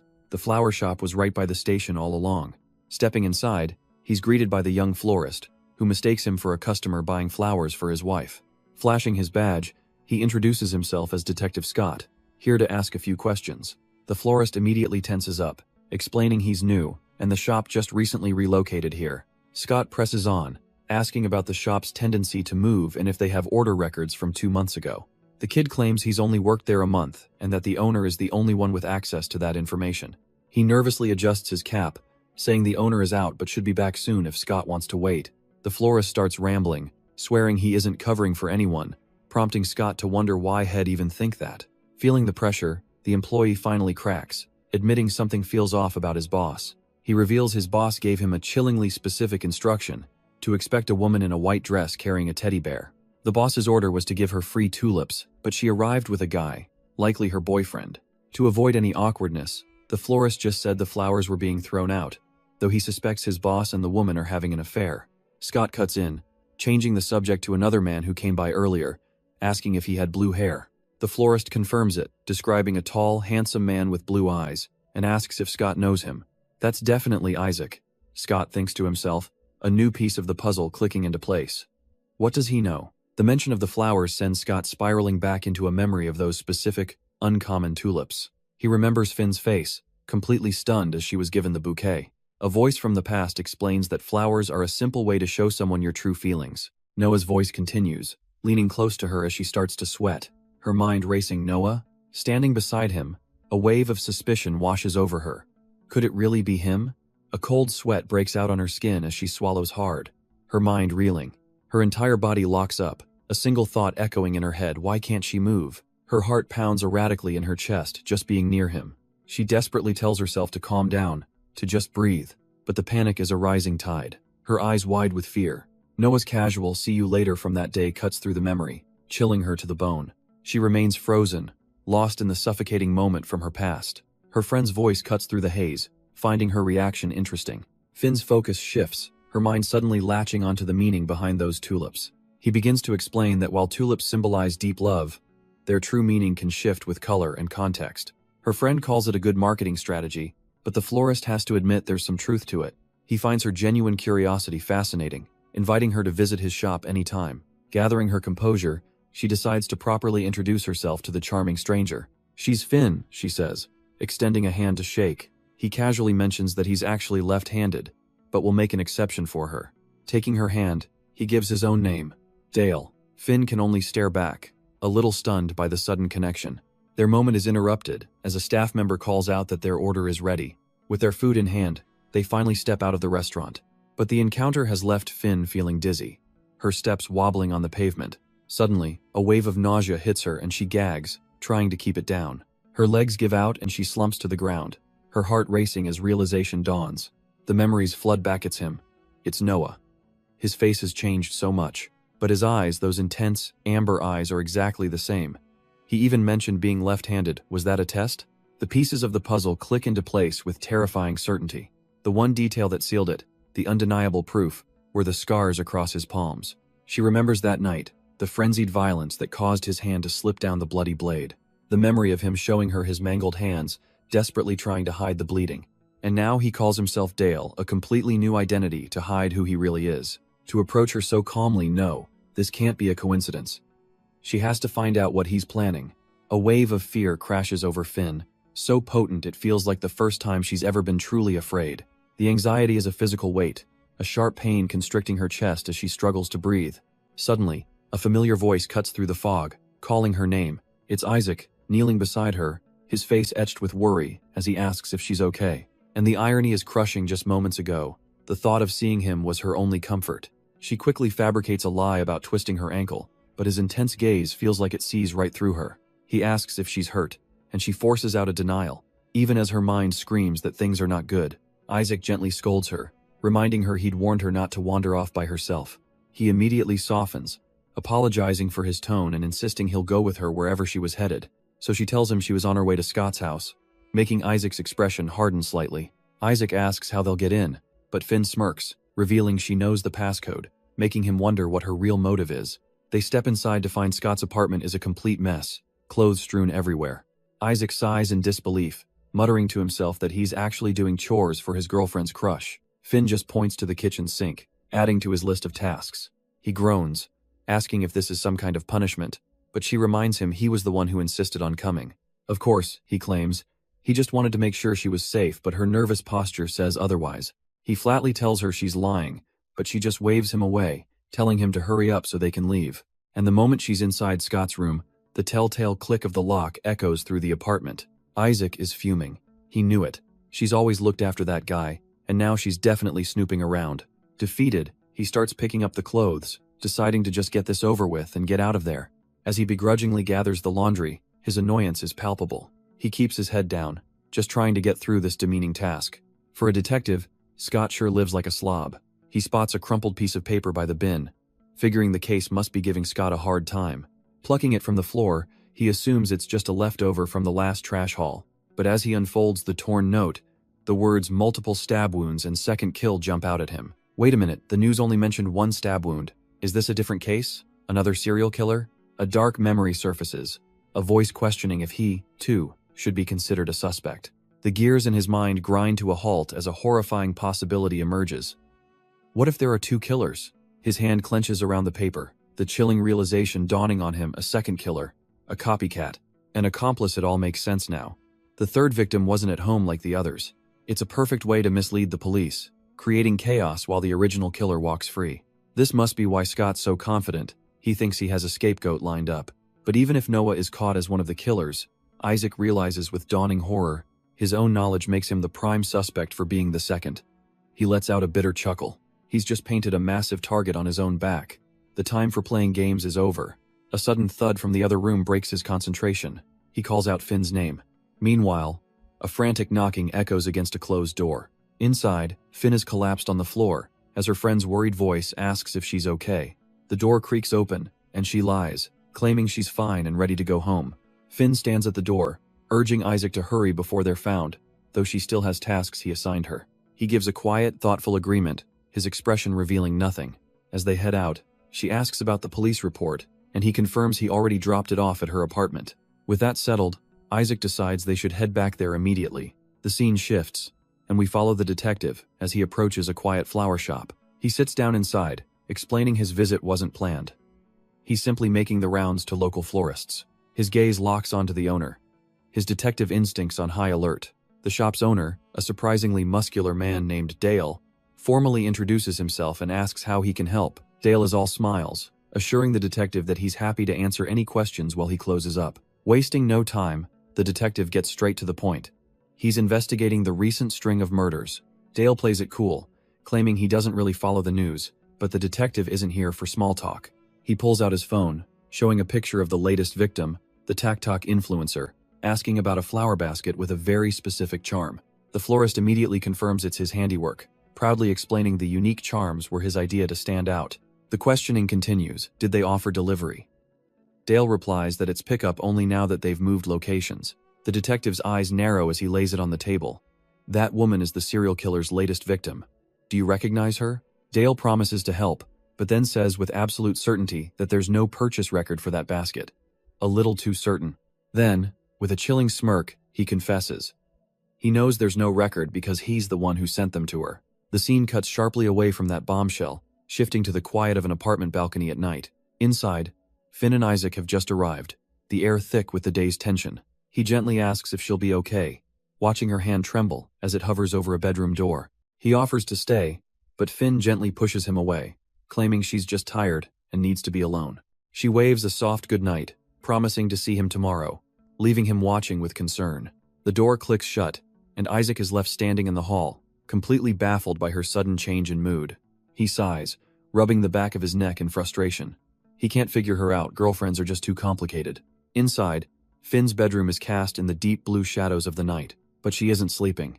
She's sitting on the edge of her bed, phone to her ear, in the middle of a serious call. On the other end, her detective friend's voice reminds her of the past, of when she was desperately trying to join the Cold Lake murder investigation. He recounts how stubborn she was, always trying to sneak a peek at the files, forcing him to bar her from the station. She doesn't understand.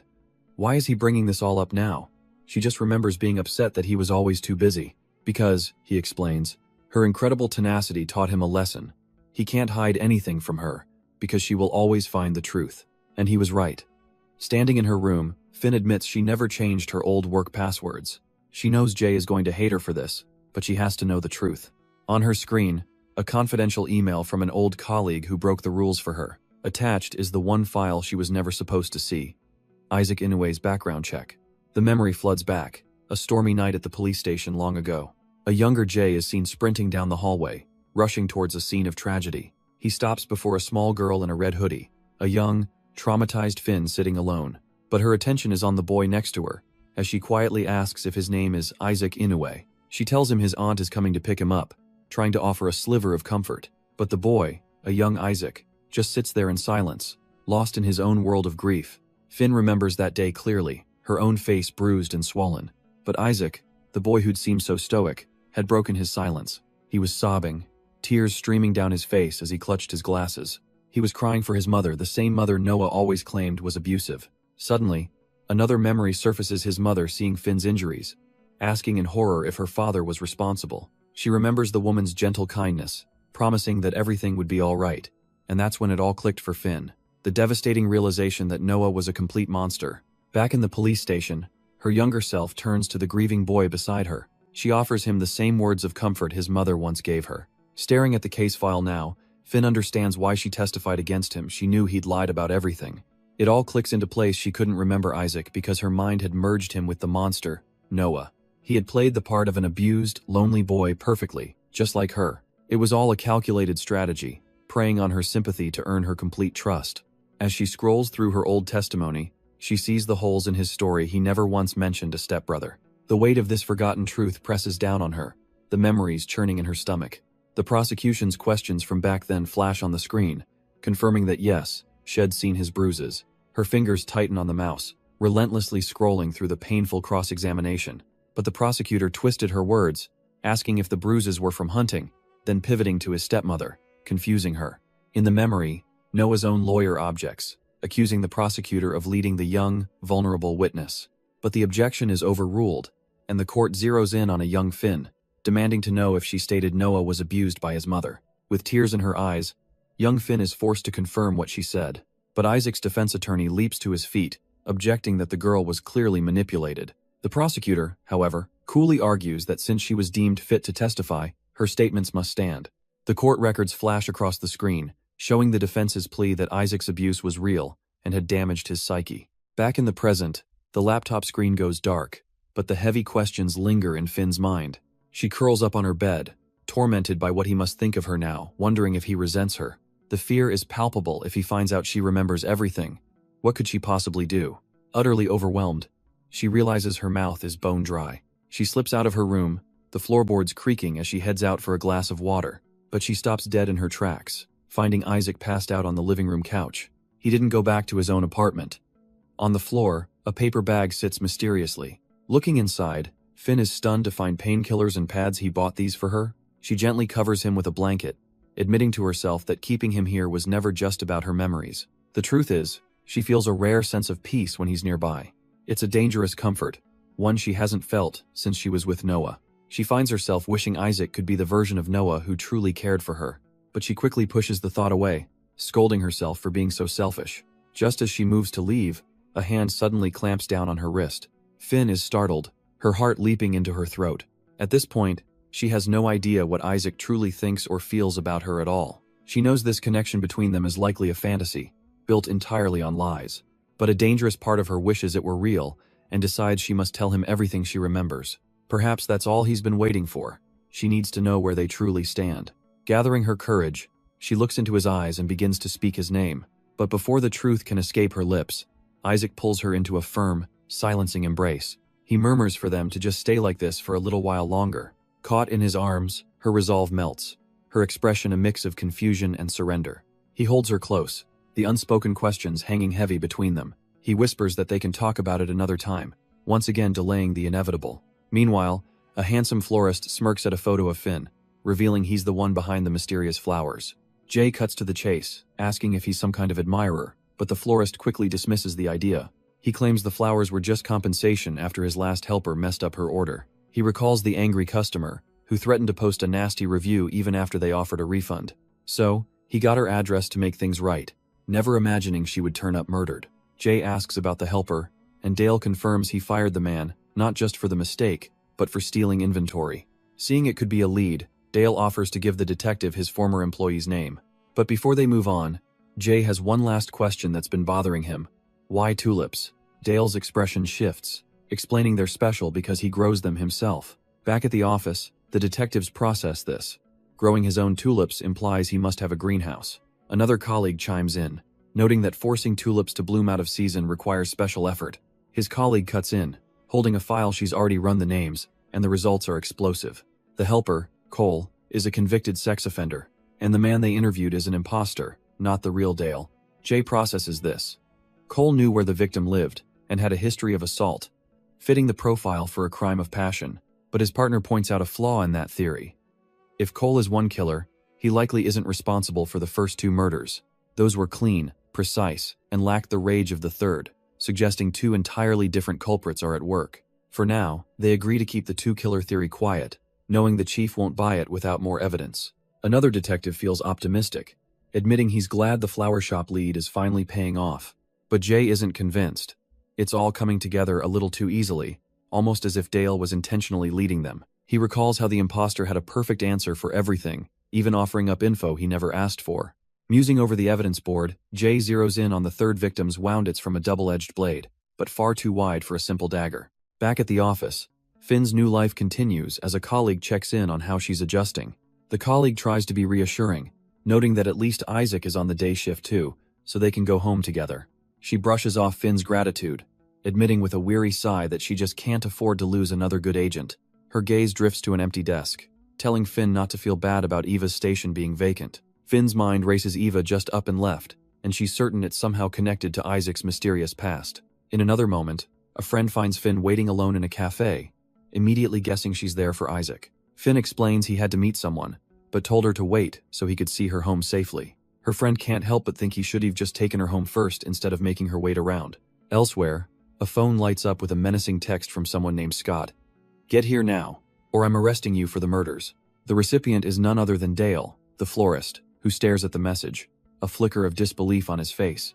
He has no idea who this is, but the threat is real. Seeing that Isaac was in a rush, her friend suggests Finn just take the train home instead of waiting around.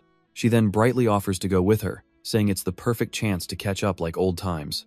Finn thinks for a moment, and a walk with a friend sounds much better than sitting here alone. As they stroll down the sunny street, her friend happily chats about how much the team has missed her at work. She then asks to make a quick detour, needing to grab some noodles for dinner. A few moments later, she emerges with her takeout, thanking Finn for her patience. The two continue on their way, walking comfortably side by side. As they near a residential area, the friend tells Finn this is far enough, she can get home from here. But Finn insists, turning the tables by saying she'd worry about her getting home alone. She then smirks, admitting she lied, she just wanted to see where she lived, and tells her not to worry, her boyfriend is already on his way. Her friend admits she didn't want Finn putting herself at risk, especially since she's waiting for Isaac. She confesses that at first, she never understood why their manager was so patient with Finn. In her eyes, Finn was just an eccentric loner, a snob who didn't care about anyone else. But seeing how she stood up for Eva changed everything that was truly awesome. She smiles, noting that Isaac has been a great influence since they started dating. Finn has become more expressive and open, and her friend is glad she was wrong about him. Their conversation comes to an end as they arrive at a large apartment complex. Standing in the quiet hallway, Finn's phone suddenly begins to ring. She answers, a look of contemplation on her face as she waits for her ride. On the other end of the line, she asks who she's meeting. Oh right, the Evans. A woman at the apartment complex explains that the Evans family is hardly ever there. She asks Finn to remind them they're 3 months behind on rent since she's losing money. So Finn's destination changes, and she finds herself at the local hospital, searching for room 324. She confirms the room number with a nurse, who informs her she has about 30 minutes left for visiting hours. With a quiet thank you, Finn walks down the sterile corridor, finally arriving at the room. But as she reaches for the handle, she stops, overhearing a heated conversation from within. A woman's voice complains that she spent her pension on Isaac, even gave him their family name, and now he can't even visit? Finn hesitates, remembering the truth the mother wasn't on good terms with Isaac. She's the one who kicked him out. The voice continues its tirade, calling him an ungrateful bastard who brought them nothing but disgrace. Then, another voice, cold and sharp, cuts in, wishing Isaac had died instead of his sister, saying the world would be better off. Finn stands frozen outside the door, the hateful words echoing in her ears.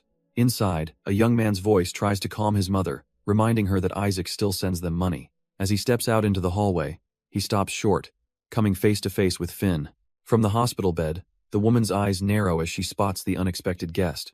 Her voice, laced with venom, demands to know what Finn is doing here. Then, with a surge of fury, she points a trembling finger and screams the one word that shatters the silence. Murderer! The son rushes back to restrain his mother as she thrashes, raving about how Finn and that monster destroyed their lives. Finn is completely stunned, the brutal accusation hitting her like a physical blow. At the same time, Dale is anxiously trying to call her, a feeling of dread growing with every unanswered ring. He sits alone on a bench, staring at his phone, wondering why she won't pick up. His thoughts are cut short by a voice. It's Jay, casually asking if he's ready for that questioning. The detective smirks, admitting the arrest was a bluff, but Dale retorts that's not why he came. From a distance, another detective watches their tense meeting begin. He wonders if this is the right move, asking Jay if he really thinks this is their guy. Back on the bench, Jay cuts right to the chase, telling Dale he knows he's been investigating the florist on his own. He pushes, asking him to confirm if this man is Noah, the one responsible for his mother's death. Jay reveals his own findings. The man does resemble the suspect, and he's definitely using a fake name. Dale's eyes narrow, realizing Jay dragged him all the way out here just for an eyewitness confirmation. The detective lays his cards on the table. The florist is a suspect in multiple cases, including identity fraud. Then, with a knowing smile, Jay asks if this means Dale is ready to get involved. Dale reminds him that Finn isn't the only one with a deep connection to Noah. So, this is the plan. Use him to keep her safe, while also making sure he doesn't botch the investigation. Dale scoffs, has under no obligation to help. Jay just smirks, completely unbothered by the resistance. He changes his approach, standing up to propose a deal. The scene shifts, landing us outside a hospital late at night. Inside, Finn sits all alone in a waiting room, lost in a heavy thought. She looks down, crushed by the realization that she's hurt far more people than she ever imagined. A voice cuts through her lonely vigil. Someone found her here. It's Dale, his tone grim as he tells her things didn't turn out all right. He stands over her in the quiet room, confirming her worst fears. Nothing went all right at all. And suddenly, we're dragged back into Isaac's haunted past. A chilling memory surfaces, a young Finn, a lifeless body on the floor, and him holding a rope. A voice prods at the memory, asking if Isaac has anything else to share. But the boy says nothing. his face bruised and his gaze unyielding. His counselor urges him to open up, to stay out of trouble and take care of himself. The session ends, her words seemingly bouncing off the wall he's built around himself. But for young Isaac, there was no escaping the torment. Back in class, a crumpled paper ball is thrown right at his head. A group of bullies closes in, mocking him for even bothering to show up to school. They tell him to just get locked up for good, sneering that he should follow in his brother's footsteps. The insults escalate, the bullies sneering that Isaac's crazy mom got what she deserved. But one of them makes a fatal mistake, stepping right into Isaac's personal space. A sharp crack echoes as a fist connects, sending the bully stumbling back in shock. Isaac is on his feet, having finally snapped, standing over his tormentor as the class erupts. The other students just stare, frozen, some weakly calling for him to stop. But with a cold, dead-eyed calm, he winds up for another punch, ready to do serious damage. His fist is already split and bleeding from the raw fury he's unleashed. The scene fractures, dissolving into a memory of his broken glasses on the ground. A much younger Isaac is curled up, beaten and bruised, taking the same taunts about his mother. Hez surrounded by older kids this time, looming over him before they start kicking him while Hez down. But then a heavy thud echoes, and suddenly, the bully is stammering an apology. The older kids scramble to their feet, begging to be left alone as they flee in terror. Because another boy has arrived, Noah, who watches them run with a cold, satisfied smirk. The alleyway falls silent. The bullies gone as quickly as they appeared. But Isaac doesn't get up.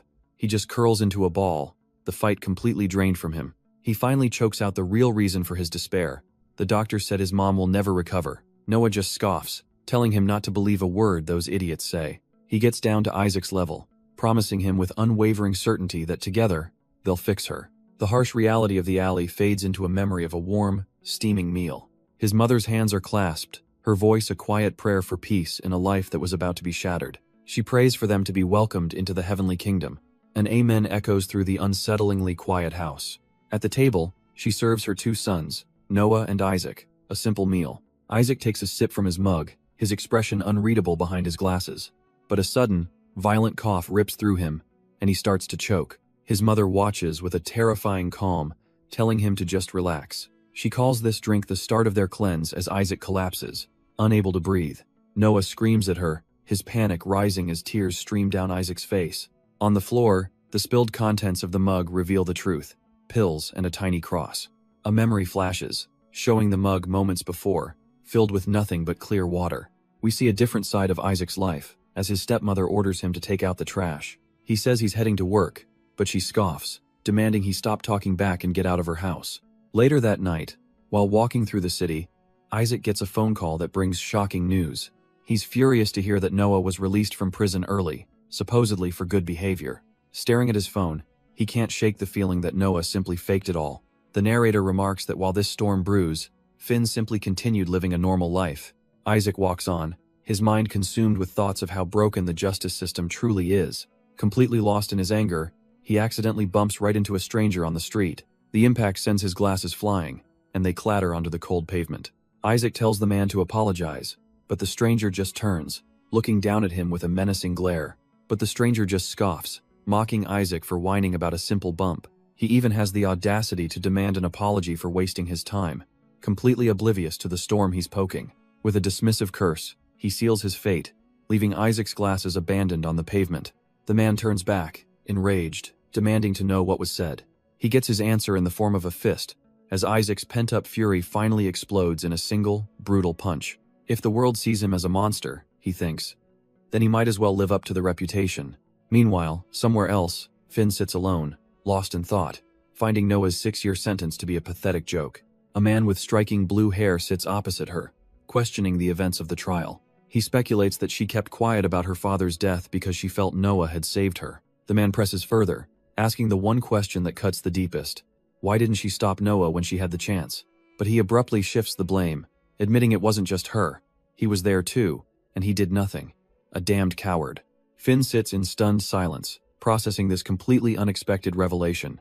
Hez clearly shouldering his own profound guilt from that day, a pain that mirrors Isaac's own. She desperately wants to find the words to comfort him, to lift even a fraction of that weight.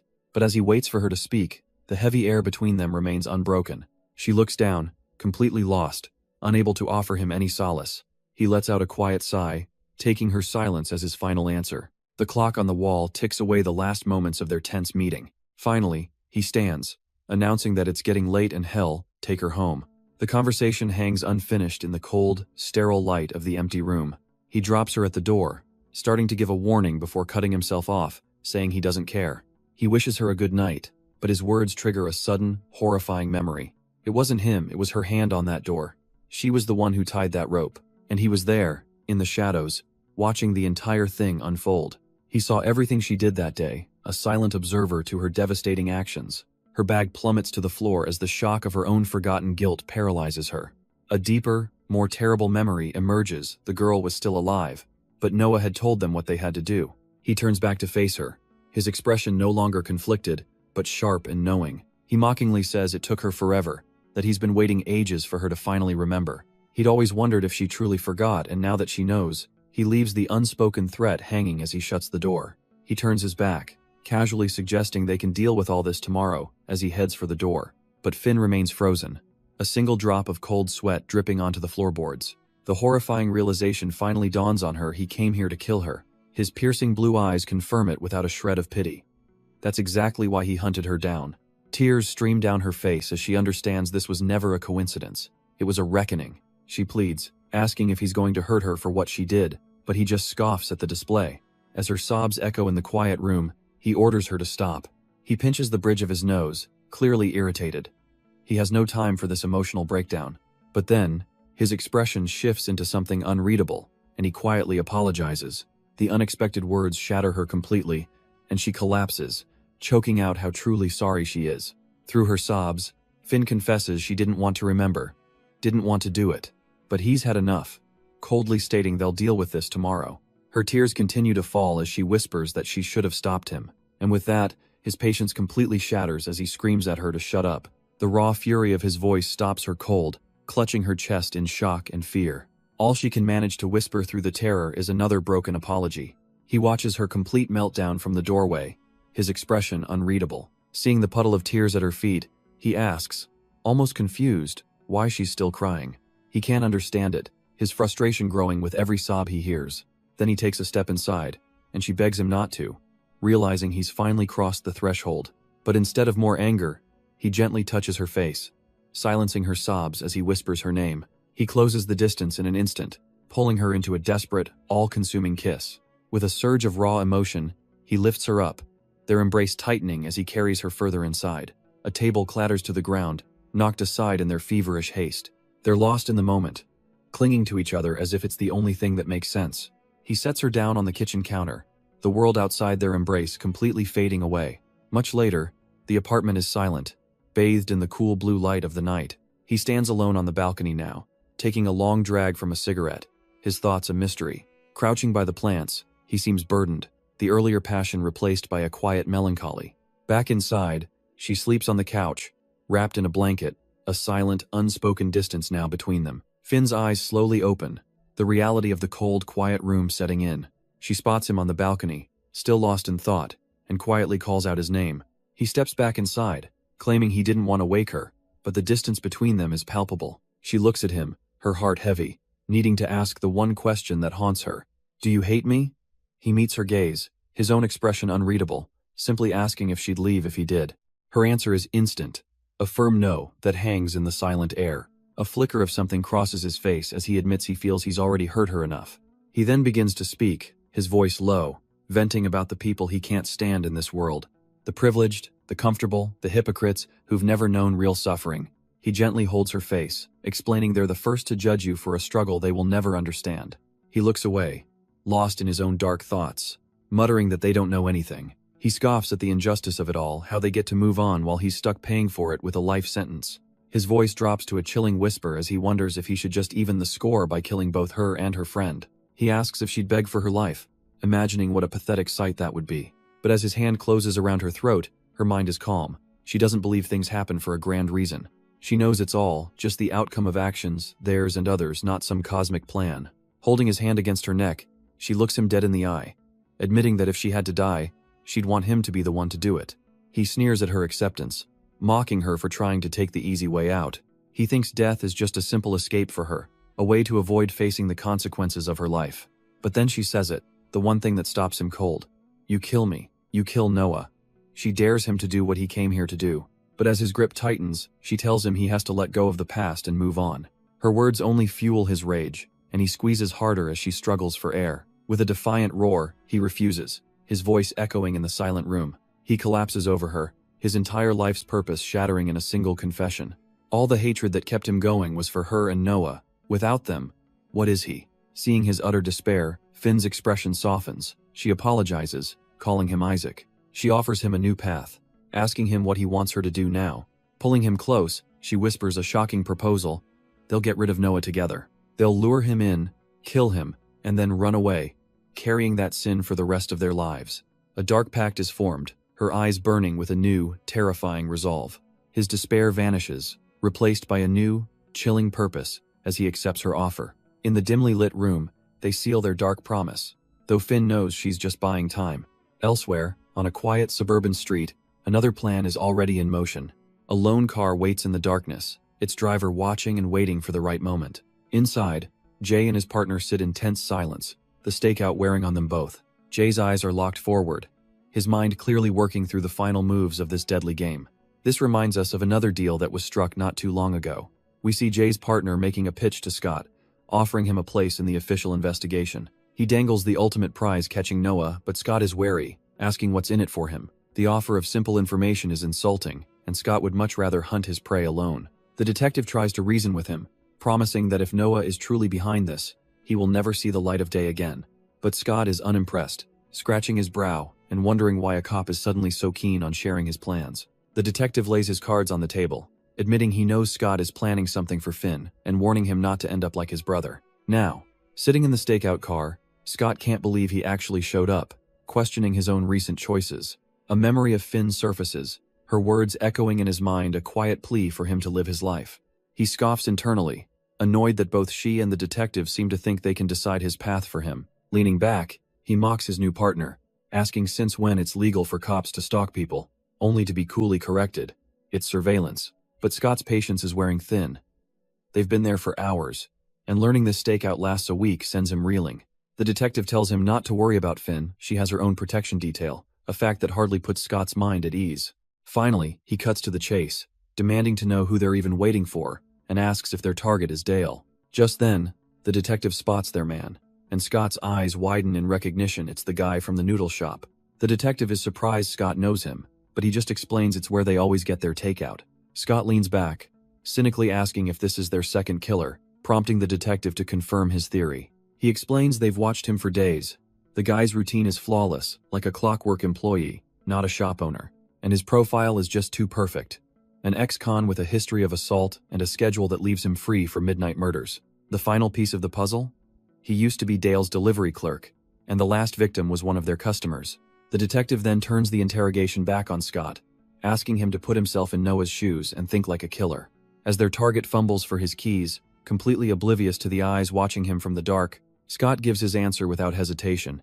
He'd set someone up, creating a perfect alibi.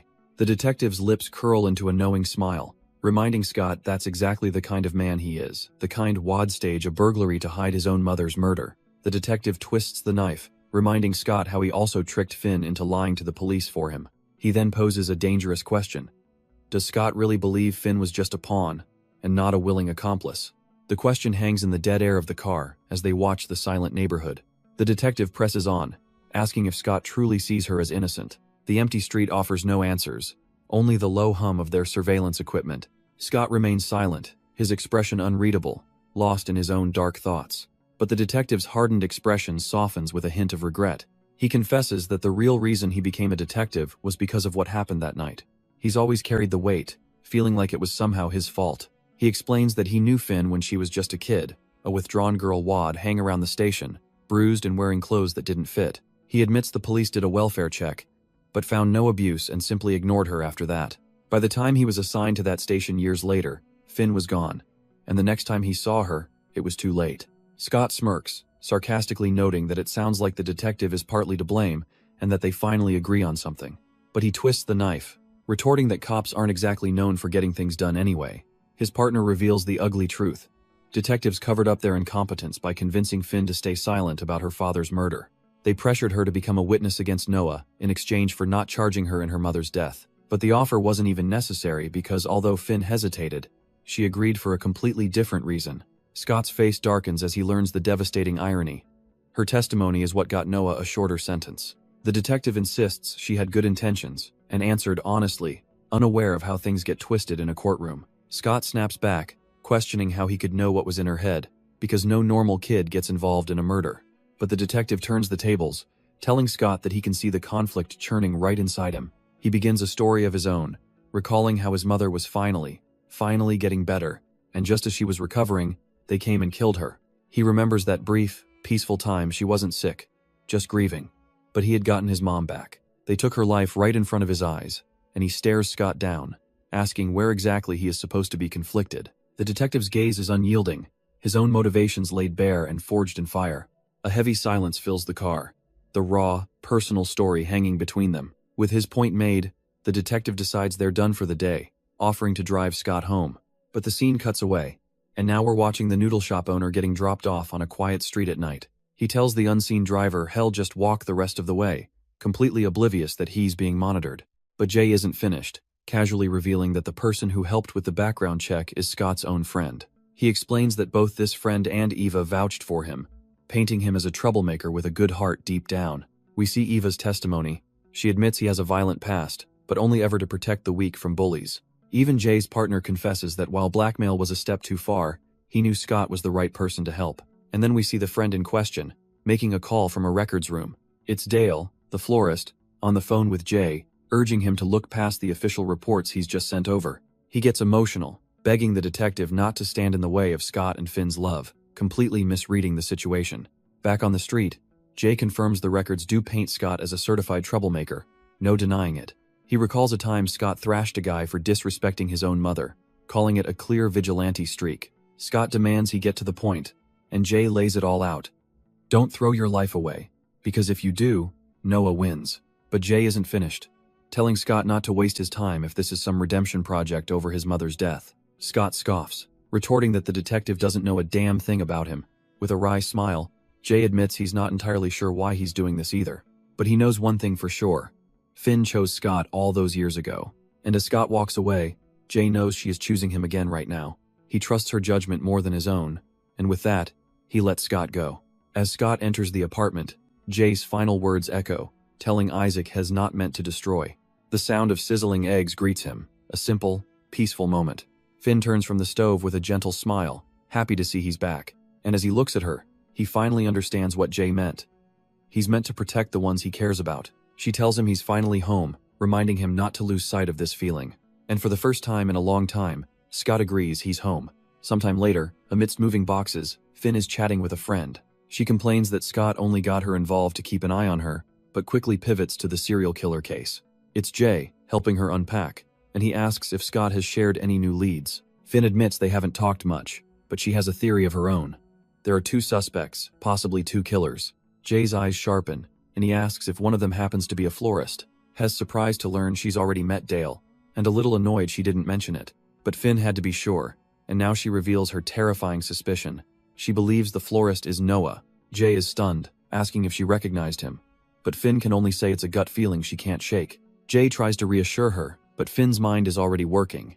She realizes Scott's actions confirm it, he really did come back for her.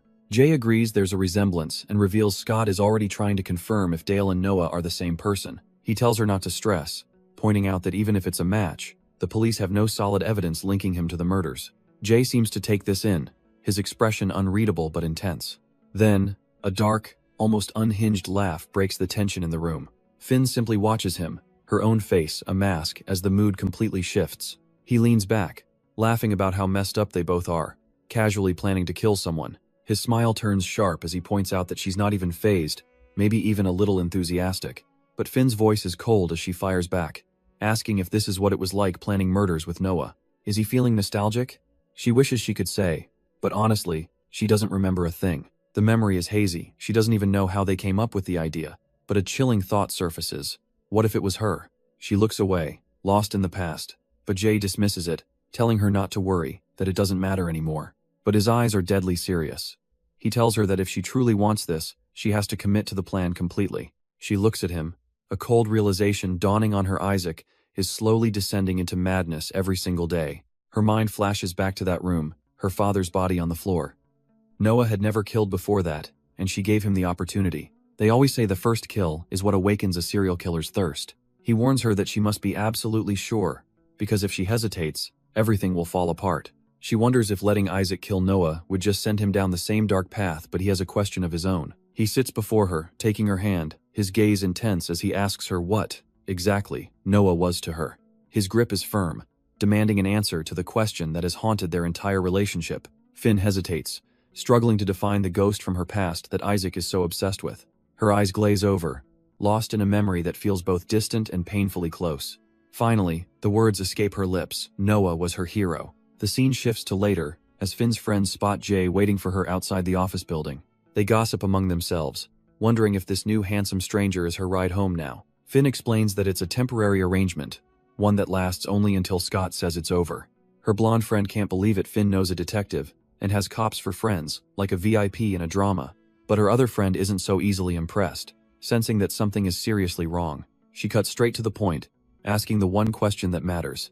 Is Finn in danger? Putting on a brave face, Finn lies with a smile, brushing it off as guys just being overprotective. Her friends suggest grabbing food at a noodle shop, one Finn admits she's been to a few times. But her other friend's expression darkens. She warns Finn to avoid that place, especially alone. Finn stammers, unable to find the right words to explain the danger without revealing everything.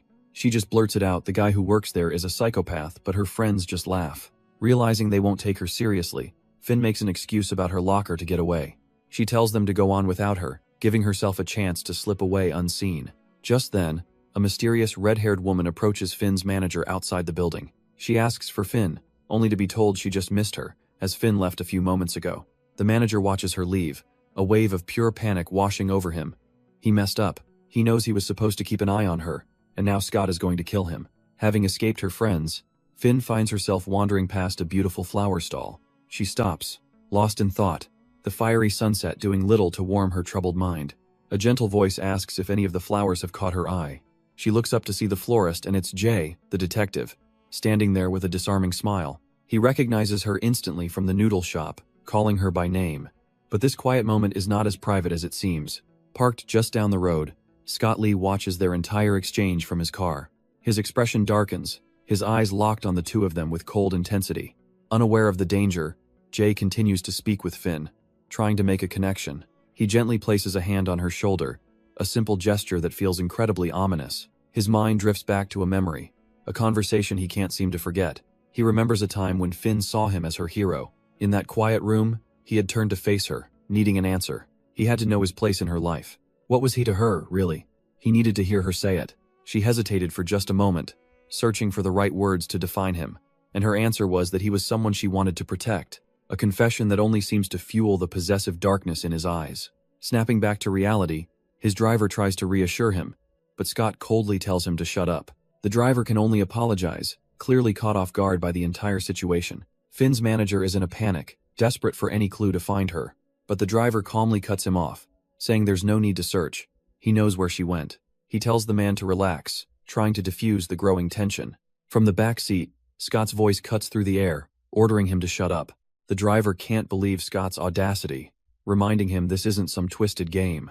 Scott just smirks, revealing his original plan was for her to take the fall entirely. Pushed to his limit, the driver warns him to stop, admitting he's already thought about killing him. He calls Scott a sick psycho for dragging her through the same hell all over again. For a brief moment, Scott seems to actually process the words, staring out the window. He quietly wonders if he's been refusing to see the truth that she's a victim, too. His mind drifts back, connecting the dots he'd ignored for so long. He never truly saw her pain, even when it was right there in front of him. Scott replays their history, finally understanding the depth of her trauma. He'd only ever focused on her searing hatred, her wish for him to suffer. But he never considered the terror fueling it, her fear of being hurt by him again. Looking at her now, his perception shifts, and he calls out her name. He can see it clearly. Her whole body is trembling from the memories. It finally clicks, she's fighting through the exact same pain from that night. His mind flashes to a desperate phone call, a friend's voice choked with panic. She was screaming that Finn had been caught, that she'd sacrificed herself so another could escape. A crushing weight of guilt hits Scott as he listens. realizing this is all his fault. On the other end of the line, Eva is a wreck, apologizing for not understanding what Finn went through. She's sobbing, knowing Finn is trapped in that nightmare again, all to protect her. Her voice breaks as she begs him to please get to Finn and save her. Her words strike a chord in Scott, reminding him how he always hated being seen as the villain. He remembers Finn's desperate warning from that night, her plea that if he killed someone, they would take him away, and then they would take her away too. In the present, Finn's expression hardens with a grim understanding. She used to think the world was the problem, but now she feels she's become just like them. A quiet resolve forms in her mind as she decides what she has to do. A memory of Finn surfaces, her past self pleading with him to find happiness. It intertwines with another memory, a vow made to a young girl he desperately wanted to protect. Back in the present, the quiet of the apartment is heavy with unspoken history. Scott sits vigil, watching over Finn as she sleeps fitfully on the couch. But her rest is anything but peaceful, as whimpers escape her lips. Tears stream down her face, a clear sign of the nightmares holding her captive. He turns, his expression hardening as he witnesses the pain she's enduring. Unable to just watch, he reaches out a hand, gently caressing her face. With a soft touch, he wipes away a tear, a silent act of comfort and protection. Later, driving through the night, his mind is made up. He knows exactly what comes next. His associate's voice echoes in his mind, thinking of Finn's own words that any goodness she once had is long gone. The driver broods, lost in his own dark past, convinced that Noah ruined him and now he's just stopped giving a damn. But Scott just smirks, telling his partner not to get ahead of himself. He never said the guy was a good person. The associate shrugs it off. It doesn't matter. It seems Finn is finally going through with it, which means Scott got what he wanted. Still, he can't shake the feeling that Finn, despite her hatred for Noah, has a strange connection to him. The scene shifts to Finn, her expression troubled. She acts tough, but her emotions are always just under the surface. Scott listens quietly, his partner certain that no matter her plan, it's all for the sake of the people she cares about. Because contrary to what she thinks, she's not the protector here. She's the one who truly needs saving. Scott finally breaks the silence, cutting straight to business. So, what's the plan? The two men sit in tense silence, arms crossed. The associate reminds him, don't forget your end of the deal. The associate lays out his simple, determined plan. He's taking Finn away from here. He'll move her somewhere safe, far away from all this until the nightmare is finally over. He'll do whatever it takes to help them catch Noah, but they have to promise he's locked up for good. After that, Hell vanish from Finn's life completely. Scott listens, a flicker of suspicion in his eyes. He asks what could have possibly changed his mind. He even mocks him a little, wondering if this is the part where he forgives Finn and becomes the hero.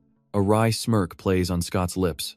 He scoffs at the idea, saying this isn't some cheesy drama. He's not looking for that kind of closure. That night, he explains, is a permanent stain on all of them, and no amount of forgiveness will ever wash it away.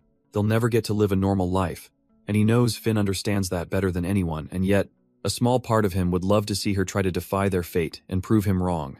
And with that, Scott's words hang in the air as a new day dawns. Sometime later, Finn arrives at a flower shop, where she's greeted by a familiar face. Jay confirms her identity, asking if she's really here to learn the art of floristry. He begins to explain his passion, telling her it's as if every flower has its own language. He speaks of lilies for remembrance, and daffodils that symbolize rebirth and new beginnings.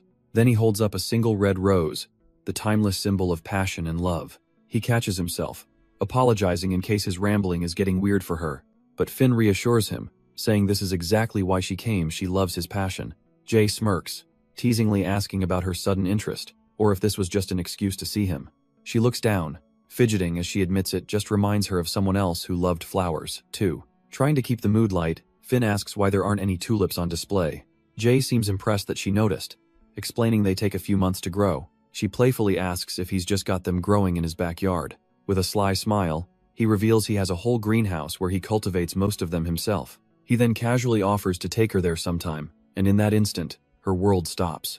The invitation, the gentle tone, it's classic Noah. Her mind is dragged back into a memory of this dangerous boy and his surprising fascination with flowers. She remembers them walking through a vast, sunlit field, a bizarre combination of darkness and light. Noah was always so eager to talk about the things he truly loved, and for a young, broken girl, his focus in those moments was the only thing that made her feel like she mattered. Jay's voice cuts through her memories, casually asking what kind of flowers her boyfriend usually gets for her. Finn turns, her expression guarded. How did he even know she was seeing someone? He just shrugs it off as a hunch, but she calls him out for flirting, though he correctly guesses she's not just a regular customer. The air crackles with their banter, a back and forth about how good looks can let someone get away with being a creep. He apologizes if he came on too strong, admitting he was just trying to figure out if she was available. But Finn shuts that down immediately, claiming her personal life isn't worth talking about. Undeterred, he asks what she is interested in, and she warns him her tastes are unconventional. His eyes lock onto hers as she leans into the darkness she knows so well. With a cold confidence, she mentions one of her interests is murder, for instance. Jay doesn't even flinch, a small smile appearing as he clarifies he's not talking about some simple thrill killer. He's listening. He continues, explaining it's the feeling that drives someone to do it, the thing that pushes them over the line. Or perhaps, he wonders, the reasons are just fancy justifications we tell ourselves in the end. Finn, caught off guard, apologizes for being so strange, admitting she came here because she felt he might truly understand. Just as she finishes, he calls her way of thinking perfect. Her eyes widen, a flicker of disbelief and vulnerability washing over her. He's suddenly closer, his voice low as he leans in and repeats himself, his gaze intense. He tells her she gets it, how it's not just the act, but what it represents that pulls you in. She's completely still, listening as he speaks of the layers, the purpose, and the dark beauty of it all. He assures her that she isn't crazy or weird for seeing things in a way others can't. He turns away slightly, admitting he knows that same itch in the back of the mind, those questions that just won't leave you alone. He admits he's had those same thoughts, that he even acted on them once or maybe twice. It's hard to keep count, he whispers, when the thrill is so all-consuming that you just lose yourself. It was never about the number, but about the forbidden knowledge it offered, a sight he couldn't stop craving. His eyes glint with a dangerous light as he tells her they're the same, special people who see the truth. But a cold clarity cuts through Finn's fascination.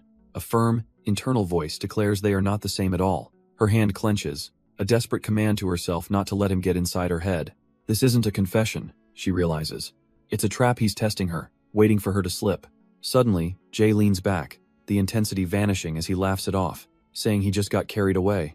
He apologizes if his prank went too far, acting as if he hadn't just laid his soul bare. He finishes with a smirk, saying it's too bad, but is no murderer, so he can't satisfy her curiosity. But Jay's demeanor shifts, reminiscing about someone who once supported his passion for floristry. He even claims he wouldn't have this life if it weren't for that person's belief in him. Finn's mind churns. Is he blaming someone else for his darkness?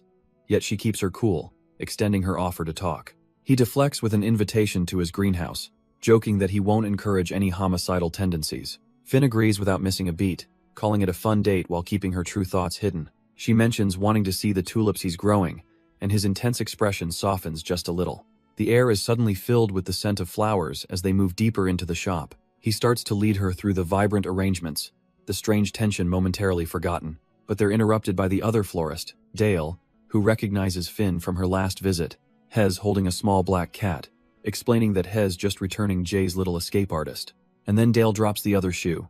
He's also here to pick up his girlfriend. The scene shifts, and soon Finn is walking with him under the cold moonlight. An uneasy quiet settles between them as they walk down the empty street. But inside Dale's head, who we now see is actually Scott Lee, thoughts are racing about how calm Jay seemed. He knows just how much hatred Jay holds for him, and that composure was unexpected. Back in the shop, Scott's declaration hangs in the air amidst the vibrant flowers. Jay's reaction was a quiet, almost bored, "Oh," his true feelings masked. Finn, caught in the middle, could only play along, remarking on what a small world it is. Their goodbye was a dance of veiled warnings, with Jay hoping Finn's talkativeness hadn't tired Scott out. As he hands the cat to Scott, Jay teases that he seems to like Finn, but she cuts in, coolly replying that someone already owns him. With Jay gone, Scott turns his full, unnerving attention back to Finn. He softly asks if she's ready to go home, and her expression tightens at the loaded question. He offers his hand, a gentle gesture that feels anything but. She can only marvel at how Jay managed to keep his composure. Left with no other choice, she takes his hand, their fingers interlocking in a chillingly fake display of intimacy. As they walk, Finn's mind races. Hez gotten so good at hiding his true feelings, and she knows this monster is definitely planning something. Hez fully committed to this Isaac persona, refusing to drop the act even when they're completely alone. She knows for sure now he's just playing with them when he suddenly suggests they should get a new bed. The one they have now, he muses, is just too small for the two of them. He then escalates, proposing they move entirely, get all new things for a fresh start. He even wants to take a day off and move by the weekend, leaving Finn to wonder why is he in such a rush. Scott casually announces a change of plans, telling her to just forget everything they'd discussed. Finn is floored. What does he mean? Are they not going to stop Noah anymore? He says they'll just let the cops handle it, telling her to have more faith in Jace's investigation. But she can't shake the feeling this is a trap, that Noah is just luring them out for his own sick amusement. It's exactly what he's always done, a twisted game he plays over and over. Scott's solution is simple. The best way to win is to keep their distance, and he orders Finn to stay away from Noah. She stares at him, completely baffled by his sudden and unpredictable reversal. What was the point of running away together? What was the point of any of this? Why did he go through all this trouble, only to abandon her when he could have just left for a normal life? The sudden shift is too much. The confusion twists into a sharp pain, and she can't think straight anymore. She asks him if he's given up on revenge. Then why not just leave and live a normal life? But Scott coldly brushes her off, saying they're moving soon to start over, telling her not to worry. Finn's frustration boils over. He's not even listening to what she's saying. She pleads with him to stop, insisting he can never move on as long as he's with her, torturing himself. Voice trembling, she begs him to let her go because she knows he must hate her more than anyone. His expression darkens as he finally confesses. Of course he hates her for her part in his mother's murder. He explains that if he had stayed near Noah for even a few more seconds, he can't say what he would have done. His fist clenches as he admits his only impulse was to snap the man's neck right then and there. The only thing that stopped him was his refusal to become the very monster he despises, because that's what Noah has always wanted. To break him down and remold him into an empty killer, just like himself. Scott reminds her that she wanted to protect him, and now he's going to tell her exactly how. He confesses that the only real threat to him right now is himself, and he needs her to ground him. With a heavy heart, he admits she's the only thing standing between him and completely losing it. He knows it's a confusing mess for her, but explains that his entire life has been torn apart by emotion. But being with her has sparked something new, a feeling he wants more of, a reprieve from the endless hatred. He starts painting a picture of a future where they could do things together, not in secret, but like everyone else. They could travel, cook, or even, he muses with a small laugh, start a family together. Pulling her into a tight embrace, he asks if they should just move out this weekend and make it real. Overwhelmed by his words, Finn can only cry, burying her face in his shoulder. Tears streaming down her face, she silently nods her head, giving him her answer. Isaac holds her, a rare, peaceful smile gracing his lips as he savors this moment of hope. But while they are lost in their bubble, the police are closing in. A call comes through with a major break. They've confirmed Dale is really Noah Inoue. The bad news, however, is that they can't charge him with identity fraud. It turns out he's close with the real Dale, the actual shop owner, who lets him run the business. But Jay has another angle. They can detain him for violating Finn's restraining order. He contemplates the move. 2 months detention, no warrant required. The only question is when to strike. Unaware of the investigation, a week passes, and the couple moves into their new apartment. It's a fresh start, and Finn finds herself thinking about how nice the bed Isaac chose is. She rests peacefully in the afternoon sun, completely oblivious to the storm about to break over them. The bed is so comfortable that getting up feels like a crime. But as Finn lies there, she realizes it's more than just a good mattress. For the first time in what feels like forever, she feels a profound sense of peace. This new apartment feels different, like a place designed for building a future. She finds herself imagining it: family dinners, laughter echoing through the halls. A place where dreams, long since buried, might actually come true. It gives her something she'd thought was lost for good, a reason to be hopeful. She gently touches the flowers, a small, grounding gesture in her new reality. Lost in this quiet contentment, she begins to prepare a meal, the rhythmic chopping filling the silence. In this peaceful bubble, the dangers of the outside world feel a million miles away. And across town, Isaac is having a similar realization while cooking, that this feeling of home has nothing to do with the place itself. A soft gaze is on him, and he turns to see Finn watching, a quiet warmth between them. He asks if she's still meeting with Scott later, but assures her there's plenty of time for him to make her something first. She tells him she slept fine, though she's stuck on work leave for security, unable to even leave the apartment. It gets lonely, she admits, especially since he's gone so much of the time. Hearing that vulnerability, a sly, playful look crosses his face. He's got an idea. She asks what they could possibly do, trapped in here with so few options. He scoffs at her innocence, closing the distance and pulling her into a sudden, firm embrace. She protests, flustered, reminding him he'll be late, but he just whispers that this is worth it, the cooking can wait. But the playful moment fades as she looks up at him, her voice laced with genuine fear for the danger he's putting himself in. He tries to soothe her worries, promising he's just watching from a distance, nothing more. But her only concern is him. She pleads for him to be careful and come home in one piece. His gaze intensifies, asking only that she promise to be here waiting when he returns. She holds him tighter, wishing he could just stay, just for today. He whispers back that it's the one thing he wants more than anything in the world. The unspoken feelings finally overflow into a deep, meaningful kiss. It's a familiar feeling, yet somehow this time it feels like the very first. All the fear and uncertainty of the outside world melts away in their embrace. His touch feels different now, warmer, softer, more desperate. And without another word, she helps him pull his shirt away, choosing this moment. He pulls her close, whispering that they don't have much time.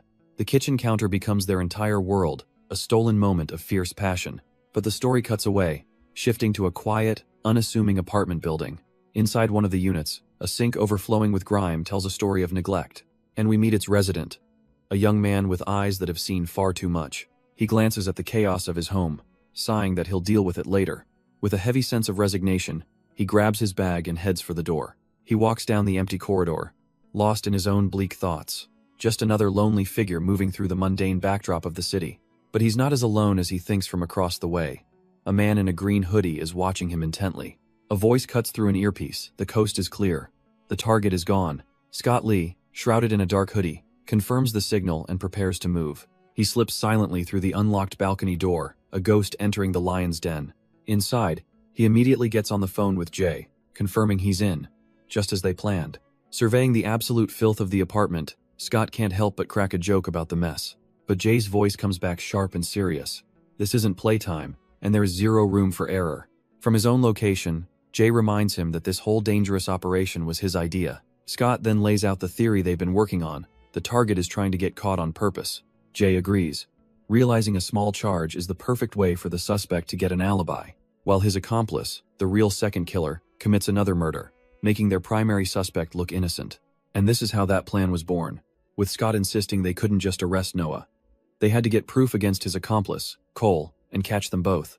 But the lead detective isn't having it, turning to Jay to ask why a civilian like Scott is even in the room, talking about we. Jay remains silent, letting her challenge hang in the air as she stares him down, demanding an explanation. She can only conclude that he must be getting truly desperate to involve an outsider in an official investigation.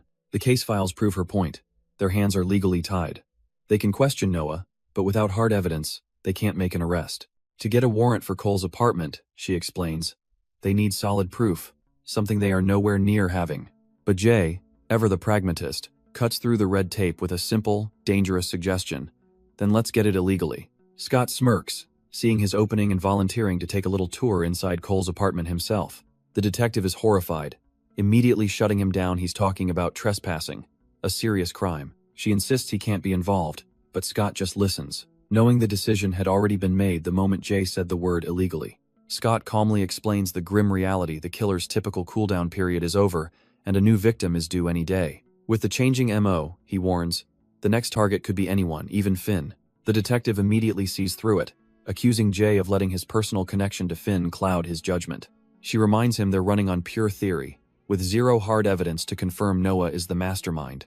But Jay argues back, insisting this isn't just about one person, it's about preventing another murder. She lays out the career-ending stakes. If word gets out, he's off the case, but that's only if someone talks. Scott presents his no-lose scenario. If he finds something, it's case closed. If not, no one ever has to know. He puts the final decision in her hands, challenging her to be the one to officially shut them down.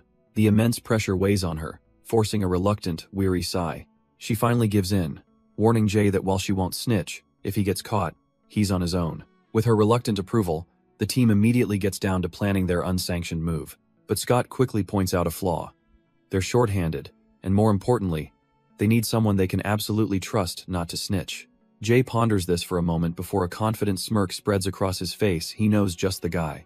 Their new recruit is practically vibrating with excitement, gushing that this is the coolest moment of his entire career. Back at their makeshift headquarters, Jay lays down the ground rules for Scott. Find a solid clue, but touch nothing else. Now inside the target's apartment, Scott reports back that he's digging through trash in a filthy room.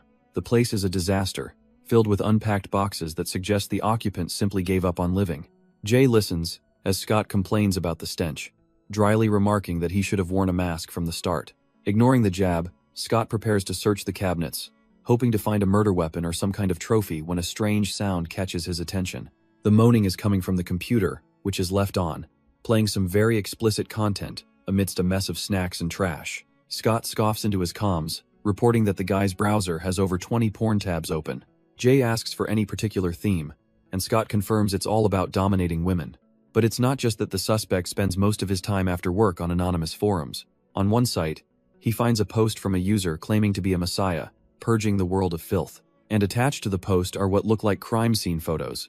Suddenly, Jay's partner remembers her coworkers whispering about this exact thing. They were horrified, talking about how the leaked photos showed blood everywhere. She explains it was on an anonymous forum called Bluedit, and Jay immediately forwards the link to Scott. Scott pulls it up, and his blood runs cold. These aren't official police photos. Judging by the fresh blood and night setting, these were taken by the killer himself, long before anyone found the bodies. But there's a crucial detail. The images online aren't direct digital copies. They're photos of Polaroids. This means their suspect either took them himself or, more likely, has the physical prints a smoking gun. As Scott searches, he feels something is off. Noah is clearly setting this guy up, but some of the details in the posts are wrong. Back at the office, the female detective scrolls through the comments, her face twisting in disgust. It's a cesspool of incels and gorehounds, worshipping the killer like some kind of twisted hero. Just then, Scott's voice crackles through the comms. Hez found them, tucked away in a drawer.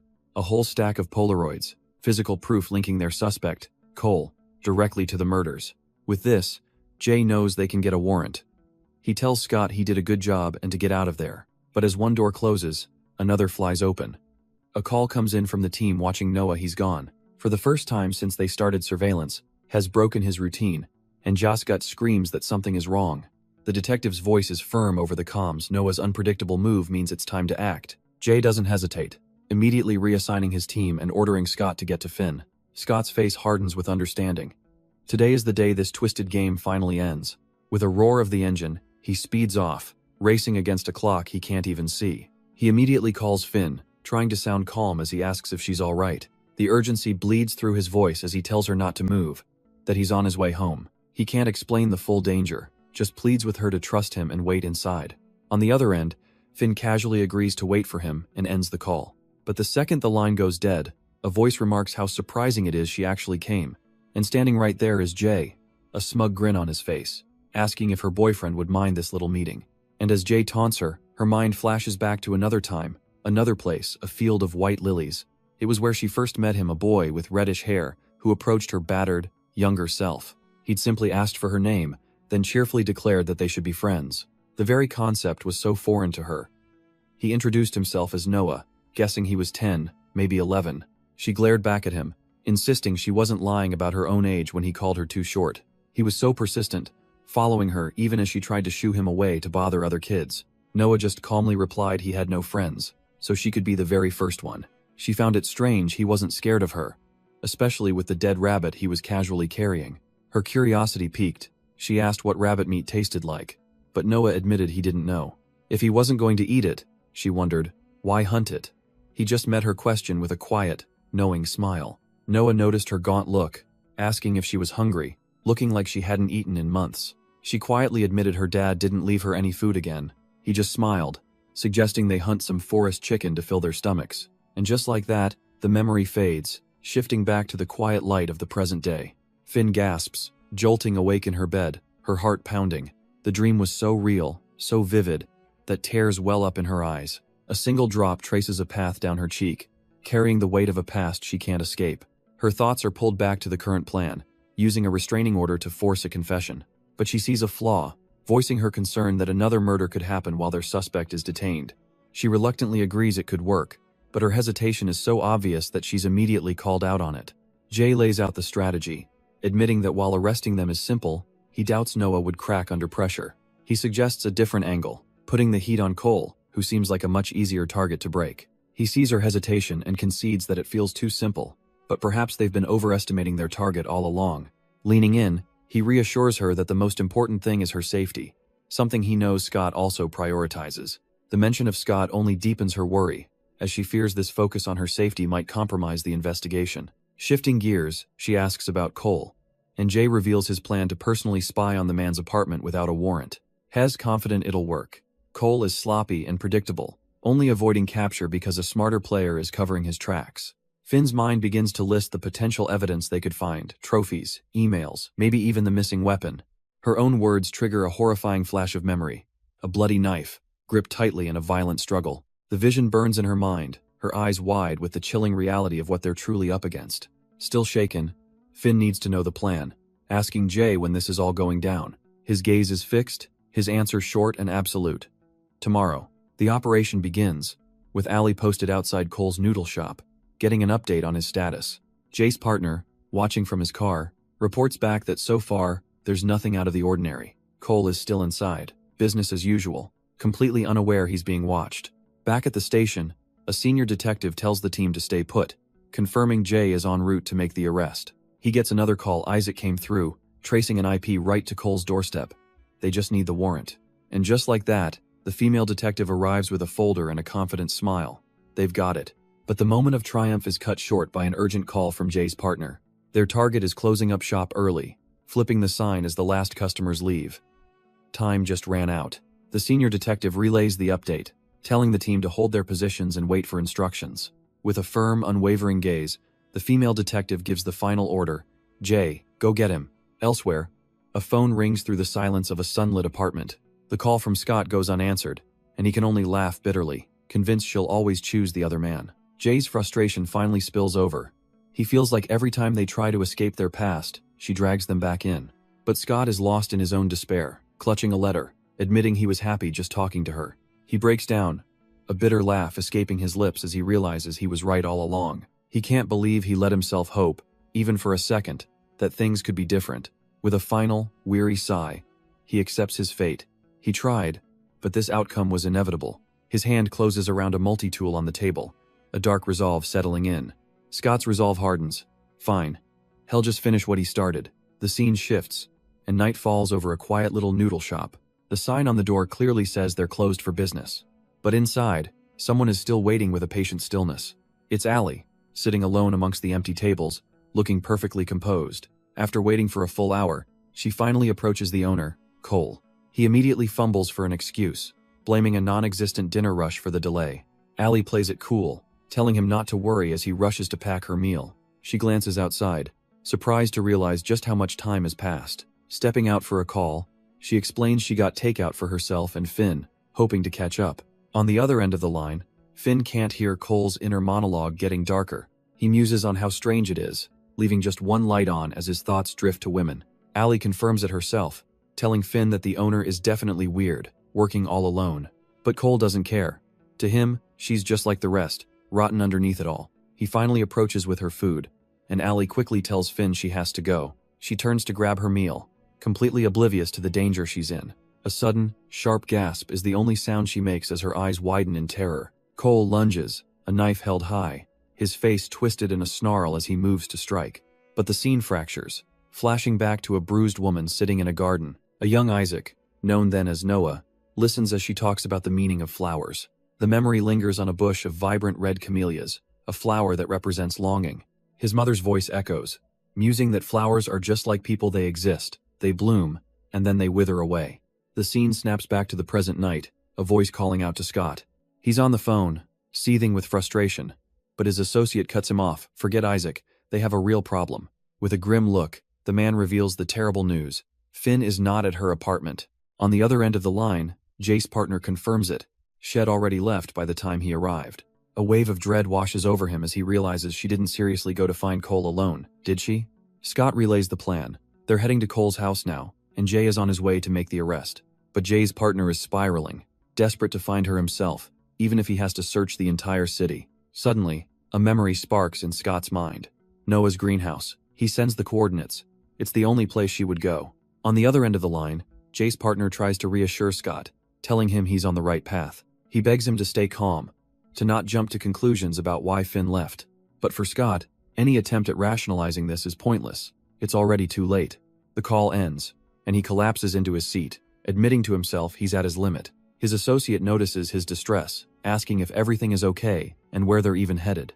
But Scott doesn't answer, his mind suddenly fixated on a single, distant memory. The image of the old greenhouse surfaces, a place they haven't been to in years. Rows of beautiful flowers, a symbol of a past that was meant to be pure, but instead, it became a source of tragedy. a memory that ruined Noah. He recalls her standing there, as a younger him promised the flowers would soon bloom, both of them silently aware that it had ruined them, too. She simply admired the flowers, calling them all pretty. Noah felt a bit let down by her subdued reaction, but she assured him she was just bad with words. He smiled, offering to show her his personal favorites instead. He even told her he could teach her how to grow her own, if she wanted. The simple, kind offer made her heart skip a beat. He then confessed how glad he was that she actually came. He'd been hoping she would, admitting it had been a long time since anyone had just listened to him. But the tender moment shatters as a knife appears, plunged into the soil beside the flowers. Noah's expression hardens, and he tells her he's done playing this sick game. He demands to know how long she's going to keep up the act, leaving Finn completely stunned. A sudden gut feeling strikes Jay's partner, telling him they need to check on Cole, and their car speeds off. Meanwhile, Jay is already outside the noodle shop, gun drawn, his instincts screaming that something is wrong. The place is closed, dark, and eerily silent, and he tells his team he's just waiting for the go-ahead. From her car, the female detective gives him the all-clear, trusting his judgment and promising backup is en route. With a final word of caution in his ear, Jay steels himself for whatever lies inside. He slips through the door, his steps silent against the cold floor. But the moment he's in, his stomach drops. He immediately spots it fresh blood. Cautiously, he moves deeper into the trashed restaurant, stepping around a growing crimson pool. Jay scans the disarray, his senses on high alert for any sign of life or threat. Then, his eyes lock onto a purse left on a table, a chilling clue. There was a customer here. Jay follows the grim trail of blood, realizing it leads straight to the kitchen. He bursts in, but another detective is already there, shouting at a man to stay put. His partner has his gun trained on a suspect, splattered in blood, ordering his hands up. But Jay's eyes widen, a gasp catching in his throat as he sees what's on the floor. A single, blood-soaked, high-heeled shoe lies discarded. His heart sinks he's too late. It's Allie, lifeless on the ground. His partner officially places the killer, Cole, under arrest. The scene shifts, as if the brutal present is dredging up the past. We're now with Finn, staring down the man she knows as Noah. She demands he stop the lies, but he just calmly asks what he's ever lied to her about. He casually introduces himself as Dale, before trying to steer the conversation back to the flowers around them. Finn can only stare, stunned by his audacity. She can't believe it. Is he really just going to pretend their entire past never happened? But he just smirks, leaning in and challenging her to tell him what she really remembers from that night. He reminds her how in court, she conveniently couldn't recall a single thing. Gathering her nerve, Finn accuses him of killing 2 people that night, her hands trembling. A chilling grin spreads across his face as he asks if she's sure he acted alone. He plants a seed of doubt, suggesting her memories are a lie fed to her by a town desperate to hide its own sins. Or perhaps, he muses, it's a lie she tells herself to escape the guilt of wanting her own father gone. She recoils, shouting that he's wrong, that someone like him could never understand what she went through. Finn admits that while her memory is flawed, the crushing guilt from that night has never once faded. He holds her gently, trying to soothe her, insisting she doesn't have to carry that burden alone because they both wanted it. Her father deserved his fate. Pulling away, he casually dismisses the past, saying he's done his time and even forgiven her. So why can't they talk like old times? But she sees right through him, calling him a liar and reminding him of his promise from all those years ago, the promise that he would kill her. She accuses him of twisting their shared past, making her believe it was something special when he was just manipulating her all along. He scoffs at her pain, brushing it off as childish nonsense he barely remembers. If that's true, she demands to know why he's here now, and he plays the victim, claiming it's just a coincidence. He even adds that if had known she was here, he wouldn't have come after all. Legally, he isn't allowed near her. With feigned concern, he tells her she looks tired and confused, suggesting she should just go home. But his gaslighting finally pushes her over the edge. She grabs a nearby knife, her voice cold as she tells him to stop messing with her head. She knows he killed all those girls. Dale feigns a flicker of understanding, asking if she's talking about the serial killing victims. But Finn connects the dots for him, explaining the victim's resemblance to her was no coincidence, it was all planned to torment her. She points out the isolated location and his gloves, but he just scoffs, asking why she came willingly and what she plans to do with that knife. He offers a condescending olive branch, slowly pulling off his gloves as if to prove he'd never dream of hurting her. Holding the glove, he lectures her, expressing his disappointment that she's not the girl he used to know. Finn's face hardens with resolve. She tells him things will never be the same because he took innocent lives for his senseless games. His mask finally drops, replaced by a chillingly serene, almost bored expression. He asks why any of it matters, innocent or not. Everyone dies eventually. So what's one or two less people? His twisted logic continues, questioning what makes their lives worth more than his or even hers. And then, with a slight turn of his head, he twists the knife, asking if their lives were worth more than her father's. Finn processes his words, thinking about the nature of sin and innocence he's challenging. Dale continues his nihilistic sermon, claiming that everyone is capable of ruining each other, so in the end, nothing truly matters. But death, he muses with a chilling intensity, is a line we're all taught to never cross. Her hand tightens around the knife, the very potential for violence that Dale claims everyone possesses. He then describes the killers, those who dare to cross that line, as people who witness a profound beauty they can't help but chase. He paints a grotesque picture of the act, watching the life drain from a body, feeling the final convulsions. Leaning closer, he reveals the ultimate temptation. For that brief moment, you hold everything, you become a god. He then cruelly pulls back, refusing to confirm if he killed those women, denying her the peace of a simple answer. Dale leaves her with a final taunt, confident that she'll figure out the truth soon enough. But as he walks away, a slow, deliberate smirk spreads across Finn's face. She's not intimidated, she's learning. A manic, triumphant laugh suddenly fills the night air. It's Finn, mocking him with his real name, Noah, as Dale scoffs that she can't seem to shut up. He smirks, thinking her chatter just bought him the time he needed, remarking that she hasn't changed. But she just smiles back, telling him he's the one who's so damn predictable. Dale is unimpressed, asking what's so funny and if she's finally lost her mind. She wasn't just rambling, she explains. She just needed to confirm something. This little last talk, she says, has settled all her doubts. Then the trap springs. She reveals she knew he was under surveillance, and meeting her would trigger an arrest. He scoffs, telling her to let them come. The police will see he isn't one of the murderers. And that's the slip. Finn's eyes narrow. How did he know the police were looking for more than one killer? Dale scoffs, telling her to give it a rest. He's not admitting to anything. She knows why he's so confident. He's made sure there's no evidence to find. Not a single fingerprint left, especially on the missing murder weapon he so conveniently planted. A double-edged gardening knife, perfect for forensics to find the victim's DNA. But only the fingerprints of the man he's trying to frame. A flawless plan. He tries to play it off, suggesting maybe Hez just innocent, but she isn't buying it. The media would eat it up, a man getting revenge on the woman who put him away. But as she turns to him, she asks if he knows what's even better evidence than a weapon. His eyes widen in dawning horror as she gives the one-word answer, a body. And with that, she raises the knife, ready to create some brand new evidence herself. Her resolve shatters, a single question hanging in the air. Why? But he just reaches out, asking why she's the one making such a pained face.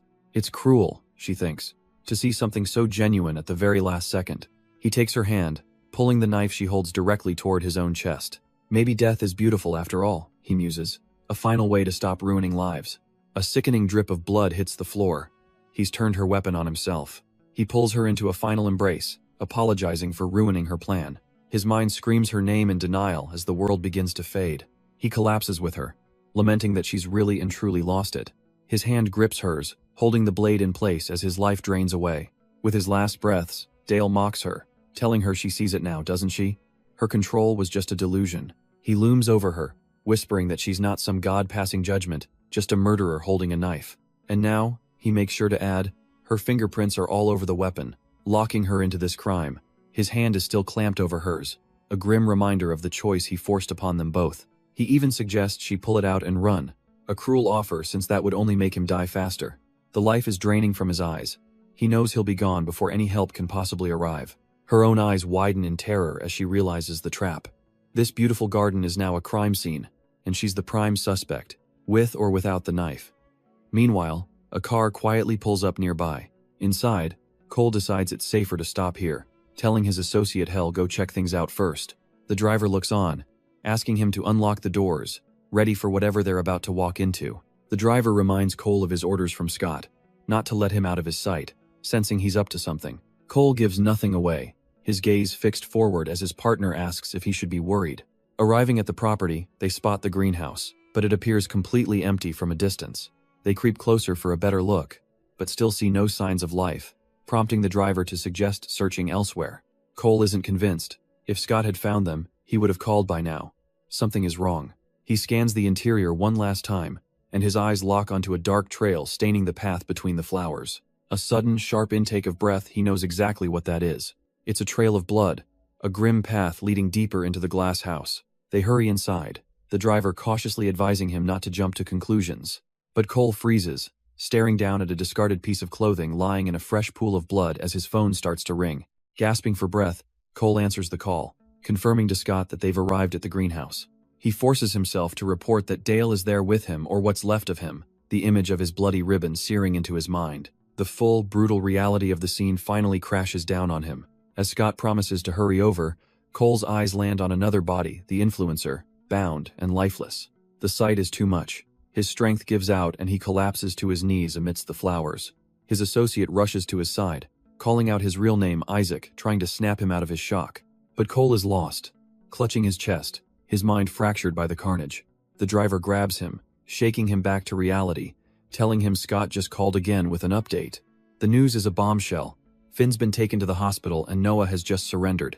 Scott's orders are clear: get to the hospital, and get there now. At the hospital, Jay's partner is on the phone, confirming he'll be taking Noah to the station. He hangs up, his expression heavy with the weight of the night's events. His eyes land on the man who surrendered Noah, sitting alone in the waiting area, nursing a bloody arm. The detective approaches, his voice cold as he tells Noah it's time to get locked up. Meanwhile, the stark reality of the situation hangs heavy over the doors of the intensive care unit. A chilling voice echoes in someone's mind, mocking the secret talks they had with Noah while planning the murders. The taunt is aimed at Scott, who stands in a vision of the hospital room, asked if he's feeling nostalgic yet. His gaze falls on Finn, lying unconscious and fragile in her hospital bed. A phantom memory flashes his hands resting on her, a moment from a different lifetime. The mysterious woman's voice cuts through again, questioning why he never stopped him when he had every chance. The voice twists the knife, asking if he was really going to snitch on the one who saved him from his father. It accuses him of taking the easy way out, leaving her to deal with the fallout so he could live. In his mind, he can only hold her hand, his face a mask of regret as the monitor beeps steadily. He presses a gentle, desperate kiss to her fingers, a silent apology for everything. Meanwhile, in the real hospital hallway, word spreads that Finn is finally stable. Jay's partner watches Scott sitting alone, noting that he's refusing to speak to anyone. Frustrated, he admits that not only is Scott completely uncooperative, but the weapon is still missing. Still, he reasons, the case should be simple now. Finn was the next target and she was with Noah. With another suspect already in custody, it seems like all the loose ends are tied up. But then, his partner's tone shifts. There's a problem, and Scott's head snaps up at the words. The problem, he explains, is that the other suspect, Cole, claimed one last victim before he was apprehended. And when they caught him, the man was a bloody, unhinged mess, mockingly confessing to every single murder. So while they're holding Scott, they can't figure out the connection between the two men. Jay's partner reminds Scott of their deal, to make sure the real killer never sees the light of day again. With a chilling calm, Scott makes a promise of his own. If that man gets out, even for a second, he will personally hunt him down and kill him. The detective just listens, understanding that this has been Scott's endgame from the very beginning. But the situation is even more complicated than a simple copycat, because they still have the other suspect in custody, the one they caught at Finn's apartment building. And all he does is sit there, rambling endlessly about flowers, soaking up every ounce of attention. Back at the precinct, Jay's colleague voices what they're all thinking. None of this makes any sense. If Noah really wanted to hurt Finn, why would he be the one to rush her to the hospital? Just as Jay decides to go interrogate him again, he's interrupted. The chief wants a word. He's called into the office of the man in charge, Arthur Caldwell. The chief immediately gets down to business, demanding to know why Jay is holding off on a press conference when they've already caught the killer. Jay explains they believe there are two killers, both in custody, and that a survivor from last night's attack is now in the hospital. The chief cuts him off, already aware of Finn and Noah. He asks for any hard evidence linking Noah to the murders, and Jay has to admit there is none. With a weary sigh, the chief gives an order that floors him. Release Noah immediately. He argues that Noah saved the girl's life, and with Cole's full confession, the case is officially closed. Jay protests that Noah still broke a restraining order, but the chief is done listening. Punish him for that, he says, but drop the murder charge. But the chief isn't just following orders, he's furious. He asks Jay if he's really going to let Noah walk away again, believing this is their one chance to make things right. Jay's silence is taken as an accusation, and Arthur snaps, asking if Hez implying their original investigation was wrong. His mind flashes back to a heated argument years ago, where Arthur insisted that Finn should have been punished too. He remembers the cold, hard facts. Finn's fingerprints were on the murder weapon, and it was only their pity that kept that damning detail out of the trial. Back in the present, Arthur coldly asks if Finn is even keeping up with her therapy, reminding Jay that neither she nor Noah are normal. He accuses Jay of being too emotionally involved, his judgment completely clouded by his personal feelings. And with that, he delivers the final, crushing blow. Jay is officially off the case. The world seems to fall away as the weight of that order settles in.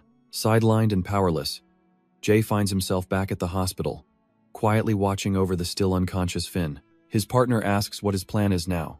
Jay's resolve hardens. He'll stick to their original agreement and stay away from her. But staying with her only made Jay realize how hard she was trying to vanish from his life. He watches over her, the silence heavy with unspoken history.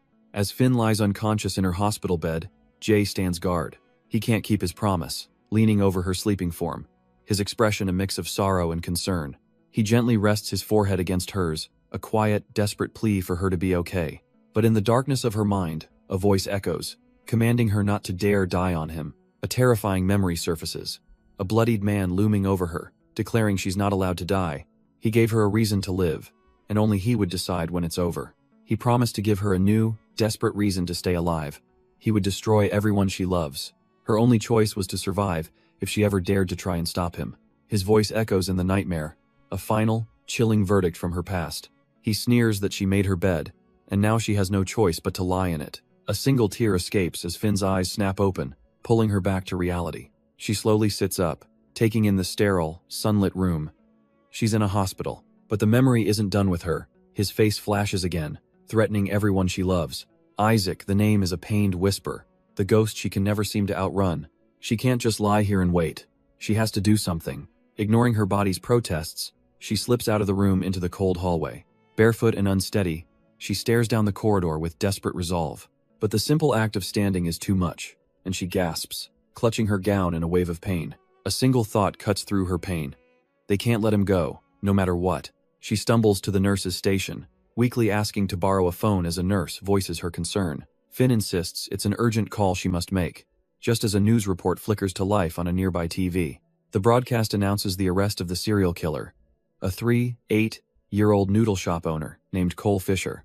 Her head snaps up, her eyes wide with disbelief. That's not Isaac. The news continues, displaying a photo of his final victim, a woman named Aiko Tanaka.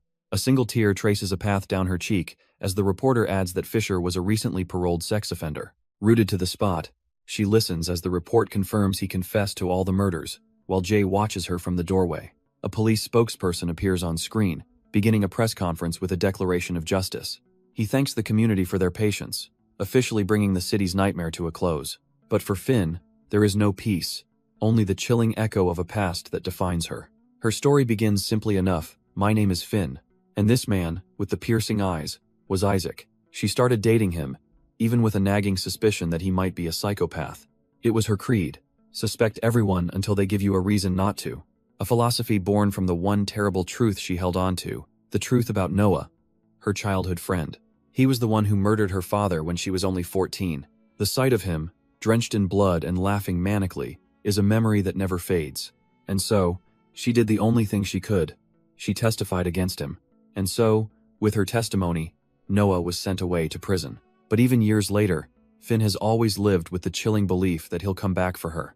The problem is, her memories of that night are fractured, riddled with gaps she can't explain. So much time has passed that she doubts she would even recognize the monster from her past. It's at this time that a new, terrifying series of murders begins to unfold. The victims all share a disturbing profile. They look exactly like her. The crime scenes are a gallery of horrors, each one a potential preview of her own fate. At the station, Jay's partner asks him if he really believes in coincidence. As a detective, she muses, "You have to assume nothing is a coincidence, especially when the clues form a clear pattern." Jay silently agrees. It's the same logic has always drilled into Finn, which is why she reports anything odd directly to him. And just as that thought crosses her mind, a hand grabs her arm, yanking her back to reality. A man with striking blue hair asks her what's wrong, why she was running like that. Finn can't even answer, her body racked with tremors she can't control. He sees her terror and gently pulls her into a hug, telling her she's safe. He holds her close, trying to soothe the panic overwhelming her. But in her mind, another figure is there, watching them from the shadows. She clutches his jacket, trying to ground herself in the here and now. But a voice in her head whispers a chilling warning: Noah is close. Her memory flashes back, not to Noah, but to the day a boy named Isaac stumbled into her life. a seemingly innocent meeting that marked the beginning of her long nightmare. Her mind drifts back to another night, another man walking away from her. A voice cuts through the memory, asking if she was all right. He was waiting for her, asking if she was coming, but she just stood there, paralyzed by a feeling she couldn't yet place. Then the image fractures, replaced by a boy with a battered face telling her it was time to go back. A sudden, terrifying clarity hits her. The missing pieces of her past begin to slot into place as she hears him call her name. Snapping back to the present, she stares at her own reflection, barely recognizing herself. The face staring back is a blood-soaked girl in a red hoodie, asking if she's forgotten who she is. And the memory finally returns in full, his chilling proposal to kill her father and run away together. Her mind tries to reject it, telling herself she must be remembering it wrong. But her reflection, a bloody specter of her past, hisses that she is the real monster here. The guilt had become so unbearable that she'd clung to Isaac, hoping he could help her remember. She'd asked him then, wrapped in his arms but drowning in her own self-doubt, if he could possibly still want to be with someone like her. His response was immediate, pulling her closer without a moment's hesitation. He'd whispered that, of course he did, that he didn't want anyone else. But the more time they spent together, the more a chilling pattern began to emerge. There was an eerie familiarity in Isaac's behavior, a phantom echo of the boy named Noah. He had the same disarming gentleness she remembered from her past, the exact same smile that had once put her at ease. His laugh, his mannerisms, and even that terrifying streak of violence, it all lined up. Finn was almost certain. Noah and Isaac had to be the same person. But there was just one thing that kept her from being sure. A single detail that didn't quite fit the monster she remembered. She tried to cling to the hope that Isaac was different, that he wasn't like Noah. A belief that, unfortunately, didn't take long to prove completely wrong. Because eventually, the facade cracked, and Noah finally showed himself. And to her horror, she recognized him the very moment he appeared. The truth of his past was darker than she could have ever conceived, because Noah hadn't just taken her father's life. He had also murdered the mother of the boy she knew as Isaac. This whole time, Isaac had been hunting his other self, plotting his revenge on Noah. He would stand before the mirror, demanding the monster inside him finally show itself. And while his dangerous game had even used her, Finn refused to see him as evil. She saw past the violence, remembering the side of him no one else did. She remembered the quiet, heartbroken boy she once knew. A boy who had been completely shattered by a grief too heavy to bear. To her, he wasn't a monster, just a lost and broken soul. She knew his path had been one of violence, forged by his own bloody hands. A future shaped by the choices he and Noah had made on that fateful night. And no matter how much he tried to convince himself he was a monster, lashing out in pain, telling her to stop her crying, screaming for her to just shut up, it wasn't his anger that broke her heart. It was his suffering. A sorrow so deep she could only whisper that she was sorry. Because Finn knew that deep down, he could never truly bring himself to hurt her. She remembered asking why he suddenly changed his mind about stopping Noah himself. He had admitted that killing Noah would mean becoming the very monster Noah always wanted him to be. He had promised to explain everything, asking her to just trust him and do exactly what he said. And though her heart was heavy with doubt, Finn agreed, telling him she would wait. When he finally arrived, he seemed almost amused that she actually came. He sauntered closer, mockingly asking if her boyfriend would be mad about their little meeting. With a condescending smirk, he remarked that she hadn't changed one bit, but she was ready for him, coolly retorting that he was the one who was so damn predictable. This was the core of his twisted philosophy. He saw no difference between the innocent and the guilty. He mused aloud, questioning what made anyone else's life more valuable than their own. Then he twisted the knife, casually throwing her own father's life into his nihilistic equation. He challenged her definition of innocence, but she held on to her own truth. We all sin, just not in the same way. He continued his twisted lecture, claiming everyone eventually makes someone else miserable. But death, he mused, is a line even the worst people are taught never to cross. And in that moment, she realized with chilling clarity, he didn't want her dead. He grabbed her hand, his voice low and possessive, commanding her not to dare die on him. He loomed over her bleeding form, declaring that he had created her reason to live, and only he would decide when it was over. He then laid out his cruel trap. If she died, he would hunt down and break everyone she ever loved. Her only way to protect them was to stay alive, just as he wanted. With a sinister glint in his eyes, he told her she'd made her bed and now she had to lie in it. Back in the present, an officer reveals that the Dale they interviewed was an imposter. Meanwhile, another investigator looks into the name Noah Inoue, but finds the records are practically empty. The investigation hits another wall. Their suspect went off the grid after his parole, a model citizen on paper. But a new lead emerges, a florist who sent flowers to Finn, and he already has a story prepared. The The investigator asks if he's some kind of admirer, but the florist coolly explains it was just compensation for a screw-up. He blames a clumsy former employee, recalling a time the poor guy was berated by a customer for a simple mistake. The investigator asks if he fired him, and the florist smirks, saying it was an easy choice since the kid was also a thief. He then offers to give them the ex-employee's name, a little too eager to be helpful, because he needed a scapegoat, and that scapegoat was a young man named Cole, found at a bloody crime scene. The whole thing was a setup, revolving around the missing murder weapon, a gardening knife left in plain sight. A perfect plant, the victim's DNA would be on the blade, but no fingerprints from the killer, who had worn gloves. The only prints left behind would be Cole's, allowing the true murderer to walk away completely clean. But the killer's twisted logic goes even deeper, recalling a conversation about what's more damning than a weapon. The answer, he realized with chilling clarity, was a body. The memory cuts to a younger him, Isaac, kneeling in a pool of blood, struggling to breathe. He's completely shell-shocked, lost in the immediate, horrific aftermath of his actions. His hand clenches, a desperate grip on a reality that's slipping away. Someone shakes him from his trance with terrible news. Finn is in the hospital. To control the situation, his other alias, Noah, decided to turn himself in. It was a strategic surrender, ensuring he'd only face a minor charge for a restraining order violation. Back in the present, Officer J gets a harsh reality check from his superior. Hez told his personal connection is a liability, and just like that, Hez off the case. Despite being off the case, Jay confronts Scott, reminding him of a deal to keep a certain killer locked away. But Scott's eyes are cold as he makes his own vow. If that man gets out, he'll kill him himself. Jay knows the stakes. This is their last real chance to stop the bloodshed for good. Meanwhile, the news reports that a copycat killer, Cole Fisher, has finally been apprehended. A young woman watches the broadcast from her home, her expression troubled. The news identifies the final victim as 35-year-old Aiko Tanaka. A police spokesperson takes the podium, expressing relief and praising the force's tireless efforts. He confidently tells the public they can rest easy now that justice has been served. But the woman watching knows better.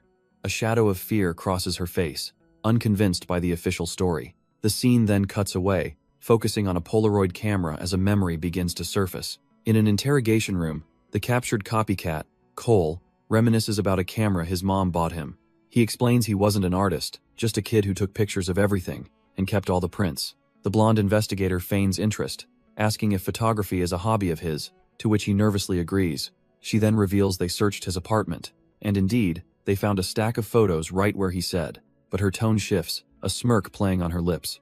The one thing they didn't find was the camera itself. Caught in a lie, Cole stammers, suggesting he must have misplaced it, or maybe someone stole it.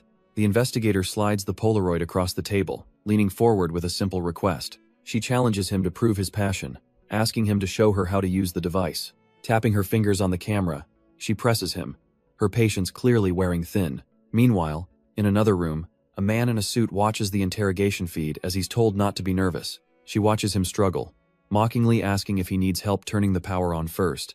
With a cold glare, she challenges him to go ahead and prove it, just take one photo.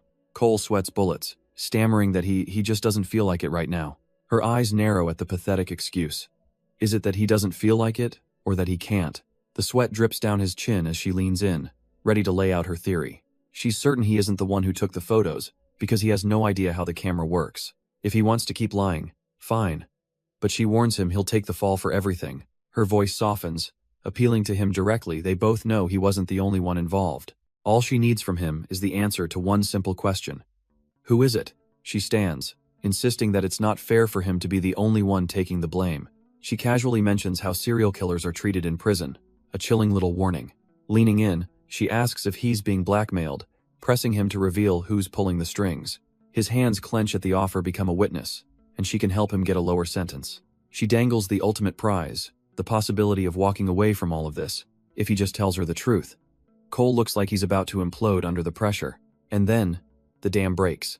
A desperate scream of denial echoes through the room. He slams his cuffed hands on the table, suddenly confessing that it was him. He killed them all. But his confession warps into a hateful rant. The victims were filth. They deserved what they got. He even turns on her, spitting that she's one of them too. But she watches, utterly unfazed. Outside the interrogation room, the verdict is in. He's completely snapped. So the plan worked. They know Cole is just a copycat, but he's still protecting the real killer. The female officer notes his unwavering loyalty. He'd rather take the fall than say Noah's name. Scott Lee corrects her. This isn't loyalty, it's worship. Cole sees Noah as a savior. He explains that this kind of devotion isn't cheap. Noah must have given him validation, a sense of purpose. And then Scott makes a chilling connection. It's the exact same manipulation he tried on Finn. The only difference, he remarks, is that Finn rejected him. The new strategy is set. They won't just press him. They'll make him remember who turned the myth into a man. With the case momentarily set aside, the officer's attention turns to Scott himself, asking about Finn. She wonders aloud if the two of them still see each other anymore, but he shuts it down. Hes only here to make sure Noah rots, and then Hes out of her life forever. With his piece said, Scott turns to leave, telling them to keep him posted. But the officer isn't done with him, casually dropping a bomb as he reaches for the door. Does he not care why Finn is resigning? The word stops him cold. Resigning? He can't quite believe it. She looks at him with knowing eyes, informing him that Finn is going back. Back to their hometown. His expression tightens as the unwelcome memories surface. His mind flashes back to a grand estate at dusk, the air filled with celebration. A perfect couple, a bride and groom, are welcomed onto the stage for their special night. Through the focus of a camera lens, the memory sharpens. He was there, working as the photographer, capturing their perfect moment. The officer's words echo, pulling him from the past. Finn is heading back to where it all went wrong. He can't wrap his head around it. What in the world could she be thinking? Back then, he was just Isaac. The handsome photographer the wedding guests were all whispering about. They traded rumors, wondering if he was single again, though no one really knew his story. But Isaac was lost in his own world, his gaze distant and unfocused. Abruptly, he shoves his camera into his assistant's hands, telling her he has to go. She's completely baffled. The event isn't even over yet, and he's just leaving? With a wave, he's gone, casually announcing he'll be taking a month off. His memory then drifts further back, to the quiet, sun-soaked town Finn is now returning to, a place filled with winding roads and the ghosts of their shared history. He remembers a much simpler time, a carefree chase with a young Finn's laughter in the air. A voice from the past calls out, recognizing the familiar redhead running through the streets. The town's gossips watch her go, whispering about the drunkard's daughter always causing trouble. They cluck their tongues, saying her poor father loses his mind looking for her when she sneaks into the woods. As she disappears, they mention another local tragedy, poor Noah, covered in scratches and bruises. The memory fades, and now, an older, more composed Finn walks those same streets, returning home. Her destination is a familiar one, a simple brick house with a green gate, number 24. Back in the past, a young Isaac finds her barefoot in a field, asking how she can even run on such beat-up feet. She just shrugs it off, explaining she has to sneak out quickly before her father notices. He looks at her, his expression turning serious as he tells her that people have been talking. When she asks who, he confirms her worst fears. It's the villagers, and their words are never kind. He relays the cruel village gossip. They're saying her own mother is the reason for her bruises. Finn quickly denies it, insisting the marks are real but just from chasing rabbits all day. Isaac leans in close, his expression serious, asking her to do him a favor and say nothing. He puts a finger to his lips, sealing the pact this has to stay just between them. She stares back, her young face holding a gravity far beyond her years. He reaches out his hand, a silent offer to lead her away from it all. Their fingers intertwine, a small moment of solidarity against the world. As the memory of them walking away plays out, the adult Finn watches the ghosts of her past. She's completely lost in the moment, the wind carrying the weight of that old promise. But her trance is broken as a voice calls out, pulling her sharply back to the present. A young woman with blonde hair approaches Finn. Guessing she's not from around here, she politely asks for directions, looking for the local police station. Soon enough, she arrives at the Fishertown police station, ready to start her search. But she's immediately met with a roadblock at the information desk. Officer J explains that releasing records isn't so simple, especially for a case over a decade old. He then smoothly offers to take her number, promising an update if he finds anything. His colleagues in the back can't help but snicker, seeing right through his little game. He presses on, asking if she's a relative, implying that might just change things. But she's had enough of the runaround and decides she'll just come back another time. Standing outside with her luggage, she feels a wave of frustration. No one here seems to take her seriously at all. She has to admit, maybe that officer had a point. Finding records this old won't be easy. As the sun sets, she decides her first priority should be finding an inn for the night. But before she can take a step, a man's voice calls out, begging her to stay right there. He rushes forward, wrapping her in a tight embrace, asking where on earth she's been all this time. He tells her that his mother is going to be so happy to see her, but all Finn feels is confusion. The man says someone never gave up hope, never stopped waiting for her to come home. His words hang in the air as his gaze drifts past the missing posters. Posters with her own face on them. Finn's eyes widen, the pieces of this bizarre encounter clicking into a terrifying picture. Sensing her stiffness, the man pulls back, his own face filled with dawning horror and regret. He stammers an apology, realizing he must have mistaken her for someone else entirely. He trails off, his voice heavy with disappointment, admitting she just looks so much like her. But before another word is spoken, a cold, sharp voice cuts through the air. It's a clear warning. He has the wrong girl, and he better let her go before he's forced to. Finn's heart stops. That voice, she knows that voice from somewhere deep in her past. She turns, and standing there with an unreadable expression is a face she never expected to see again. Isaac. He's here, looking at her with an intensity that pins her to the spot. The other man immediately backs off, raising his hands and admitting that it was all his mistake. Isaac gives him a condescending look, offering a bit of advice to avoid such trouble in the future. Flustered, the man tries to explain he got carried away because she was the spitting image of his sister. A sister who disappeared years ago, leaving him to apologize for his brief moment of desperate hope before turning away. But Finn stops him, her eyes fixed on a nearby bulletin board covered in missing person flyers. She points out that his sister must be one of them, and he confirms it, asking if she sees the resemblance. He explains bitterly that the police were no help, leaving his family to plaster posters that nobody seems to notice. But then, a calm voice cuts in Isaac, offering to help, suggesting he might be able to find her. He tells the man he'd like to hear more about the disappearance and proposes they meet up on the weekend. The man eagerly agrees, and Isaac smoothly offers his phone to take down his contact information. As the sun dips below the horizon, a strange new alliance has been formed on the quiet streets. The alleyways empty out, the golden light of dusk washing over the neighborhood. And then we see Finn, walking with purpose, the clacking sound of a rolling suitcase behind her. She's not alone. Either Isaac is right there beside her, matching her pace into an uncertain future. Isaac breaks the silence, noting she's been in town for days now. He glances at her suitcase, asking why she's still dragging it everywhere like a vagrant. He presses the point, asking where she's even staying, and Finn finally stops. She turns to face him, her expression unreadable in the fading light. Isaac explains that after that night, he woke up in the hospital and she was just gone. He gently asks if she wants to talk about what happened, offering an olive branch, but she brushes it off, saying it was just the lack of contact, before questioning why he's really here. Isaac's expression hardens as he confirms he came all this way just for her, his tone shifting to pure concern. He scolds her for being out alone, reminding her that she nearly died and is barely even healed. Her actions weren't brave. He tells her bluntly they were reckless and stupid. Finn snaps back, asking if he really came all this way just to scold her, but Isaac scoffs at her idea of self-care. She accuses him of hypocrisy. He can't just vanish for months and then show up pretending to care. Flustered, she tries to backtrack, but he presses her, telling her to just be straight with him for once. With a heavy heart, she suggests they were better off living separate lives and should just leave it at that. Her words land like a blow, and for a moment, Isaac just looks down, absorbing the rejection. But then, he wordlessly reaches down and takes hold of her suitcase handle. Before she can react, he starts walking away with her luggage, ignoring her completely. She calls out, telling him he isn't listening, but he just urges her to hurry up and follow. He glances back over his shoulder, making one thing crystal clear.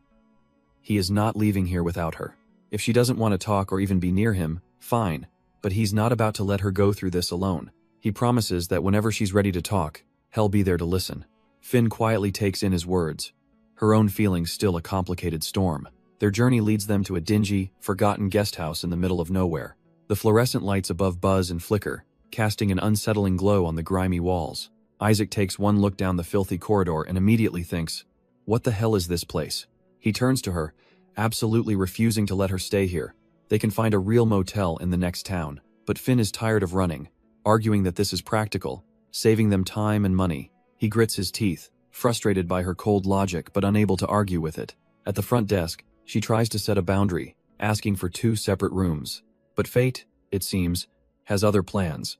As the owner reveals they only have 1 room left. Seeing his disgust, Finn cuts him off, coolly stating she'll take the room since he doesn't want it anyway. Before he can argue, she snatches the key from the counter, announcing they'll just have to share. Defeated, Scott wordlessly follows her down the hall, dragging his luggage behind him. Later, standing alone in the bathroom, the quiet moment triggers a dark memory. The scene shifts to a hospital, where a younger Officer J is asked if he's Finn's guardian. A doctor explains her condition. She was critical when she arrived, but was incredibly lucky to survive. But she also expresses her suspicion about the man who brought Finn in, saying his story felt off. He claimed the knife just slipped, a story that felt impossible given the deep, bloody wound. Jay remembers the man's unsettling calm, a detail that screamed something was wrong. The memory fades, leaving only the cold, sterile silence of an empty hospital corridor. Back in the present, Jay steps into a police interrogation room, and sitting there, cuffed and smug, is the copycat killer, Cole, who sarcastically greets him. As Jay enters, Cole correctly assumes he's still under suspicion, musing that it's a nice break from the boredom. He even taunts the officer, saying these frequent visits are starting to make him feel special. Jay just stares back, his arms crossed, completely unimpressed by the mind games. He makes it clear he doesn't enjoy this and just wants to get it over with. Finally taking a seat, Jay gets straight to the point, demanding to know where the knife is, calling him Noah. The prisoner, now identified as Noah, plays dumb, suggesting it probably just fell somewhere on the way to the hospital. He claims he was too busy with a girl who just stabbed herself to track a weapon, but Jay retorts that he knows he got rid of it. Noah just smirks, insisting Finn set him up, and questions why Jay is so desperate to find a knife that would only prove her guilt. Jay leans in, his voice low and intense, refusing to believe Noah just panicked and dropped it. Noah just smirks back, feigning innocence, suggesting maybe he really did panic while trying to help a dying girl. The officer cuts through the act, laying it out plainly. That knife is the missing murder weapon. He explains it's the same double-edged blade used on 3 other women, with identical wound patterns. And now Finn has those exact same injuries, which means she must have found the weapon in his greenhouse. Jay spells out the stakes. That knife connects everyone, carrying Finn's blood, the victim's DNA, and Cole's prints. And most importantly, it would have Noah's fingerprints all over it. But Noah just scoffs, calling it a messy party that the police weren't invited to, earning a sharp rebuke from the officer.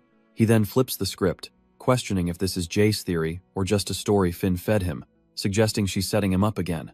He insists Finn is the master manipulator, playing the victim while having the detective completely under her spell. Jay just looks tired of the act, sarcastically noting how everyone's a manipulator except Noah, of course. Noah leans back with a smug grin, claiming he's just a simple florist who's been living clean since he did his time. He calmly states that without new evidence, this is just harassment, and taunts Jay about getting a lawyer. But the detective calls his bluff, confidently stating that Noah has the right to a lawyer, but he won't use it, because he's so arrogant, so convinced of his own lies, that he actually believes he can talk his way out of anything.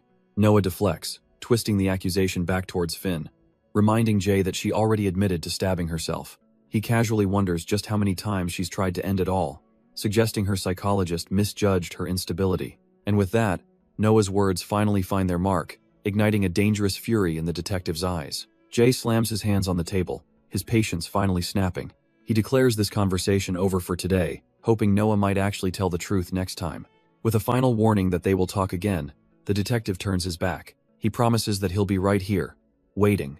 And with a heavy thud, the interrogation room door closes. Noah sits there alone, his smug expression completely unfazed by the detective's rage. Then, the scene shifts, pulling us back into a memory of a cheap, rundown room.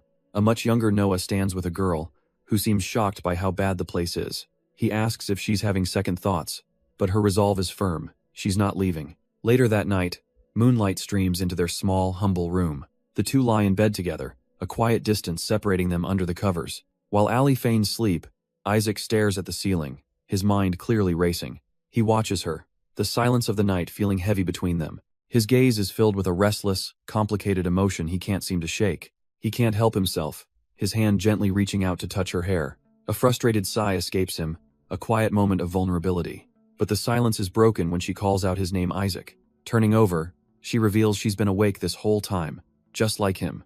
She sees right through him, asking if he's planning to investigate the missing person cases. Isaac's mind races. Head tried to track Noah after he got out but found nothing. Realizing he must have come back here, how could he have missed it?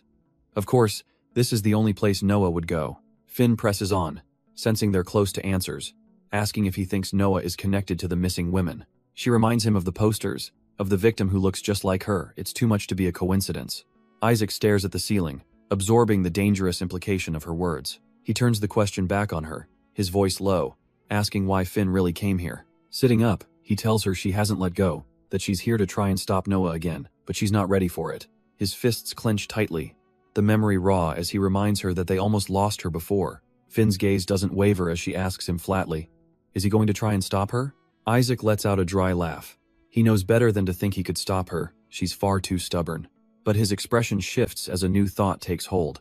He turns to her, suggesting that this time, she could be stubborn with him. Her eyes widen slightly with understanding. She agrees, insisting on no more secrets. They do this together. He finally concedes, telling her they'll go to the station first thing tomorrow morning as she lies down. Isaac watches over her, the weight of their new pact settling in the quiet room. With their truce established, she finally settles in to rest, whispering good night. The moon shines through the window, a silent promise for the difficult day ahead. But the next morning, standing before the Fishertown police station, a critical flaw in their plan emerges. The police won't release details to strangers, so their only path forward is to speak with the victims' families. Isaac, ever the stoic guardian, confirms he's coming along, much to Finn's slight annoyance. She asks if he's mad, but he just points out the obvious. Without him, she'd be meeting a total stranger alone. He mocks her lack of a concrete plan, and she has to admit she's just going to figure it out as they go. Their meeting is with a man named Gino, who seems genuinely grateful that someone is still trying to help. He offers to find them a better place to talk, but Finn politely declines, eager to get to the point. She asks if he knows any of the other families, and luckily, he does. He has their numbers from a search party. The conversation turns to one of the girls, Megan, sparking memories of cruel town gossip about her, and we see a glimpse into her tragic childhood. A small, hungry girl, dismissed by her own grandmother.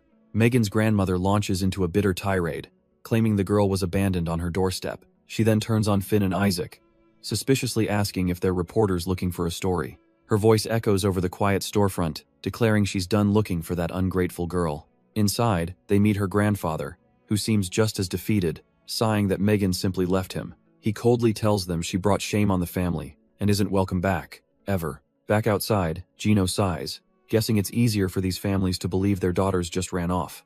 But Finn isn't convinced. What she felt back there wasn't grief or denial. It was pure resentment. Gino looks troubled, admitting their reaction is strange. They should be desperate for answers. He then reveals the town's ugly secret. The families learned their daughters were working disreputable jobs.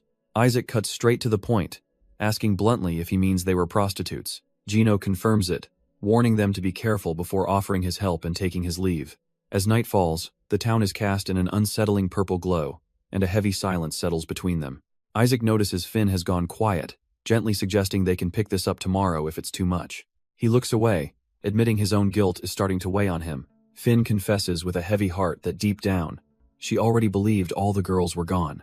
She'd told herself this was for justice, a way to find Noah, but now she fears she was just obsessed with being right. Isaac thinks of Gino, who still clings to the simple, desperate hope that his sister will come home. But a new resolve hardens in Finn's eyes. Even if this isn't about Noah, she wants to help them. Isaac smirks, asking why she's saying it like she needs his blessing. He simply turns and walks away, telling her to do whatever she feels is right. Isaac gently cups her face, promising that no matter what, he'll be right there with her. The scene shifts to a different part of town, where a group of women are gossiping on a corner. They laugh about their clients, complaining that the married ones are always the clingiest. Suddenly, a man's voice cuts through their conversation, asking if any of them are free. It's Isaac, with Finn standing just behind him, looking completely out of place as he shuts down their flirty advances. A woman with short light hair eyes him suspiciously, asking if he's a cop and refusing to talk if he is. She tells him to get lost, explaining she's got bills to pay and can't afford trouble from talking to strangers. But Isaac presses, warning her that silence won't keep her safe if another girl goes missing on her watch. Before she can answer, another woman with long red hair steps forward, calling her friend a buzzkill. She then spots Finn and brazenly offers Isaac a threesome in exchange for information. The light-haired woman takes a drag from her cigarette, her eyes filled with suspicion. But Isaac ignores the offer, his attention drawn to another woman nearby, uttering a single name. Susie. He remarks on the uncanny resemblance, how she looks just like the missing girl. The other woman scoffs, saying girls don't just go missing here, they're taken, and no one cares. But the look-alike clarifies they aren't cops, they're just trying to find a friend's sister. A flicker of understanding crosses the woman's face. She knew it wasn't just bad luck.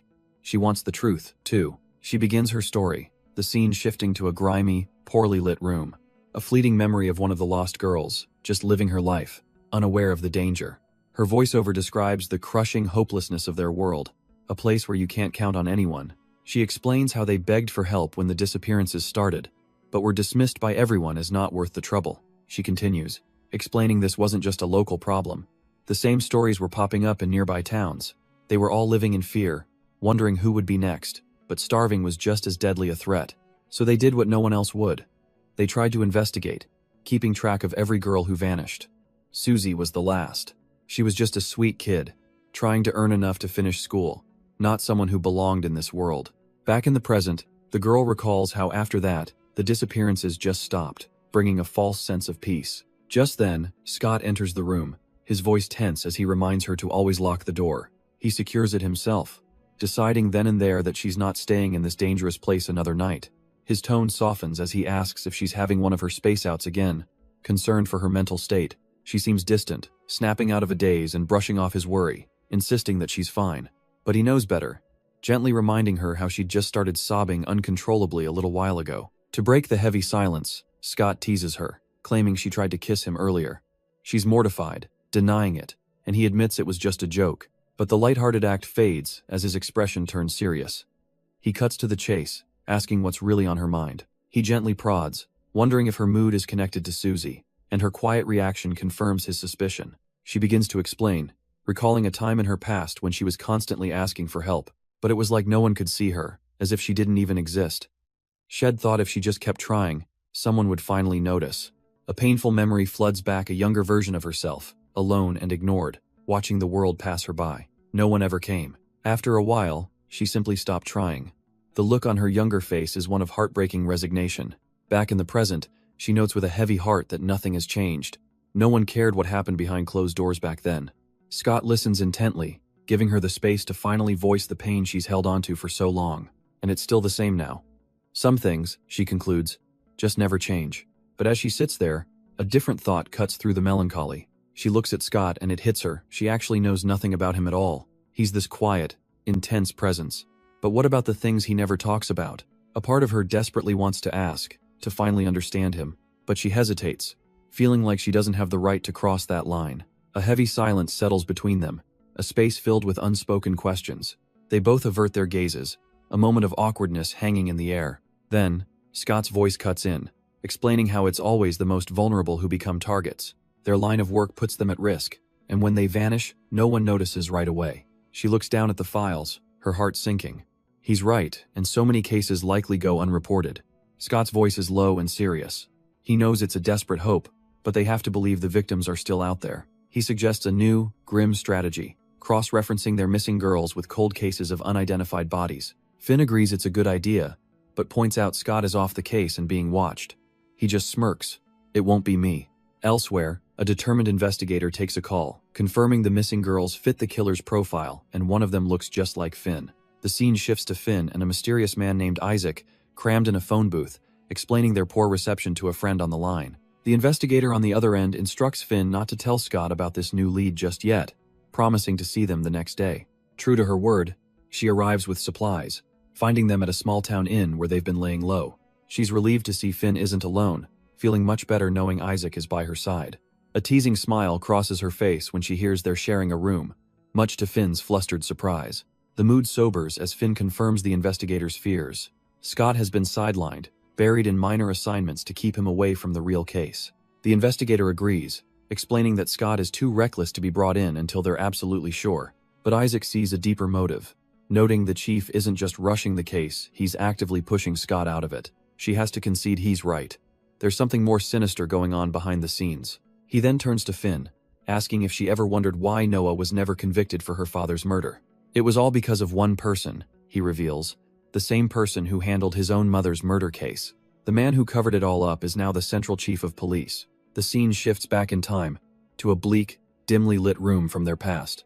The younger chief, then just an officer, is questioned about a child abuse report for a young girl. He remembers her, how she used to hang around the station, but they all just brushed her off. He just saw a lonely, creepy kid, completely oblivious to the silent screams for help from a young Finn. He couldn't understand it. How could this child sit there so calmly, so detached from the horror of what happened? This was supposed to be his last case before a transfer, and it had spiraled into this utter mess. He and his partner sit down with the girl, telling her to just start from the beginning. But the young, bruised Finn just stares into the distance, lost in a world of trauma. In the present, Scott gently prompts her, asking if she remembers what they said to her that day. Finn recalls their instructions perfectly. She was to claim total ignorance of Noah's actions. They wanted her to act like a simple, trusting kid who could be bought with a kind word or a bit of food. Back in the past, the officers feed her the lines, telling her she's suffered enough and this is all she has to do. The future chief leans in, assuring her she won't be punished, that they'll handle everything from here. And as Finn explains to Scott now, they even made sure she never testified, burying the case completely. Scott connects the final, chilling dot for her. The police couldn't risk her mentioning her father on the stand. For the man who would become chief, that case was the last hurdle before his big promotion. He needed it to stay quiet. Elsewhere, the female officer curses her own carelessness, realizing she let things escalate by not stopping Scott sooner. Finn quickly grasps the danger. If the chief finds out they're digging into this, he'll pull them off the case instantly. But the officer's eyes narrow with a sudden idea. She thinks she knows someone who can get them what they need. Their inside man is Julian Hahn, a seemingly harmless records officer buried in a mountain of paperwork. She asks him to pull cold cases with unidentified victims from the last year, a task he believes he can handle easily. Pleading her case, she asks him to expand the search, emphasizing just how much she needs his help on this. Julian smiles warmly, reminding her they're practically family and that he still owes her for a past kindness. He knows the case sounds messy, but without a moment's hesitation, he tells her he's in. Julian expresses his concern. Are they sure about this? They're just civilians, but the officer has already made up her mind, telling him to pass his findings directly to Finn and Scott. She can't explain everything right now, but she promises to fill him in later. The most important thing is getting those files. Trust me, she insists. They might not look the part, but those two are sharp, and in this for all the right reasons. With a confident smile, Julian assures her she has nothing to worry about. He's got her back, no questions asked. And with that, the unofficial team is formed, as the officer calls Finn and Scott over to exchange contact info outside the station. As Jay departs, he gives them one last warning. Be careful, stay quiet, and call him the second anything comes up. Now, it's a waiting game. Finn turns to Scott, realizing all they can do is wait for Julian's call. Scott gives a silent, determined nod in agreement. With their task set, Finn steals her resolve, ready to head back and prepare for the next move. The scene then cuts to a quiet neighborhood at night, as an unseen voice calls out a familiar, ominous name, Isaac.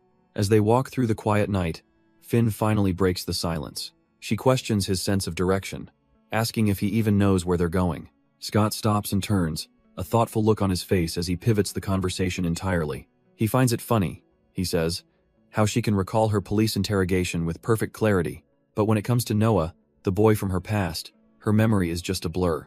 He sees her shock and quickly backpedals, assuring her he's not judging her selective memory. He just realized she came here for a reason, to remember him, and now they can do it together. With a quiet apology, he reveals their destination. This is the path to his old house. They arrive at the gate, the air thick with unspoken history as they stare at the familiar building. But Scott looks over, telling her they don't have to do this now, worried about her fragile state. But Finn turns it back on him, more worried about his feelings than her own. Scott's expression remains steady, almost placid in the face of his own trauma. He brushes off her concern, promising they won't be long as he approaches the gate. With a low creak, the old gate swings open, revealing the path to a sealed-off past. He turns, hand outstretched, a silent invitation to step into the memories with him. Finn hesitates, the gravity of what this place represents hanging heavy in the air. A memory seems to flicker in his mind, his hand dropping slightly. He remembers a younger version of himself, hand bandaged, asking if she was ready back then. Her gaze firms with resolve, a decision made in that fleeting moment. She reaches out and takes his hand, ready to face whatever lies ahead, together. His mind flashes back to a different time, their younger hands held tight. And in the present, that connection remains, a silent source of strength. They walk up to the old house, and a knock from the past echoes in his memory.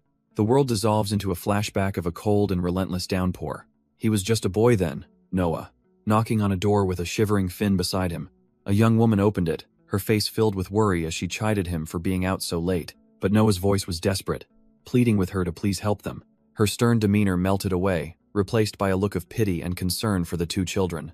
The memory shifts inside, to a dark room where the ceiling light above them sputters and fails. Then with a sudden click, light floods the space, a brief sanctuary from the storm outside. The woman apologizes for the dim lighting, promising to get it fixed as soon as the rain lets up. The memory flashes to a teenage Isaac, recalling how their frantic knocking had woken him up. Without his glasses, the scene was just a fuzzy blur of shapes in the dark hallway.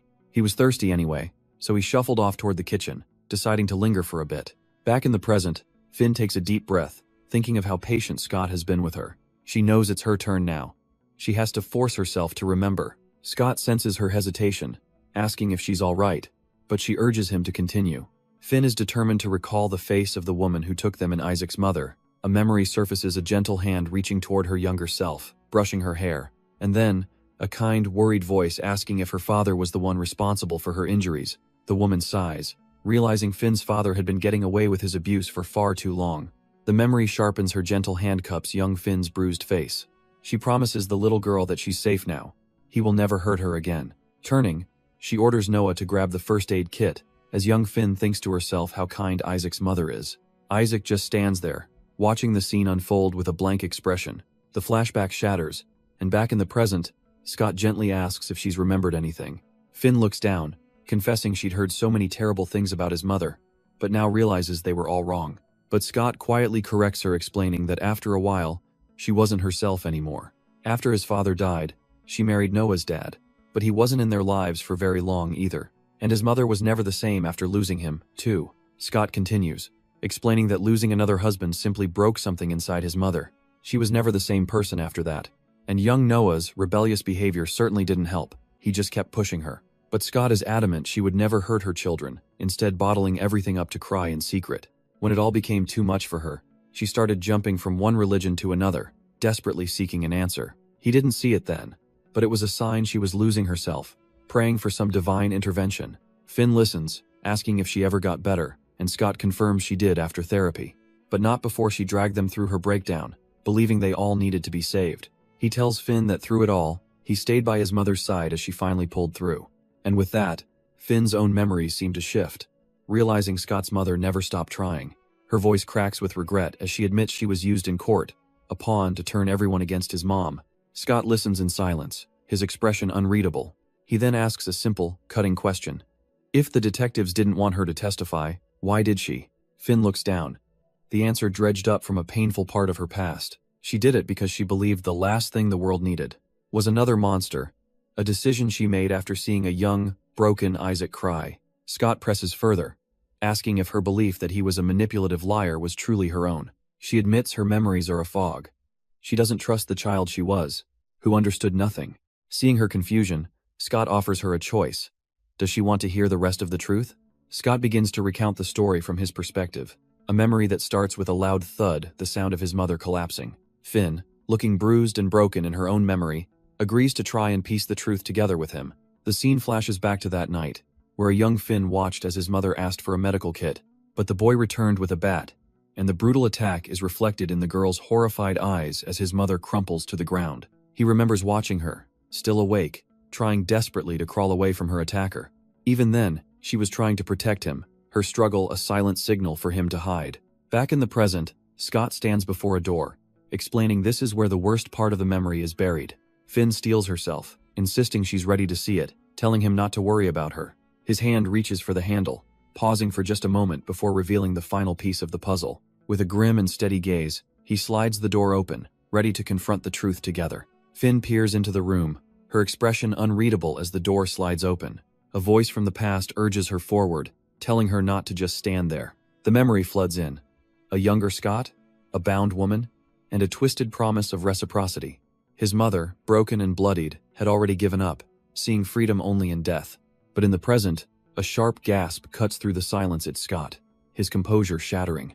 He turns away, covering his face as he weakly excuses himself, unable to bear the sight. Finn just stares, utterly confused by his reaction, a flicker of doubt in her eyes. Her hand clenches tight, something is wrong. This isn't how she thought she would remember it, because as she looks into the room, there's nothing there. She doesn't understand, she doesn't remember any of it at all.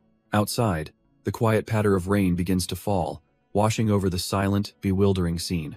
Scott pushes his way outside, stumbling into the cold, pouring rain. Finn follows him out, her mind racing with worry. Is he mad, or is he hurt? Then, watching his back, she realizes with a sinking heart he might be crying. All she can do is stand there, desperately hoping she's wrong. An old, painful memory surfaces, the image of a young boy sobbing uncontrollably. She reaches out, placing a gentle hand on his shoulder to pull him back from the edge. He turns, his face a carefully constructed mask, and mutters that he's just starving. Trying to change the subject, he asks if she wants to grab some dinner, but the heavy moment has passed, and they silently agree to postpone this for another time. So they just stand there under the awning, watching the rain fall around them. But just as they're about to leave, a voice from the shadows calls out a familiar name. Scott turns, his face a mask of cold indifference, as he's finally found. A man from his past looks him over and welcomes him back, calling him Isaac. Scott immediately cuts him off, making it clear this isn't a friendly reunion. But the man, Gino, isn't deterred, casually inviting them to sit and catch up. His eyes slide over to Finn, with a snide remark about Scott still being popular with the ladies. That's it. Scott grabs her arm, deciding he'd rather walk in the storm than stay here. Gino quickly tries to backtrack, claiming he's let go of their old feud. He even tries to apologize for whatever he said back then, brushing it off as old news. But mentioning the cop he beat up, and his mom only deepens the icy silence. Scott's jaw tightens. He knows that apology was just for show. Gino's friend warns him he's drunk, but Gino just smirks, asking why Scott's in such a rush to leave. He then points a finger, directing his venom towards Finn.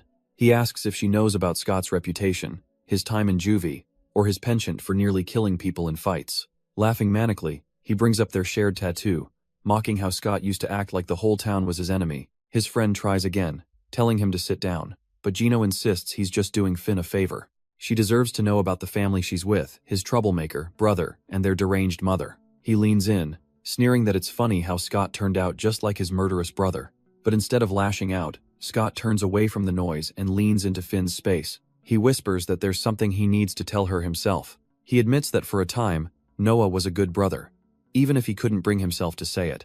And if his brother taught him anything, it was to never, ever take crap from anyone. But Gino's bitter rant continues, cutting through the sudden downpour that traps them there. He demands to know why Scott even bothered to return, and you can see Scott's hand clenched tightly. He sneers, accusing him of just dragging this poor girl along for the ride. Scott pulls Finn closer, trying to shield her, his expression hardening against the onslaught. Using his old name, Gino screams that the crazy just runs in their family's blood. But before Scott can even move, Finn steps past him, and a sharp slap echoes through the rain. The force of the impact sends a nearby plastic chair tumbling to the wet ground. Gino's friend just sighs. A look of pure resignation on his face, he knew this was coming. Gino clutches his stinging cheek, telling Finn she should worry about herself. But her gaze is cold, remarking that empty cans always make the most noise. She adds that Scott was lucky to escape, otherwise he'd be as worthless as Gino, and Scott just listens. Gino lets out a derisive scoff, a twisted smirk forming on his lips. He bursts out laughing, mocking her, asking who she thinks she is to lecture him. His tone shifts, demanding to know her real story, because nobody sticks with Scott out of pure kindness. He leans in closer, probing, asking if she just has a thing for pathetic lost causes. Then he invades her space, whispering that her brand of crazy is actually kind of hot. He claims that out of respect for his old friend Isaac, he'll keep his hands to himself. But the threat is clear as he grins, saying if Scott wasn't there, he would have already had his way with her. Before Gino can even finish his threat, a hand flashes out, grabbing him by the throat. Scott lifts the man clean off the ground, his casual strength on full display. Finn stares in shock, trying to tell him to let go, but the words catch in her throat. She grabs Scott's arm, trying to pry his fingers loose, stunned by his raw power. With a chilling calm, Scott tells Gino he thinks too much with the wrong head. Finn desperately pleads with Isaac to stop, but her words are lost in the tense air. Gino gags and chokes, his taunts turning to desperate gurgles as the grip tightens. She screams that he can't breathe, but Scott just tells her to shut up. He doesn't even look at her, his cold gaze fixed as he orders her to move. His command, sharp and absolute, freezes Finn right where she stands. Suddenly, one of Gino's buddies has had enough, grabbing a bottle and grumbling about his parole. Finn screams a warning, but it's too late as the bottle shatters across Scott's head. Blood drips down Scott's face, but his expression remains unnervingly calm as the man stammers an apology Scott has no interest in hearing, as he grabs the guy and delivers a brutal headbutt. But Gino, back on his feet and brandishing a knife, is absolutely ecstatic. This is the hometown brawler he remembers. He welcomes back the old Isaac, and Scott is more than happy to reintroduce himself with a devastating blow. The knife clatters uselessly to the pavement. Scott scoffs internally. Gino still can't fight fair. Finn can only watch in horror, the sounds of the brawl echoing as she whispers his name. He grabs Gino again, a flicker of self-blame in his eyes. He knows this escalation is on him, before delivering a vicious kick that sends the other thug flying, and Finn realizes with dawning terror this isn't him. She can only watch, frozen in disbelief as Scott just keeps going. Finally, snapping into action, she runs towards him, screaming his name, begging him to stop. She throws her arms around him, pleading with him to see that it's over, that he's already won. But the man she's holding isn't listening, and with a violent shove, he throws her aside. Finn tumbles to the ground, the crash of metal echoing her own shattered composure. From the pavement, a bloodied Gino can only curse, stammering that Scott is out of his damn mind. Scott's response is swift and brutal, a sharp kick to shut him up for good. He grinds his heel into Gino's hand with a sickening twist, breaking his fingers and his spirit. Leaning in close, he reminds him that he's never won before, and today wasn't going to be the day that changed.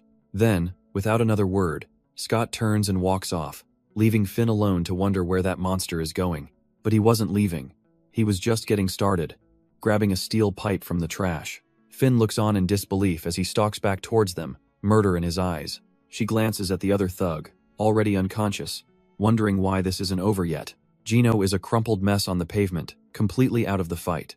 A single drop of rain falls, and a horrifying thought hits her. Is he actually enjoying this? Then the heavens open up, the downpour mirroring the storm of violence in the alley. As Scott raises the pipe to finish the job, Finn throws herself over Gino, shielding him with her own body. He stares down at her, baffled by her stubbornness, asking if she even knows who she's protecting. But her gaze softens as she notices the blood on his face, realizing he's been hurt too. His anger seems to fade for just a moment, his voice low as he asks her to look at him. But her plea twists into a pained rejection, telling him he reminds her of someone she can't stand. She begs him not to be this person, her voice trembling in the cold rain. Her words finally seem to land, and Scott freezes, the violent energy draining from his body. Suddenly, a nearby door slides open, a shopkeeper shouting about the commotion scaring away his customers. He yells for them to leave immediately, threatening to call the police and end this chaos.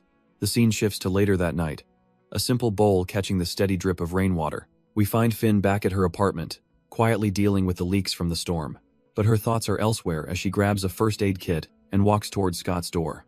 With a soft creak, she pushes it open, stepping into the quiet darkness of his room. Inside, he sits alone on his bed, a towel over his head, looking completely defeated. He doesn't even look up, the violent energy from before completely gone. Finn holds out the first aid kit, a silent offer to mend more than just his wounds. She gestures for him to come here, her own cheek already patched up from the chaos. If he won't go to the hospital, she insists, then at least let her treat his head. She kneels down, opening the kit on the floor between them. To her surprise, he quietly moves to sit in front of her, still refusing to meet her eyes. She gently takes his face in her hands, tilting his head to see the cut. Warning him that it might sting, she carefully begins to clean the gash on his forehead. It doesn't look too deep, she murmurs. A little ointment should be enough. After she's finished, he remains silent, lost in thought under her lingering touch. Her voice is a whisper as she admits that she's missed him. He meets her gaze, confessing it's taking everything he has not to kiss her right now. It's a strange feeling, he admits. Considering his past hatred was so strong, all he thought about was hurting her. She looks away, reflecting that he might have been the only one who would have ever believed her about her mother. If only they had met sooner, he muses with a heavy heart.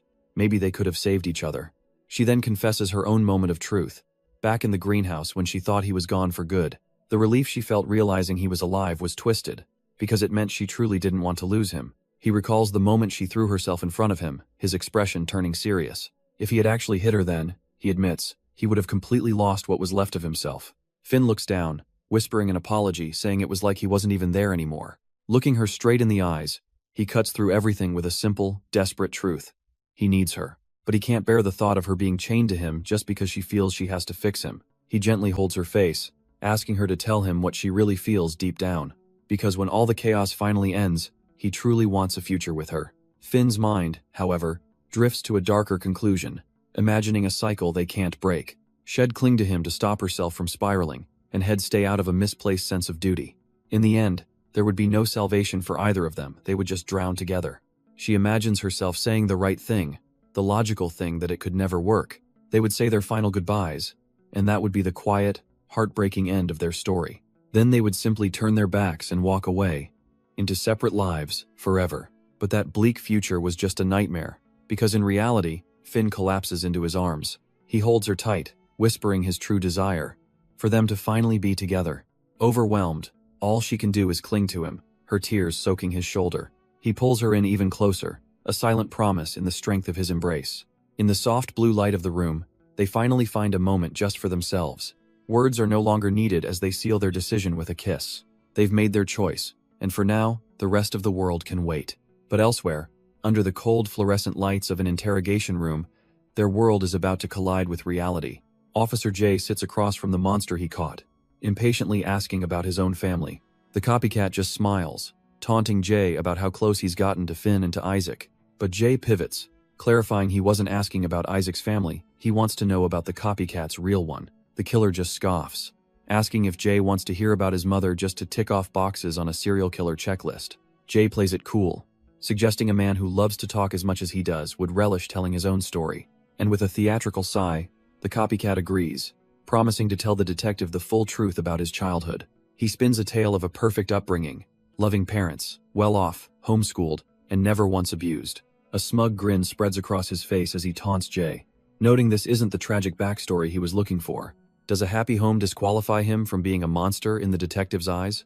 Jay doesn't flinch, explaining that plenty of killers come from good homes. Sometimes it's about nature, not nurture. The copycat twists his words, musing that he was damned to be a psycho no matter what. But Jay cuts through the theatrics, reminding him of the blood on his hands before asking if his stepmother was the real abuser. The copycat scoffs, telling the detective he's already made up his mind about who the monster is. He then tries to flip the script, claiming everything he did was to save both Isaac and Finn. Jay listens stone-faced as the killer tries to paint himself as their twisted guardian angel, but the detective isn't buying it, retorting that all he did was destroy them, and their falling in love was something he never planned for. The word love seems to catch the copycat off guard, an unexpected variable in his game. Jay leans in, a cynical edge to his voice, asking if he actually believes they're in love. The killer bursts out laughing, mocking the notion. Isaac might think it's love, he says, but Finn wouldn't even recognize it. He spins a dark theory. Finn isn't in love. She's just drawn to the familiar darkness in Isaac, the same way she always went back to her abusive father. And with chilling certainty, he declares that when he's finally free, she'll come running back to him. The cold, possessive claim hangs in the air, leaving Jay visibly disturbed by the man's absolute conviction. But Jay's heard it all before, scoffing that the killer will never get the chance. It's a typical profile. Narcissistic, a hero complex, and a habit of blaming everyone else. Outside, he vents to a colleague, the killer's words making him want to smash his fist through a table, or through the man's face. She remarks with a small smile that he almost did. She questions why he bothers, since the killer won't talk, advising patience until they have solid proof. But Jay feels the pressure. Cases like this can drag on for years, and what Finn did bought them precious time. His colleague adds that Noah violating the restraining order was an unexpected slip-up. Still, they're stuck. If Noah hadn't brought Finn to the hospital, the case would have been closed. This raises the real question for Jay. If he's killing lookalikes, why has he left the real Finn untouched? His colleague offers a chillingly simple explanation. It's a common pattern, seen in other killers before. Scott seems to dismiss her theory, questioning if the killer's motives even matter at this point. He's more focused on the present, ready to go have a little chat with the copycat, Cole. But Jay has other duties. As Scott starts to walk off, Jay calls out his name. He waves without looking back, assuring her they'll find a way to get her back on the case. She just chuckles, adding a quick compliment about his haircut as she turns to leave. Just then, a buzz from his pocket stops him in his tracks. He pulls out his phone to see a message from Officer Julian. The files are ready, with copies for Finn and Isaac. The scene then cuts away to a quiet house at dusk. A young woman's voice cheerfully announcing she's home. Inside, a girl with blonde pigtails walks in, completely drained from finals and complaining about being hungry. She stops suddenly, sensing an unfamiliar presence in the house, wondering if there are visitors. Not paying attention, she rounds the corner without a care in the world. She calls out to her dad about guests, sliding right into a solid frame. With a bump, she stumbles backward, completely caught off guard. But her annoyance vanishes the second she looks up and sees Scott Lee holding her steady. Her father appears from the kitchen, introducing his daughter Emily with an apologetic smile. But Emily's eyes drift past Scott, lighting up as she recognizes the pretty sis, Finn. Later at the dinner table, her dad jokes about them surviving the week, offering them a room. Emily, ever the observant one, asks why they'd share a room unless they were married. Her father quickly shuts down her nosiness, but she pivots, asking Finn why she was looking for the police station. The question hangs in the air, and for a moment, Finn doesn't know what to say. Thinking fast, Finn spins a wild story about being a top-secret detective, and Emily is absolutely captivated. Officer Julian Hahn tells them to get some rest, promising they can go over the case files Jay asked about tomorrow. As they head upstairs to the room he's offered them, Scott can't help but notice how happy the officer and his daughter seem together. The comment makes Finn wistful, admitting they remind her of Allie and how her stubbornness always ended in laughter. With his head resting in her lap, Scott listens as she calls those memories some of her happiest. He smiles softly, glad she can finally recall something good amidst all the darkness surrounding Noah. But this snaps Finn back to reality, a sudden panic rising that they're losing their sense of urgency. She begins to spiral, questioning if they're even chasing the right leads, as he tells her to just relax. He leans in to distract her, but her mind is stuck on one terrifying possibility. What if Noah gets out before they solve this? But Finn immediately shushes him, worried that Emily is just in the next room. Even though the girl is probably asleep, she whispers that the bed creaks with every little movement. A deep blush creeps across her face as she realizes just how awkward their situation is. The next morning, a sharp knock echoes through the house. It's Emily, checking to see if Big Sis and Big Bro are awake yet. Finn opens the door, a little flustered, as Emily cheerfully announces that breakfast is ready. She thanks the girl, promising that she'll get Scott up and they'll be down soon. A quick glance back shows him still sound asleep, oblivious to the morning's interruption. Later, Julian lays out a mountain of files for them on the table. He's compiled every case he could find: missing girls, unidentified bodies, all from their timeline. As they sift through the grim collection, Finn voices a thought that's been nagging at her about the city's serial murders. She points out the first two were surgically clean, but the later ones were sloppy, suggesting a copycat. But Scott has another idea. He explains that killers evolve, and their earliest work is often their messiest. Finn's eyes sharpen with a chilling hypothesis. What if Noah's first kill was right here, sloppy and overlooked? The sheer volume of cases is staggering, a graveyard of forgotten lives just waiting for someone to connect the dots. Scott admits he's overwhelmed, never expecting their small town to hide so many dark secrets.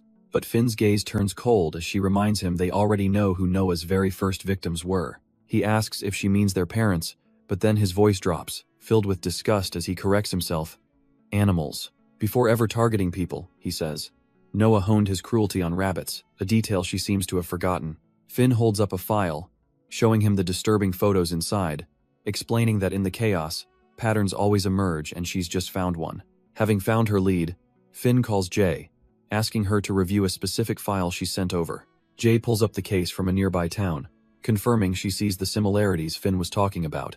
Finn explains the victim is unidentified and doesn't match any of their current missing persons. Jay's mind starts racing if a local case matches the serial killings, and the copycat has an alibi that means two killers. Finn presses her point. If they can prove Noah was in town for that crime, they'd have grounds to bring him in. But Jay pumps the brakes, warning Finn to stay focused and not get carried away by personal feelings. She reminds Finn that this is too close to home, and they can't risk crossing civilian boundaries again. A quiet moment passes, and Finn's determination gives way to a flicker of doubt. She asks Jay, her voice small, if she's crazy for chasing this truth against such small odds. But Jay immediately shuts that down, telling her that stubbornness like hers is exactly what they need more of. Before hanging up, Finn has one more thing to add, a little more personal this time. She happily confesses to Jay that she and Scott are back together, and she just had to share the news. Jay takes it in stride, promising to say hi to Scott for her before ending the call. But the second she hangs up, a wave of renewed determination washes over her. Meanwhile, at their makeshift investigation headquarters, the door suddenly slides open.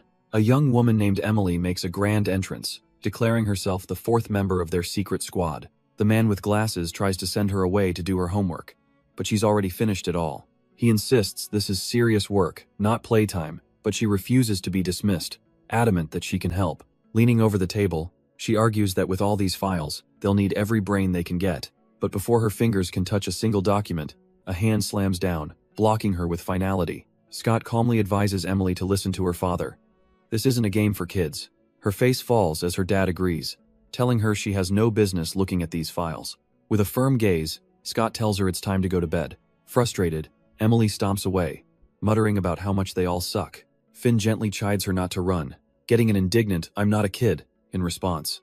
Her father apologizes for the outburst, but Finn just smiles, saying it's normal for her age. With the interruption handled, he asks for an update, and Scott confirms they've found something. Their goal is to connect the missing local girls to a string of unsolved murders Jay is investigating. He's taken aback. A case from the city reaching all the way out here? How could they possibly know? Finn admits they can't be certain yet, but the methods are too similar to ignore. Finn presents the grim file, showing him the disturbing photos of the victims. The officer looks over the case, his expression darkening as he understands the gravity of the situation. She explains they have 2 suspects in custody, but the chief is narrowing it down to just 1 man. Scott cuts in, asking if he could pull the suspect's record for them, but notes the police file seems suspiciously incomplete. The officer offers a convenient excuse: a fire at the station might have destroyed some files. Still, he promises to dig up whatever he can, and Scott gratefully acknowledges his help. He just needs one thing before he starts: the name of their prime suspect. Later, riding a bus through the countryside, Finn worries they might be asking too much of him. Scott reassures her, stroking her hair as she leans against him. He explains the officer is just repaying a debt to Jay. She settles into his touch, content for a moment, before asking him what he's been staring at so intently. Scott reveals he just took photos of the files, which they'll have to keep from the detective. Still, Finn worries, asking if he thinks their target will actually tell them anything useful. With a grim look, Scott admits it's highly unlikely. As the bus rolls on, they realize they need a good cover story, and Finn suggests they pose as family of a missing woman. Their journey ends as they arrive at a quiet suburban home, knocking on the front door. The door cracks open, and an annoyed man demands to know what they want. He looks them over, clearly irritated by the interruption on his day off, until his eyes land on Finn. A flicker of recognition crosses his face as he calls her Pipsqueak. Finn stares back, stunned, having no idea who this man is, or how he knows that name. Meanwhile, back at the station, the officer pulls the file, confirming the prime suspect's identity: Noah Inoue. The file confirms their worst fears. Noah murdered Finn's father and is deemed extremely dangerous.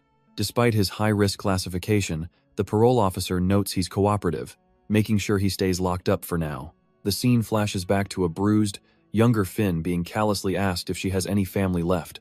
The interrogator, a younger Noah, presses her, cynically questioning if she ever secretly wished for her father's death.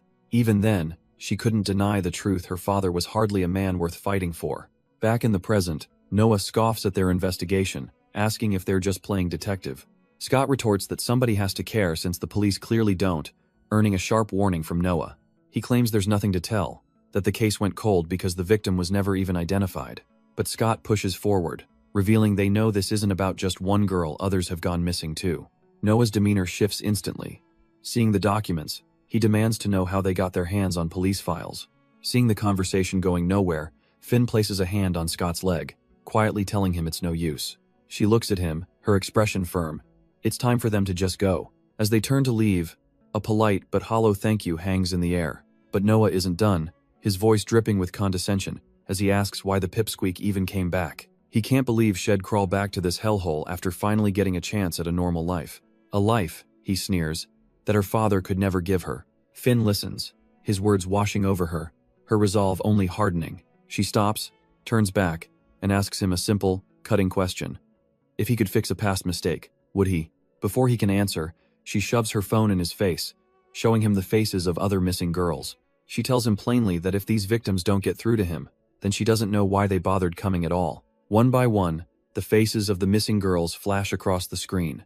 Noah's eyes narrow, his usual arrogance faltering for just a second. As they walk away, the weight of their past hangs heavy between Finn and Scott. She reaches for his hand, her voice small as she asks if Noah was right about them. She can't help but wonder about the normal life they abandoned, the one they almost had. But Scott looks at her knowingly. He tells her she'd always be haunted by the what-ifs. A sad smile touches her lips, as she agrees she was never one to just walk away. He reassures her they're on the right path, but he needs her to be all in. She promises she won't quit this time.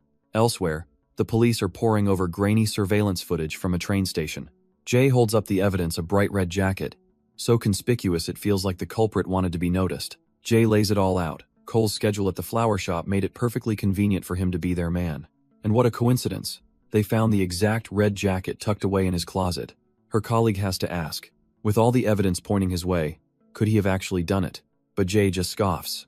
There's one big problem: the guy can't even keep his own lies straight. We see Cole in interrogation, stumbling over his own words, changing his story mid-sentence. Jay's frustration is boiling over as she calls him out for constantly flip-flopping on his confession. She leans in, pressing him with a hard fact.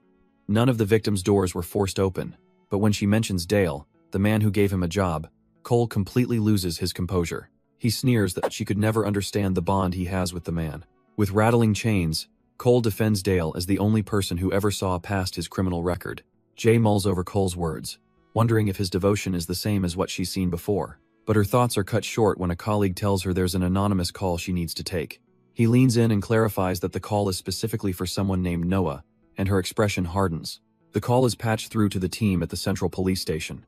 Jay gets on the line, but there's only silence on the other end as she asks who's there. She tries to coax them into talking, but the line clicks dead, leaving her with nothing. Annoyed, she demands to know what the caller said before she took over. The officer who answered first explains he was a man, and he only spoke a single name, Noah Inoue. They realize the call is untraceable, likely from an old phone booth, and they'll have to catch him live. The use of Noah instead of Dale tells Jay everything. This caller is someone close, and now, he's their top priority. Jay doesn't hesitate for a second, barking an order to her colleague to bring Scott here, right now. Meanwhile, at a different precinct, dispatchers are handling the usual chaos of the city. A phone rings, seemingly just another emergency call coming in. A female officer answers professionally, identifying herself as Central Police. But the voice on the other end makes her blood run cold, her eyes widening in shock. She turns to her partner, breathless, confirming their worst fears it's him. The call is immediately rerouted, patching the audio directly to Jay's team. The line connects, monitored, bridging the gap between the police and their target. And there, in an interrogation room, Scott picks up the phone, a small smirk on his face as he reintroduces himself as Noah. Back at the station, Jay's superior leans into the mic, demanding the person on the other end to speak. On the other end of the line, the caller's voice is laced with confusion, asking if he can be heard, warning that they're being listened to. Across from Scott, the copycat Cole calmly confirms that he's well aware of their audience. Jay and her superior listen in, completely baffled, concluding that the caller seems just as clueless as they are. The man's confusion turns to anger as he demands to know who's on the line, but he's cut off by a cold, clear voice promising to make sure it's done. A faint, dismissive sound escapes Scott's lips as he hears the promise. A flicker of dark amusement in his eyes. But before anyone can react, the line goes dead, the caller vanishing without a trace. Jay's superior steps into the interrogation room, his voice sharp as he questions Scott, pointing out that the mysterious speaker knew his name. For the first time, Scott's composure cracks, his gaze falling to the table as he seems genuinely lost in thought. His interrogator presses harder, demanding to know what the message meant, mocking him about running a cult or collecting fanboys like Cole. But Scott ignores the taunts, looking up with a chilling focus to ask a single, haunting question. Where is she? His voice sharpens with unnerving urgency, demanding to know exactly where Finn is right now. The scene cuts away from the cold interrogation room to a quiet, sun-drenched window. And there she is, Finn, sleeping peacefully in the morning light, seemingly safe. But her rest is suddenly shattered as she gasps, her eyes flying open as if jolted from a nightmare. We're then pulled into a memory of a breakfast table, a conversation from a time long past. A younger Finn sits with her friend, Emily, who's annoyed that her busy father is having Finn help her. Emily isn't buying the excuses, accusing them of hiding some top-secret business from her. Finn can only look away, wishing she could explain but insisting her father has a good reason. Her friend scoffs, muttering that good fathers don't make other people do their jobs for them. Then she asks a question that hangs heavy in the air. Where is her big bro? She's never seen Finn without him. Finn explains her brother is just out with a friend, but Emily teases that's what everyone says. The conversation takes a sharp turn as Emily leans in, asking for Finn's secrets. She wants to know how Finn makes men so devoted, they'd die if she told them to. Finn tries to shut her down, saying Isaac isn't like that and Emily is too young for this kind of talk. Frustrated at being treated like a child, Emily declares Finn is no fun and gets up to leave for school. But as she turns, a small box slips unnoticed from her school bag. It lands silently on the wooden floor between them. The playful mood evaporates as Finn begs her friend, pleading not to tell her father. All of Emily's bravado is gone, replaced by a desperate, quiet plea. She picks up the box of cigarettes, asking if she can please just keep this one secret. But Finn isn't keeping the secret. She tells Emily to be honest with her father herself. The younger girl's pleading act vanishes, replaced by a cold annoyance. She drops the facade entirely, telling Finn to stay a clueless big sister and mind her own business. With a casual wave, she announces she'll be home late, leaving Finn to deliver the message. The door slides shut, leaving a stunned silence in her wake. Finn is left alone, processing the venomous words from the girl she just tried to help. Later that night, the house is dark and quiet, but someone is inside, hunched over in the hallway as if struggling to stand. It's an officer, Julian, his face strained with pain. Finn finds him, asking if he's okay, but he just brushes it off as tired knees from a long day. She then asks where Isaac is, only to learn he's also gone, and she feels a pang of guilt for keeping Julian. The situation gets worse when Finn admits she argued with Emily, who also hasn't returned yet. A quick glance at the clock confirms that Emily is hours late, and Finn's worry spikes into full-blown alarm. Deciding she has to act, she resolves to search for Emily and asks Julian to come with her, and he readily agrees. He gives her a pained but grateful look, thanking her for her trust and concern. Elsewhere, under a flickering street lamp, Emily is fuming to herself, still stewing from the earlier fight. She sits alone in the dark, grumbling about wasting her last box of something she paid for with her own savings. But a sudden noise from the shadows cuts her off, and her head snaps around in alarm. A figure emerges from the darkness, his voice cold as he advises her to turn back. He ominously warns her that she's walked right into a dead end. As night settles over the city, the frantic search for Emily is underway. Finn and Officer Julian start by questioning one of Emily's friends. The girl confirms Emily asked to hang out earlier, but she had to go straight home. She gives them a list of the usual spots they could try looking. They check with a local shopkeeper, only to learn Emily was there hours ago and wanted to be alone. Another lead turns cold, and Julian stares up the empty stairs, his hope dimming. Finn apologizes, blaming herself for Emily running off, but Julian immediately shuts her down. This is his failure as a father, he insists, but then a thought strikes him. He tells her there's one last place they can look, a place of significance. It's the street where he first met her, a memory from a happier time. Finn questions their route as they speed past a dark trail leading into the woods. Julian knows the place.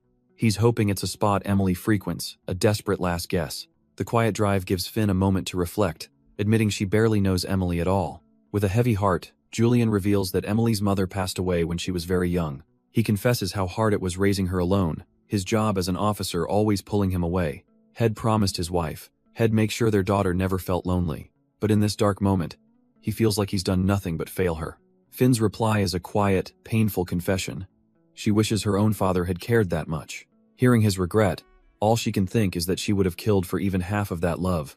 Struck by her words, Julian reaches over, taking her hand in a silent apology for a pain he now understands. Finn thinks to herself that she could never imagine laying a hand on her own child. The car's headlights pierce the gloom as Julian announces they've arrived at the secluded spot. As they get out, he grabs flashlights and casually asks if Isaac knows she's out here. She confirms that he does, and Julian breathes a sigh of relief, glad Isaac won't worry. But just as he relaxes, he suddenly pauses, his eyes catching something in the darkness. A lone school bag sits abandoned on a tree stump, instantly filling him with dread. At that same moment, Isaac is arriving at the Fishertown police station. He walks in with purpose, announcing to the front desk that he's here to pick up Emily. His name is called out, but as he turns the corner, his confident expression vanishes. He sees Emily sitting there, disheveled, and demands to know where she's been and what happened to her clothes. Emily collapses into his arms, trembling as she whispers how terrified she was. The station detective cuts in, asking Isaac if he's the one who answered Julian's phone. He explains that Emily stumbled in here completely panicked. She was chased through the forest, and though she escaped, she's convinced her attacker is still out there. Isaac's gaze hardens as he processes the news. Someone was in the woods with her, still clinging to him. Emily confirms it, her voice cracking as she says she saw someone. Meanwhile, deep in that very forest, Julian and Finn search under the pale moonlight. Finn suggests they split up to cover more ground, but Julian immediately dismisses the idea as too risky. She just smiles, assuring him she knows this place like the back of her hand and will be back in an hour. Reluctantly, he agrees, watching with a worried expression as she disappears into the trees. A sudden rustle in the undergrowth makes Finn call out, hoping it's Emily. She sweeps her light through the trees, telling the girl her father is worried sick, but the mention of a father sends her own mind spiraling back into a dark, buried memory. She recalls a gentle hand holding hers and a quiet promise to be nothing like him. The memory jars her.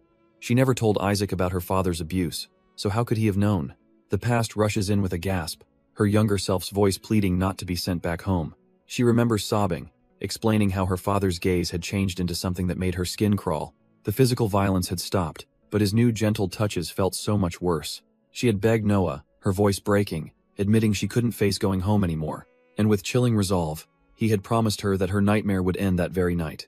A sudden rustle in the dark woods puts Finn on high alert. Flashlight cutting through the night, she calls out, hoping to find Emily. But her beam of light lands not on a person, but on a small white rabbit, sitting beside a figure lying in the grass. Elsewhere, Officer Julian desperately searches for Finn. his voice echoing through the trees.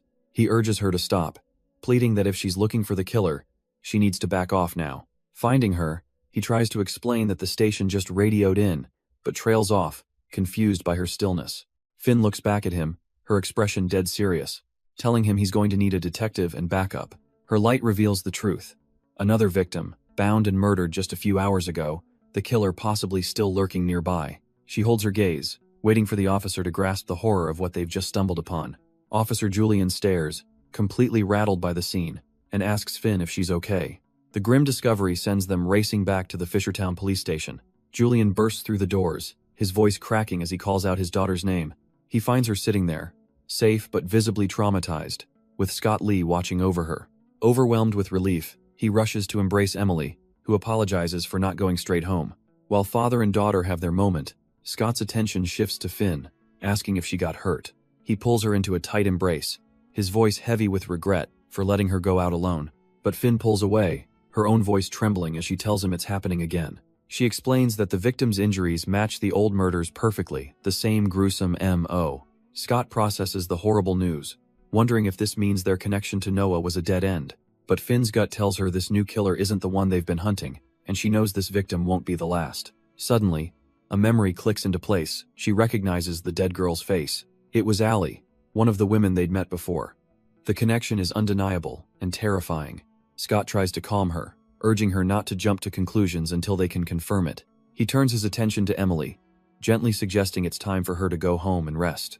But Emily stops her father, telling him he really needs to be more careful with his things. She then reveals a pair of broken glasses, the lenses shattered and smeared with blood. Julian freezes, his face paling as he stammers, asking where she could have possibly found them. She quietly tells him it doesn't matter, promising that she won't tell anyone what she knows. Sensing the overwhelming tension, Scott pulls Finn back into a tight, protective embrace. Later, a phone rings, and it's Jay on the other end, asking if Finn is okay. She plays it off as a simple check-in, claiming she was just worried. But Scott isn't buying it, his suspicion piqued by her unusually persistent tone. He reassures her that Finn is fine but presses her, knowing something else is wrong. The timing is too perfect, and Scott calls her out, forcing Jay to admit she wasn't being honest. She finally caves, explaining they received a strange, untraceable call at the station for someone named Noah. And in a flashback, we see the aftermath, the copycat, Cole, demanding to know where Finn is. Jay's superior interrogates him, wanting to know why he's suddenly so interested in her. Cole plays dumb, taunting the investigator that it's his job to figure it out, not his. But the superior isn't fooled, pointing out how Cole reacted to the name and his immediate questions about Finn. Cole smirks, finally admitting he might have a hint, but if they want his cooperation, he expects something in return. The superior listens, stone-faced, as Cole reveals he knows Finn is out there, doing her own investigation. The prisoner then lays out his audacious demand. Either bring her to him, or tell him exactly where she is. Back in the present, Scott can't believe it, scoffing into the phone about the nerve of that prisoner trying to negotiate. But Jay's tone is dead serious, asking him if maybe, just maybe, Cole actually has the leverage to make these demands. The question hangs in the air, Scott's expression hardening as Jay presses him, asking what happened back then. As the tense phone call continues, he silently moves through the quiet apartment. He opens a door to find Finn, completely vulnerable and fast asleep in her bed. Scott watches over her for a moment, a storm of concern brewing beneath his calm exterior. His gaze is fixed and serious as Jay's voice cuts through the silence, asking if he thinks Finn is in danger. Jay's voice explains the grim pattern. The disappearances and murders stopped a year ago, but the moment Finn is back on their radar, it all starts again, as if someone's been watching her. She warns Scott that if they don't find the truth soon, this will become another Cole situation. He can hardly believe it, asking if she seriously wants him to negotiate with that monster. Jay insists this is too big for her to decide alone. They need his help and can't rule out the bargain just yet. Suddenly, a soft voice calls out his old name, Isaac, pulling him from his thoughts. Finn stirs awake, rubbing her eyes and explaining she's been so tired lately she just passed out.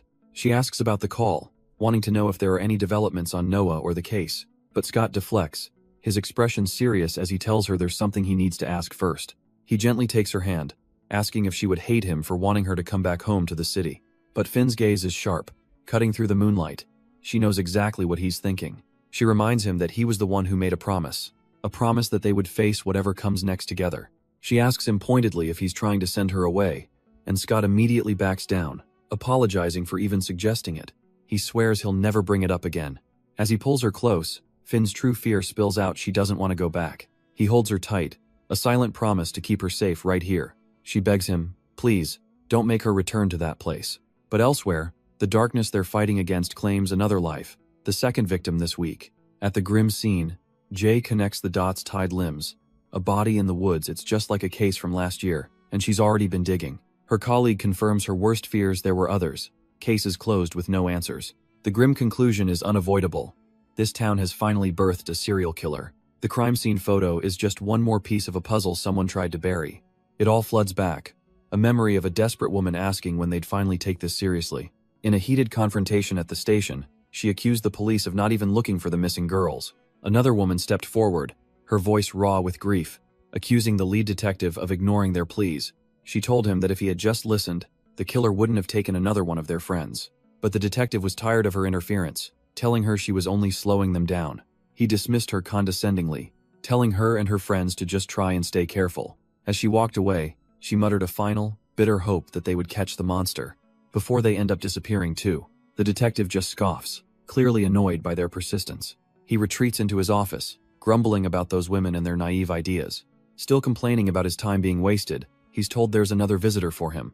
A calm voice cuts through his rant, telling him that's no way to treat concerned civilians. He turns to find Jay, who introduces herself as a detective from the central police station. He immediately gets defensive, demanding to know why she's on his case without authorization. She explains she's investigating a serial killer in the city with a very similar pattern. Her case has 4 victims and 2 suspects already in custody, with more bodies being uncovered. The detective wonders if they caught the wrong guy, but Jay suggests a darker possibility, a copycat. The detective tries to regain control, offering to explain everything if she'll just cooperate. He starts with a demand. How did she learn about his cases so fast? And who is her source?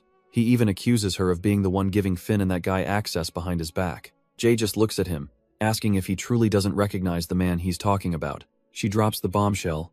That man is Isaac, the son of the woman Noah murdered long ago. And to make it all worse, she reveals Noah is now one of their prime suspects. The detective freezes as the pieces violently click into place for him. Jay sees it too, the MO. The resemblance, it all makes a terrifying kind of sense now. Finally, on the same page, they agree to end this, with Jay adding she has debts to settle with those two. Meanwhile, at Emily's home, her mother confirms to a guest that the girl needs therapy and time off from school. Just as things seem to settle, a buzz at the door announces an unexpected visitor. And look who it is, Officer Jay, arriving with a confident smile and a clipboard in hand. She greets Finn, Scott, and even Julian, remarking how they have so much to catch up on. But Scott just stares back, his expression cold and untrusting as he utters her name. Cutting through the tension, Jay asks Julian to step outside so they can speak privately. He hesitantly agrees, and the paper door slides shut, sealing the 3 of them inside. Left in the hallway, Julian can only wonder what's so important that he had to be excluded. From outside, we hear Jay's serious warning. For now, they can't trust anyone. She explains this is for Julian's safety too, before asking them to list everyone they've told. Finn admits they've spoken to locals all over town, and the grim reality sinks in.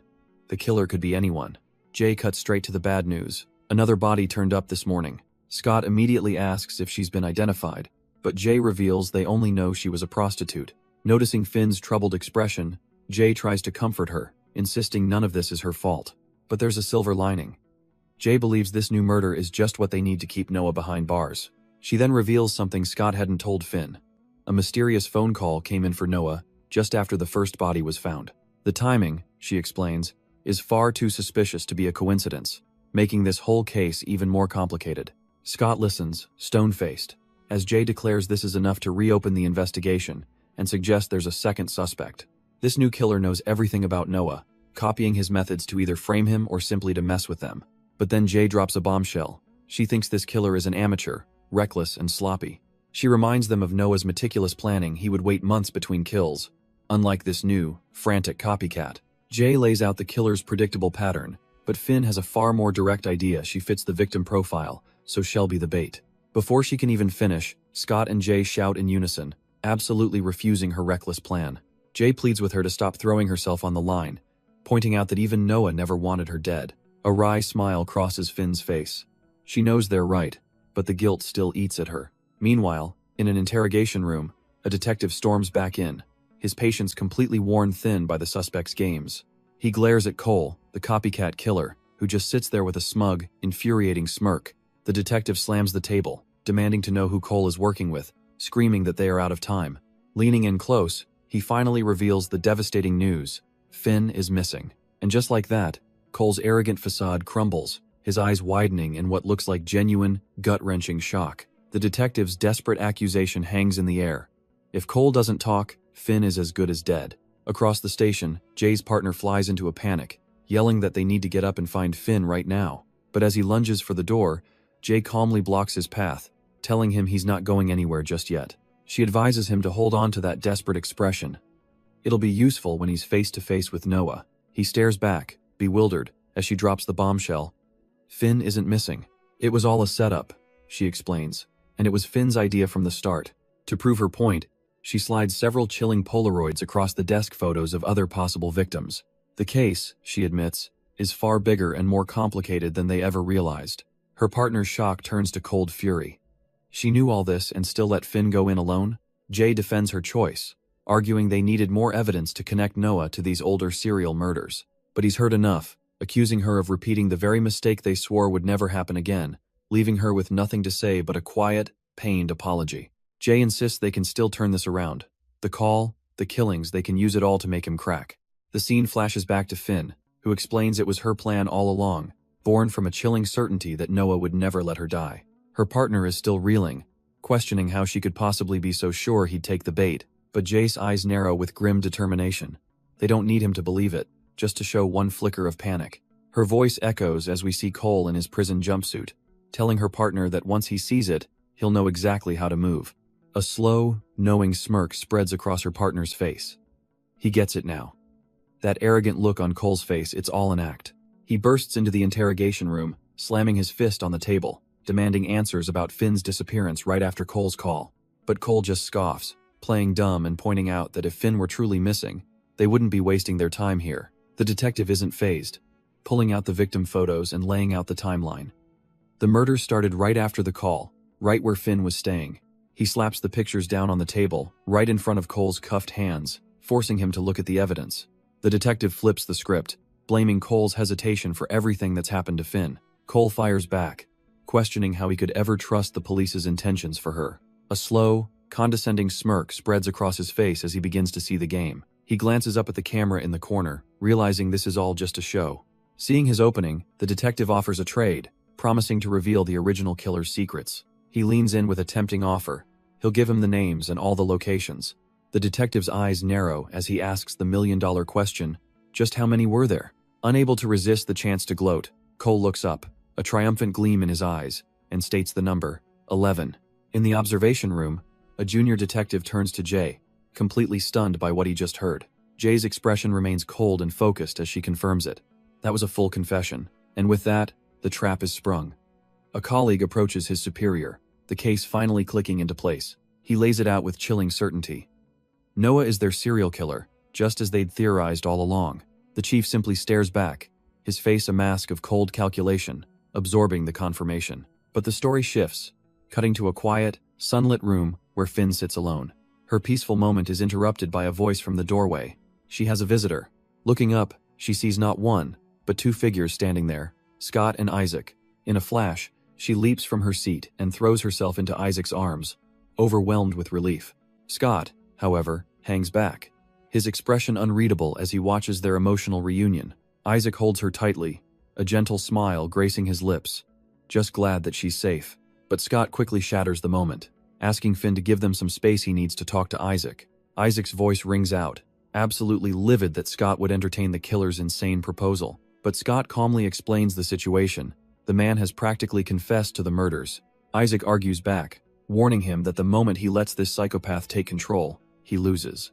Unfazed, Isaac reveals their bargain, one name and one location up front, just to prove he's not bluffing. His main priority, he states, is getting Finn back to the city, far away from Noah. But then he reveals the final, twisted condition of the deal. The killer refuses to confess to anyone else. He wants Finn, and only Finn. Suddenly, a quiet but firm no comes from the doorway. Finn has heard everything. Scott's composure shatters, his hand gripping the table as he reminds Isaac of the promise he made. He makes his own vow. If that man gets anywhere near Finn, Scott will kill him without a second thought. Scott accuses his other self of being weak, of letting the killer turn him into a pawn. But Isaac scoffs, pointing out Scott's own barely contained rage whenever Noah's name is mentioned.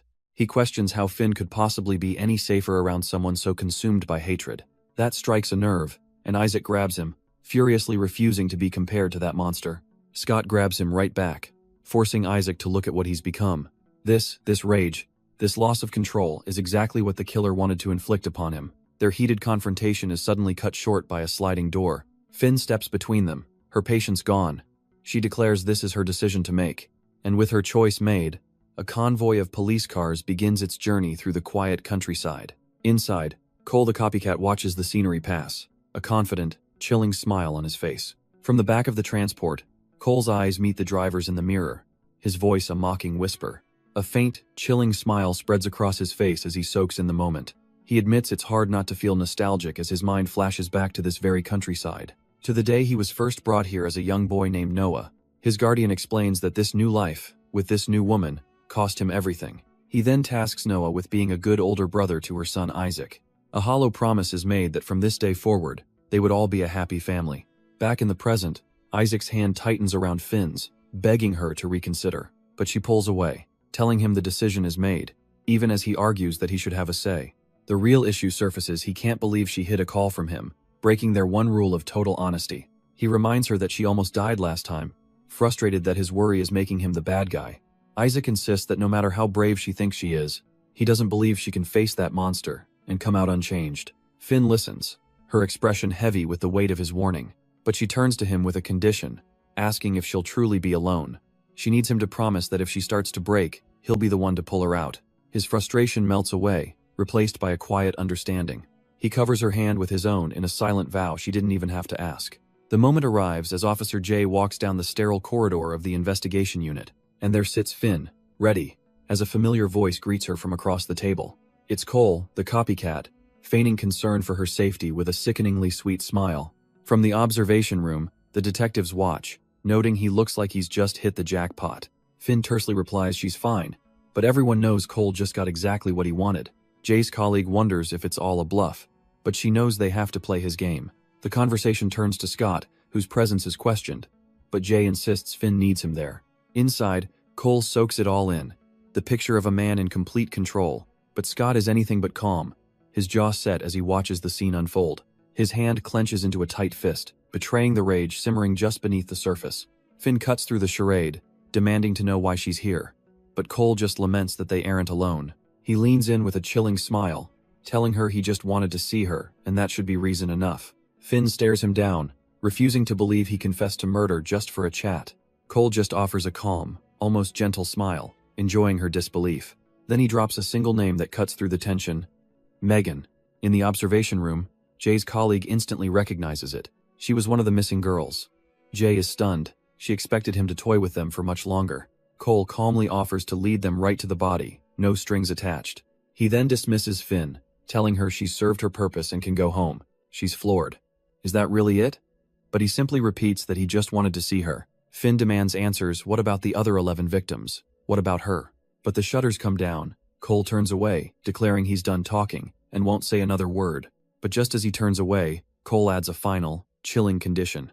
And if she wants the other names, she'll be back. In the observation room, the profilers see it for what it is, a blatant display of dominance. The lead detective turns to Scott, his voice urgent. They have to get Finn out of there, right now. Finn's hands tremble beneath the table. She can't let him do this to her again, not after everything. She knows he's making her believe that coming back is her only choice. A detective enters the room to escort her out, and she looks up, the weight of the situation crashing down.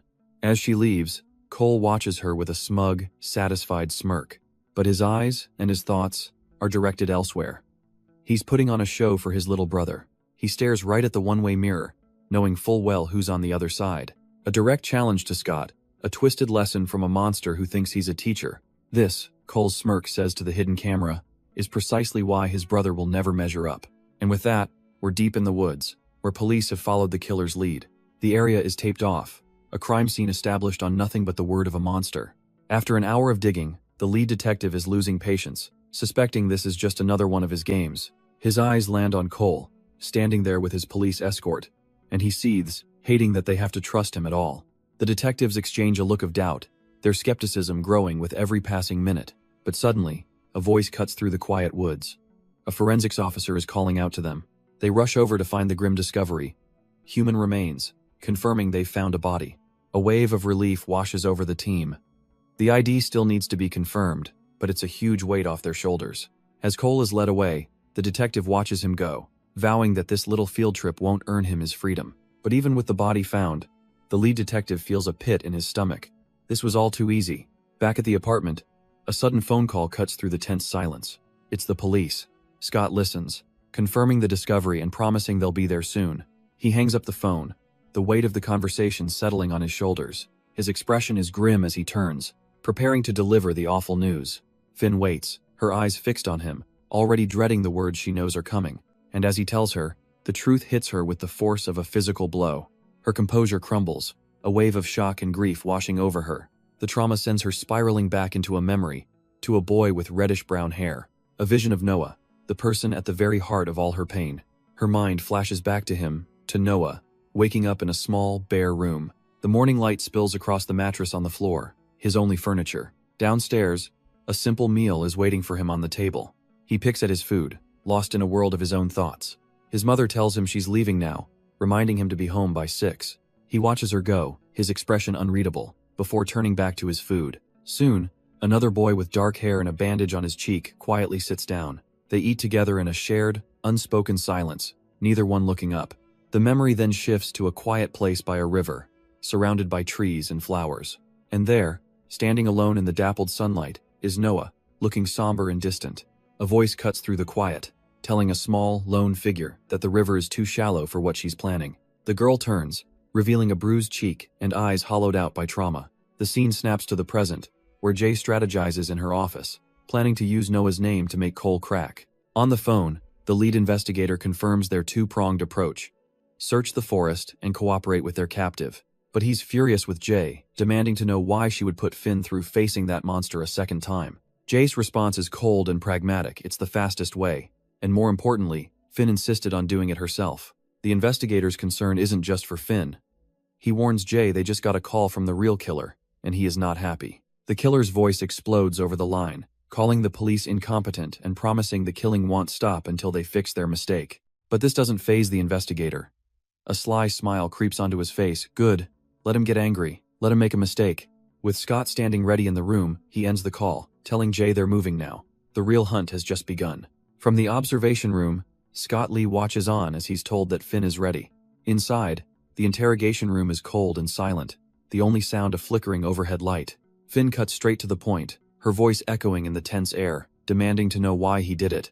Cole feigns ignorance, forcing her to specify the murders, those poor women. But he dismisses her question entirely, saying the police can handle that. It's not why he's here. He just wanted to see her again, promising to cooperate if she'll just keep coming back. Finn tries to press him, but he masterfully deflects, turning the tables with a simple question. How are you, Finn? He leans in closer, his voice dropping as he asks how she's been since that night. Cole then scoffs at her predictable answer, musing how easy her life must have been, before mentioning the name of her friend, Allie. The lead investigator listens in, his expression hardening as Cole casually remarks what a good woman Allie was. He twists the knife, reminding Finn how Allie sent her to therapy, convinced something was wrong with her. Finn quietly admits it helped her handle her feelings, but Cole scoffs at the very idea. He mocks the whole system, calling it a place where idiots just echo your own thoughts back at you. All the easy answers society offers, therapy, prayer, medication, are just different flavors of the same lie. He claims it's all just a system to make people dependent, profiting from those who can't stand their own thoughts. From the observation room, the investigator listens in, a grim understanding dawning. So this is what Finn endured as a child. Cole continues, insisting they were never broken, just different from a world that couldn't understand them. He tries to pull her back in, painting them as a special pair who don't think like the herd, asking if she misses it. Finn forces herself to play along, knowing she has to keep humoring him to get to the truth. But just as she tries to steer him back on topic, the scene cuts away to a ringing phone at a quiet, suburban home. Scott hangs up the phone, confirming he's found who they were looking for and promising to tell Finn. He finds her sitting quietly in her room, a heavy silence hanging in the air as he asks if she's ready to go. Finn seems to shrink, questioning if her presence is really necessary, but he gently insists the family asked for her. He understands her nerves, but assures her they just want to express their gratitude for what she did. They arrive with Gino at a stark, institutional building, where they're about to meet the victim's older sister. A woman named Glenda opens the door, a baby in her arms, her face lighting up with relief at seeing Finn. Finn tries to downplay her role, but Glenda won't hear it, insisting that without her, the case would have gone cold. She explains that she always knew her sister wouldn't have just run away, not when she had a child to care for. With tears welling in her eyes, Glenda admits that knowing the horrible truth is a strange kind of relief. It's better than the endless torture of not knowing, and she thanks Finn for finally giving their family peace. The fragile domestic moment continues, with Glenda asking her husband to find his socks so they can leave. She then turns to Finn, asking if she could possibly hold the baby for just a moment. Just then, Gino emerges from a back room, announcing their service car has arrived. Surprisingly, Finn holds the baby with a natural ease, admitting she was nervous she'd make her cry. Scott Lee watches from the doorway, noting how much the child seems to like her. A rare, gentle smile touches Finn's face as the baby coos happily in her arms. Scott's gaze remains fixed on her, observing this unexpected softness. But this quiet, tender moment is cut short, as the scene shifts to a cold interrogation room. Finn is now seated across from Cole, the copycat, ready to extract the name of the fourth victim. Behind the glass, two investigators watch, feeling the pressure mount as another murder hangs in the balance. One of the investigators admits Finn is holding up remarkably well, showing real bravery. The other agrees, finding the copycat's textbook narcissism even more repulsive in person. Her colleague feels uneasy, questioning if it's right to let a civilian do their job for them. But Detective Scott is pragmatic. His job is to ensure this killer is locked up for every life he took. He tells his partner he'll get his shot to talk to the suspect, but only after they have the name. His colleague can only sigh, acknowledging the detective's legendary reputation for getting convictions, no matter the cost. Inside the room, the tension breaks. Finn has done it, calmly stating she has the name, Rachel Halls. With the new lead, the team immediately gets to work, pulling up any records they can find.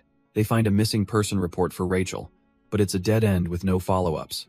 Just then, Scott Lee chimes in, correctly guessing she went missing just a couple of months before the killer's first known victim. Detective Scott is immediately on guard, asking how he could have possibly known that. Scott Lee calmly explains the killer's pattern, a 2 to 3 month gap between each murder. The pieces start to fall into place.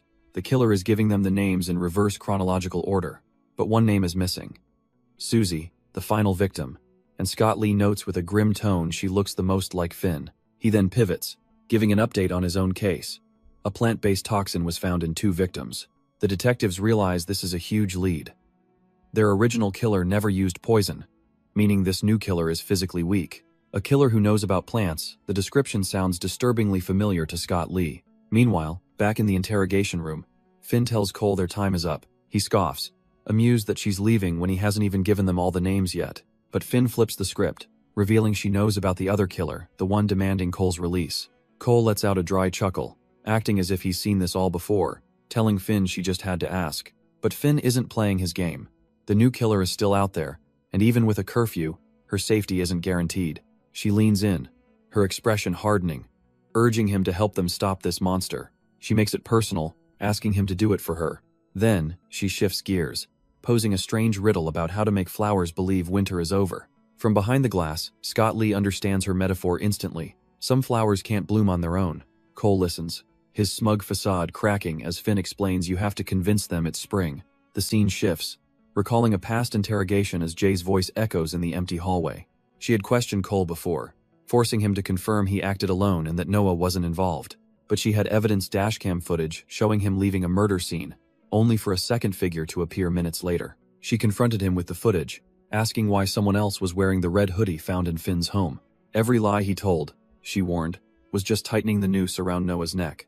The scene snaps back to the present, as Jay reports over the phone that she finally broke him. His story wasn't enough to convict Noah, she admits, but it revealed a very clear pattern. She relays Cole's past to her team, an ex-con who felt invisible until Noah gave him a chance. In a flashback, we see that moment, Noah hiring him on the spot, no questions asked. Had seen Cole's criminal record but dismissed it entirely, a gesture that left Cole stunned. Sobbing in the interrogation room, Cole confessed it was the first time he'd ever been treated like a human being. That single act of kindness cemented his undying loyalty. He would follow Noah anywhere. So when an angry woman threatened everything Noah built, Cole decided she had to disappear. Cole confesses he followed her, waiting for the perfect opportunity, feeling absolutely no regret. He'd cornered her with a knife, dragging her to a deserted construction site where he thought they were alone. But he was wrong. Noah was there, watching the entire gruesome scene unfold with cold amusement. Terror seized Cole. His life was over. He was sure Noah would turn him in. He tried to downplay it, claiming he only wanted to teach her a lesson. But Noah remained unnervingly calm. Instead of judgment, Noah offered a twisted salvation, telling him he could still be saved and to hand over the knife. From there, Noah took charge, giving Cole ropes and newspapers, promising to make it look like his own work. Cole truly believed they were the same, that Noah understood him, as he watched his savior finish the job. Jay listens as Cole explains how Noah kept him close, but she sees the grim reality. He was being groomed as a scapegoat. She spells it out. Noah kept the knife, covered in Cole's fingerprints and the victim's DNA, ready to be found. The crushing realization finally hits Cole. He was never an accomplice, only a tool to be discarded. Back at the station, Detective Scott spells out Noah's twisted method of control. Finn and Scott listen, recognizing the pattern of emotional manipulation all too well. They now know the current killer is just another puppet, and the only way to find them is to dig into Noah's past. The scene shifts, showing the small hands of a young boy meticulously folding a paper charm. He gives the small trinket a little shake, seemingly satisfied with his work. It's a young Isaac, who looks up with an unnervingly focused and intense gaze. A small, chilling smile plays on his lips as he announces that he's home. His mother walks in, and he excitedly asks to place his newly made charm on the family altar.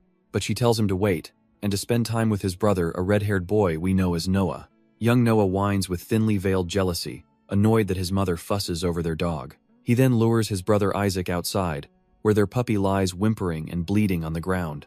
Isaac looks on in horror, his face etched with worry as he realizes Polly is gravely injured. But a cold, knowing smirk crosses Noah's face as he calmly says she won't last long. He twists the situation into a dark act of mercy, claiming the dog is in pain and shouldn't suffer. With a knife in hand, he pressures a terrified Isaac, insisting that what he's about to do is the right thing. The memory shifts, blending into another moment where Isaac timidly asks his mother if she's in pain. He looks up with wide, innocent eyes as she confirms that yes, Mama is hurting. With tears welling, she turns to him, confessing the immense pain she's in. A perfect, practiced manipulation. The traumatic memory shatters as an adult, Scott gasps, jolted awake from the nightmare next to Finn. Finn holds him close, asking if it was a bad dream, and he quietly confirms it was. He wonders why she's still awake, and she admits her mind is stuck on what Jay told them earlier. Her thoughts are clearly heavy as she stares into the darkness, asking Scott if he thinks they owe him.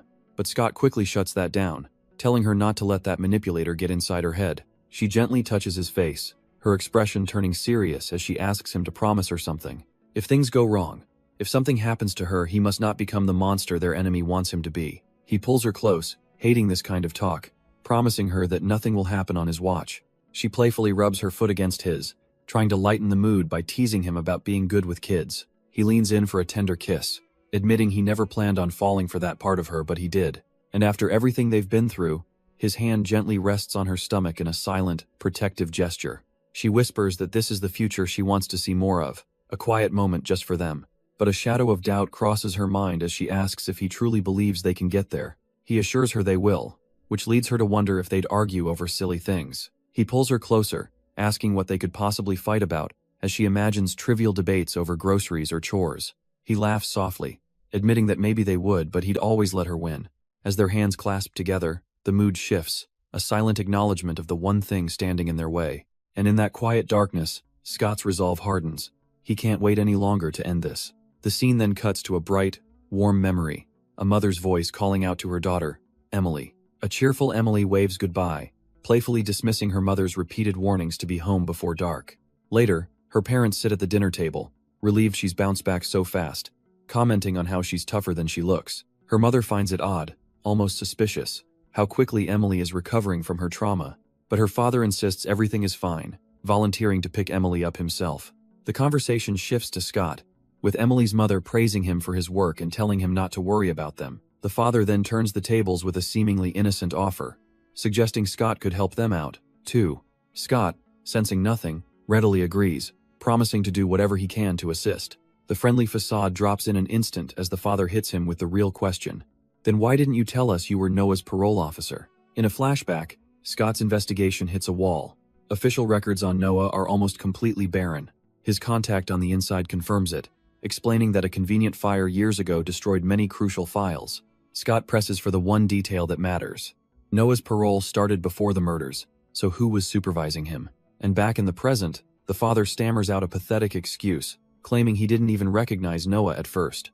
The parole officer confesses that Noah was a model case so perfect, in fact, that he became complacent. He just kept filing the same reports, thinking everything was fine, never digging deeper. But now, knowing he was supervising a future serial killer, the guilt is crushing him. He feels responsible. Scott listens patiently, arms crossed, letting the man's regret settle in the air. Then he cuts in, telling the officer there's no need for guilt. This is actually good news. He reframes the situation. This is the man's chance to make things right by sharing every single detail he remembers. With his help, Scott insists, they can finally crack this case wide open. The officer, desperate for a chance at redemption, readily agrees to cooperate fully. With their new ally secured, Finn stands, announcing they'll head to the station to brief Detective Scott. The parole officer quietly sees them out, the conversation over and a new, heavy responsibility just beginning. As Finn is about to leave, she pauses in the doorway. She turns back to Julian, the parole officer, with one last thing to say. It's just a simple compliment. She thinks his new glasses suit him well. The door slides shut, leaving Julian alone, his mind already drifting elsewhere. He can't shake the feeling seeing those two reminds him so much of Noah. Elsewhere, Scott and his team follow a lead, arriving at the nursery where Noah once worked. They learn the previous owner, a generous man, passed his business to trusted employees, which must be how Noah got his start. But it's a dead end. The one man who knew Noah best is already gone. The man they're speaking with then introduces his son, Daniel, who looks terrified to be talking to cops. An officer's eye is caught by some unusual charts, which Daniel stammers are just sowing calendars. Daniel nervously explains that the charts are just for knowing when to plant seeds based on temperature. Watching from afar, the other officers murmur about his strange way of speaking, one recalling he has a disability. The young man clarifies that the columns are for seeds, dates, and the gardener assigned to them, but the officer presses him, pointing out that some of these notes are ancient and he can still see Noah's name. At the mention of the name, Daniel happily confirms that Noah worked here and was incredible at growing tulips. A light bulb goes off for Scott. Noah's fixation on flowers must have inspired his entire modus operandi. His partner smirks, commenting that of course it did. Manipulation is basically Noah's brand. Oblivious, Daniel continues explaining the horticultural trick. You chill the bulbs so they think it's winter. Then, you move them to a warm place, convincing them it's spring, forcing them to bloom out of season. With that chilling parallel laid bare, the team knows they have their man. The team lays out the evidence. Daniel knew plants, admired Noah, and used poison because he was weak. But Jay points out one critical flaw: the caller didn't have a stutter like he does, and she wonders if it's all an act. Her colleague is unfazed, deciding the only way to be sure is to put their man under surveillance. A senior detective then suggests a bold move, lifting the citywide curfew. The plan is to lull the killer into a false sense of security, making him believe everything is back to normal. So they watch and wait as Daniel walks the now open streets at night. The theory is simple. Comfort will make him careless, and his true nature will finally slip out. And just as they predicted, he zeroes in on a vulnerable target, a lone woman sitting on a bench. He approaches with a predatory grin, questioning if she's even old enough for this line of work. The woman, playing her part perfectly, seems desperate, pleading with him that it won't take long. He leads her down a secluded path, probing with questions, asking if she lives alone. She leans into him, playing the part, while he asks if this is her first time, a smug grin on his face. But just as they approach the woods, a voice cuts through the darkness, ordering them to halt. An officer steps out, informing them the forest is off limits. There's nothing down that trail. The officer's eyes narrow, accusing Daniel of being with a minor, asking if he wants to get arrested. He demands to see some ID, his gaze fixed on the bag slung over Daniel's shoulder. Panic sets in, and Daniel stammers an apology, turning to flee the scene entirely. But he's not going anywhere. The woman he brought here expertly trips him, sending him to the dirt. With Daniel neutralized, she drops the act and coldly orders the other officer to cuff him. The lead detective steps out, congratulating Jay on a successful undercover job, but reminding her their whole case now rests on what's inside that bag. They open the bag, revealing a grim toolkit: rope, tape, a knife, and a bottle of suspected poison. The lead detective smirks, offering a cold apology to the kid whose plans just went up in smoke. And there he is, cuffed on the ground, the would-be predator, looking utterly pathetic. The scene shifts. and a voice cuts through the quiet of an institution, calling out Finn's name. Her eyes snap into focus, locking onto the person sitting across from her. It's him, Scott, looking back at her from behind a table, clad in a prison jumpsuit. He calmly mentions that he sees she still has those blackouts, leaving Finn stunned. He even knows. He explains it's something she's always done, shutting down emotionally when things get too much. And for Finn, it all clicks. These are the holes in her memory, a defense mechanism her brain created to survive. But Scott presses further, suggesting her mind hides things for reasons beyond simple trauma. He asks if she remembers the promise, the one they made right after the trial. The question triggers a memory, fractured and distant, of two young girls on a balcony. A younger version of him, being led away, flashes a confident smile, promising to come back for her. But the memory ends there. Scott explains that back then, overwhelmed, she simply passed out. He tells her he can fix it, that he'll tell her everything she wants to know, just not here. Finn looks down, confused. What could be so secret that it can't be said in this room? Suddenly, a knock at the door interrupts them. An officer says Detective J needs the room. He delivers the stunning news. Jay says they've already caught him, the killer.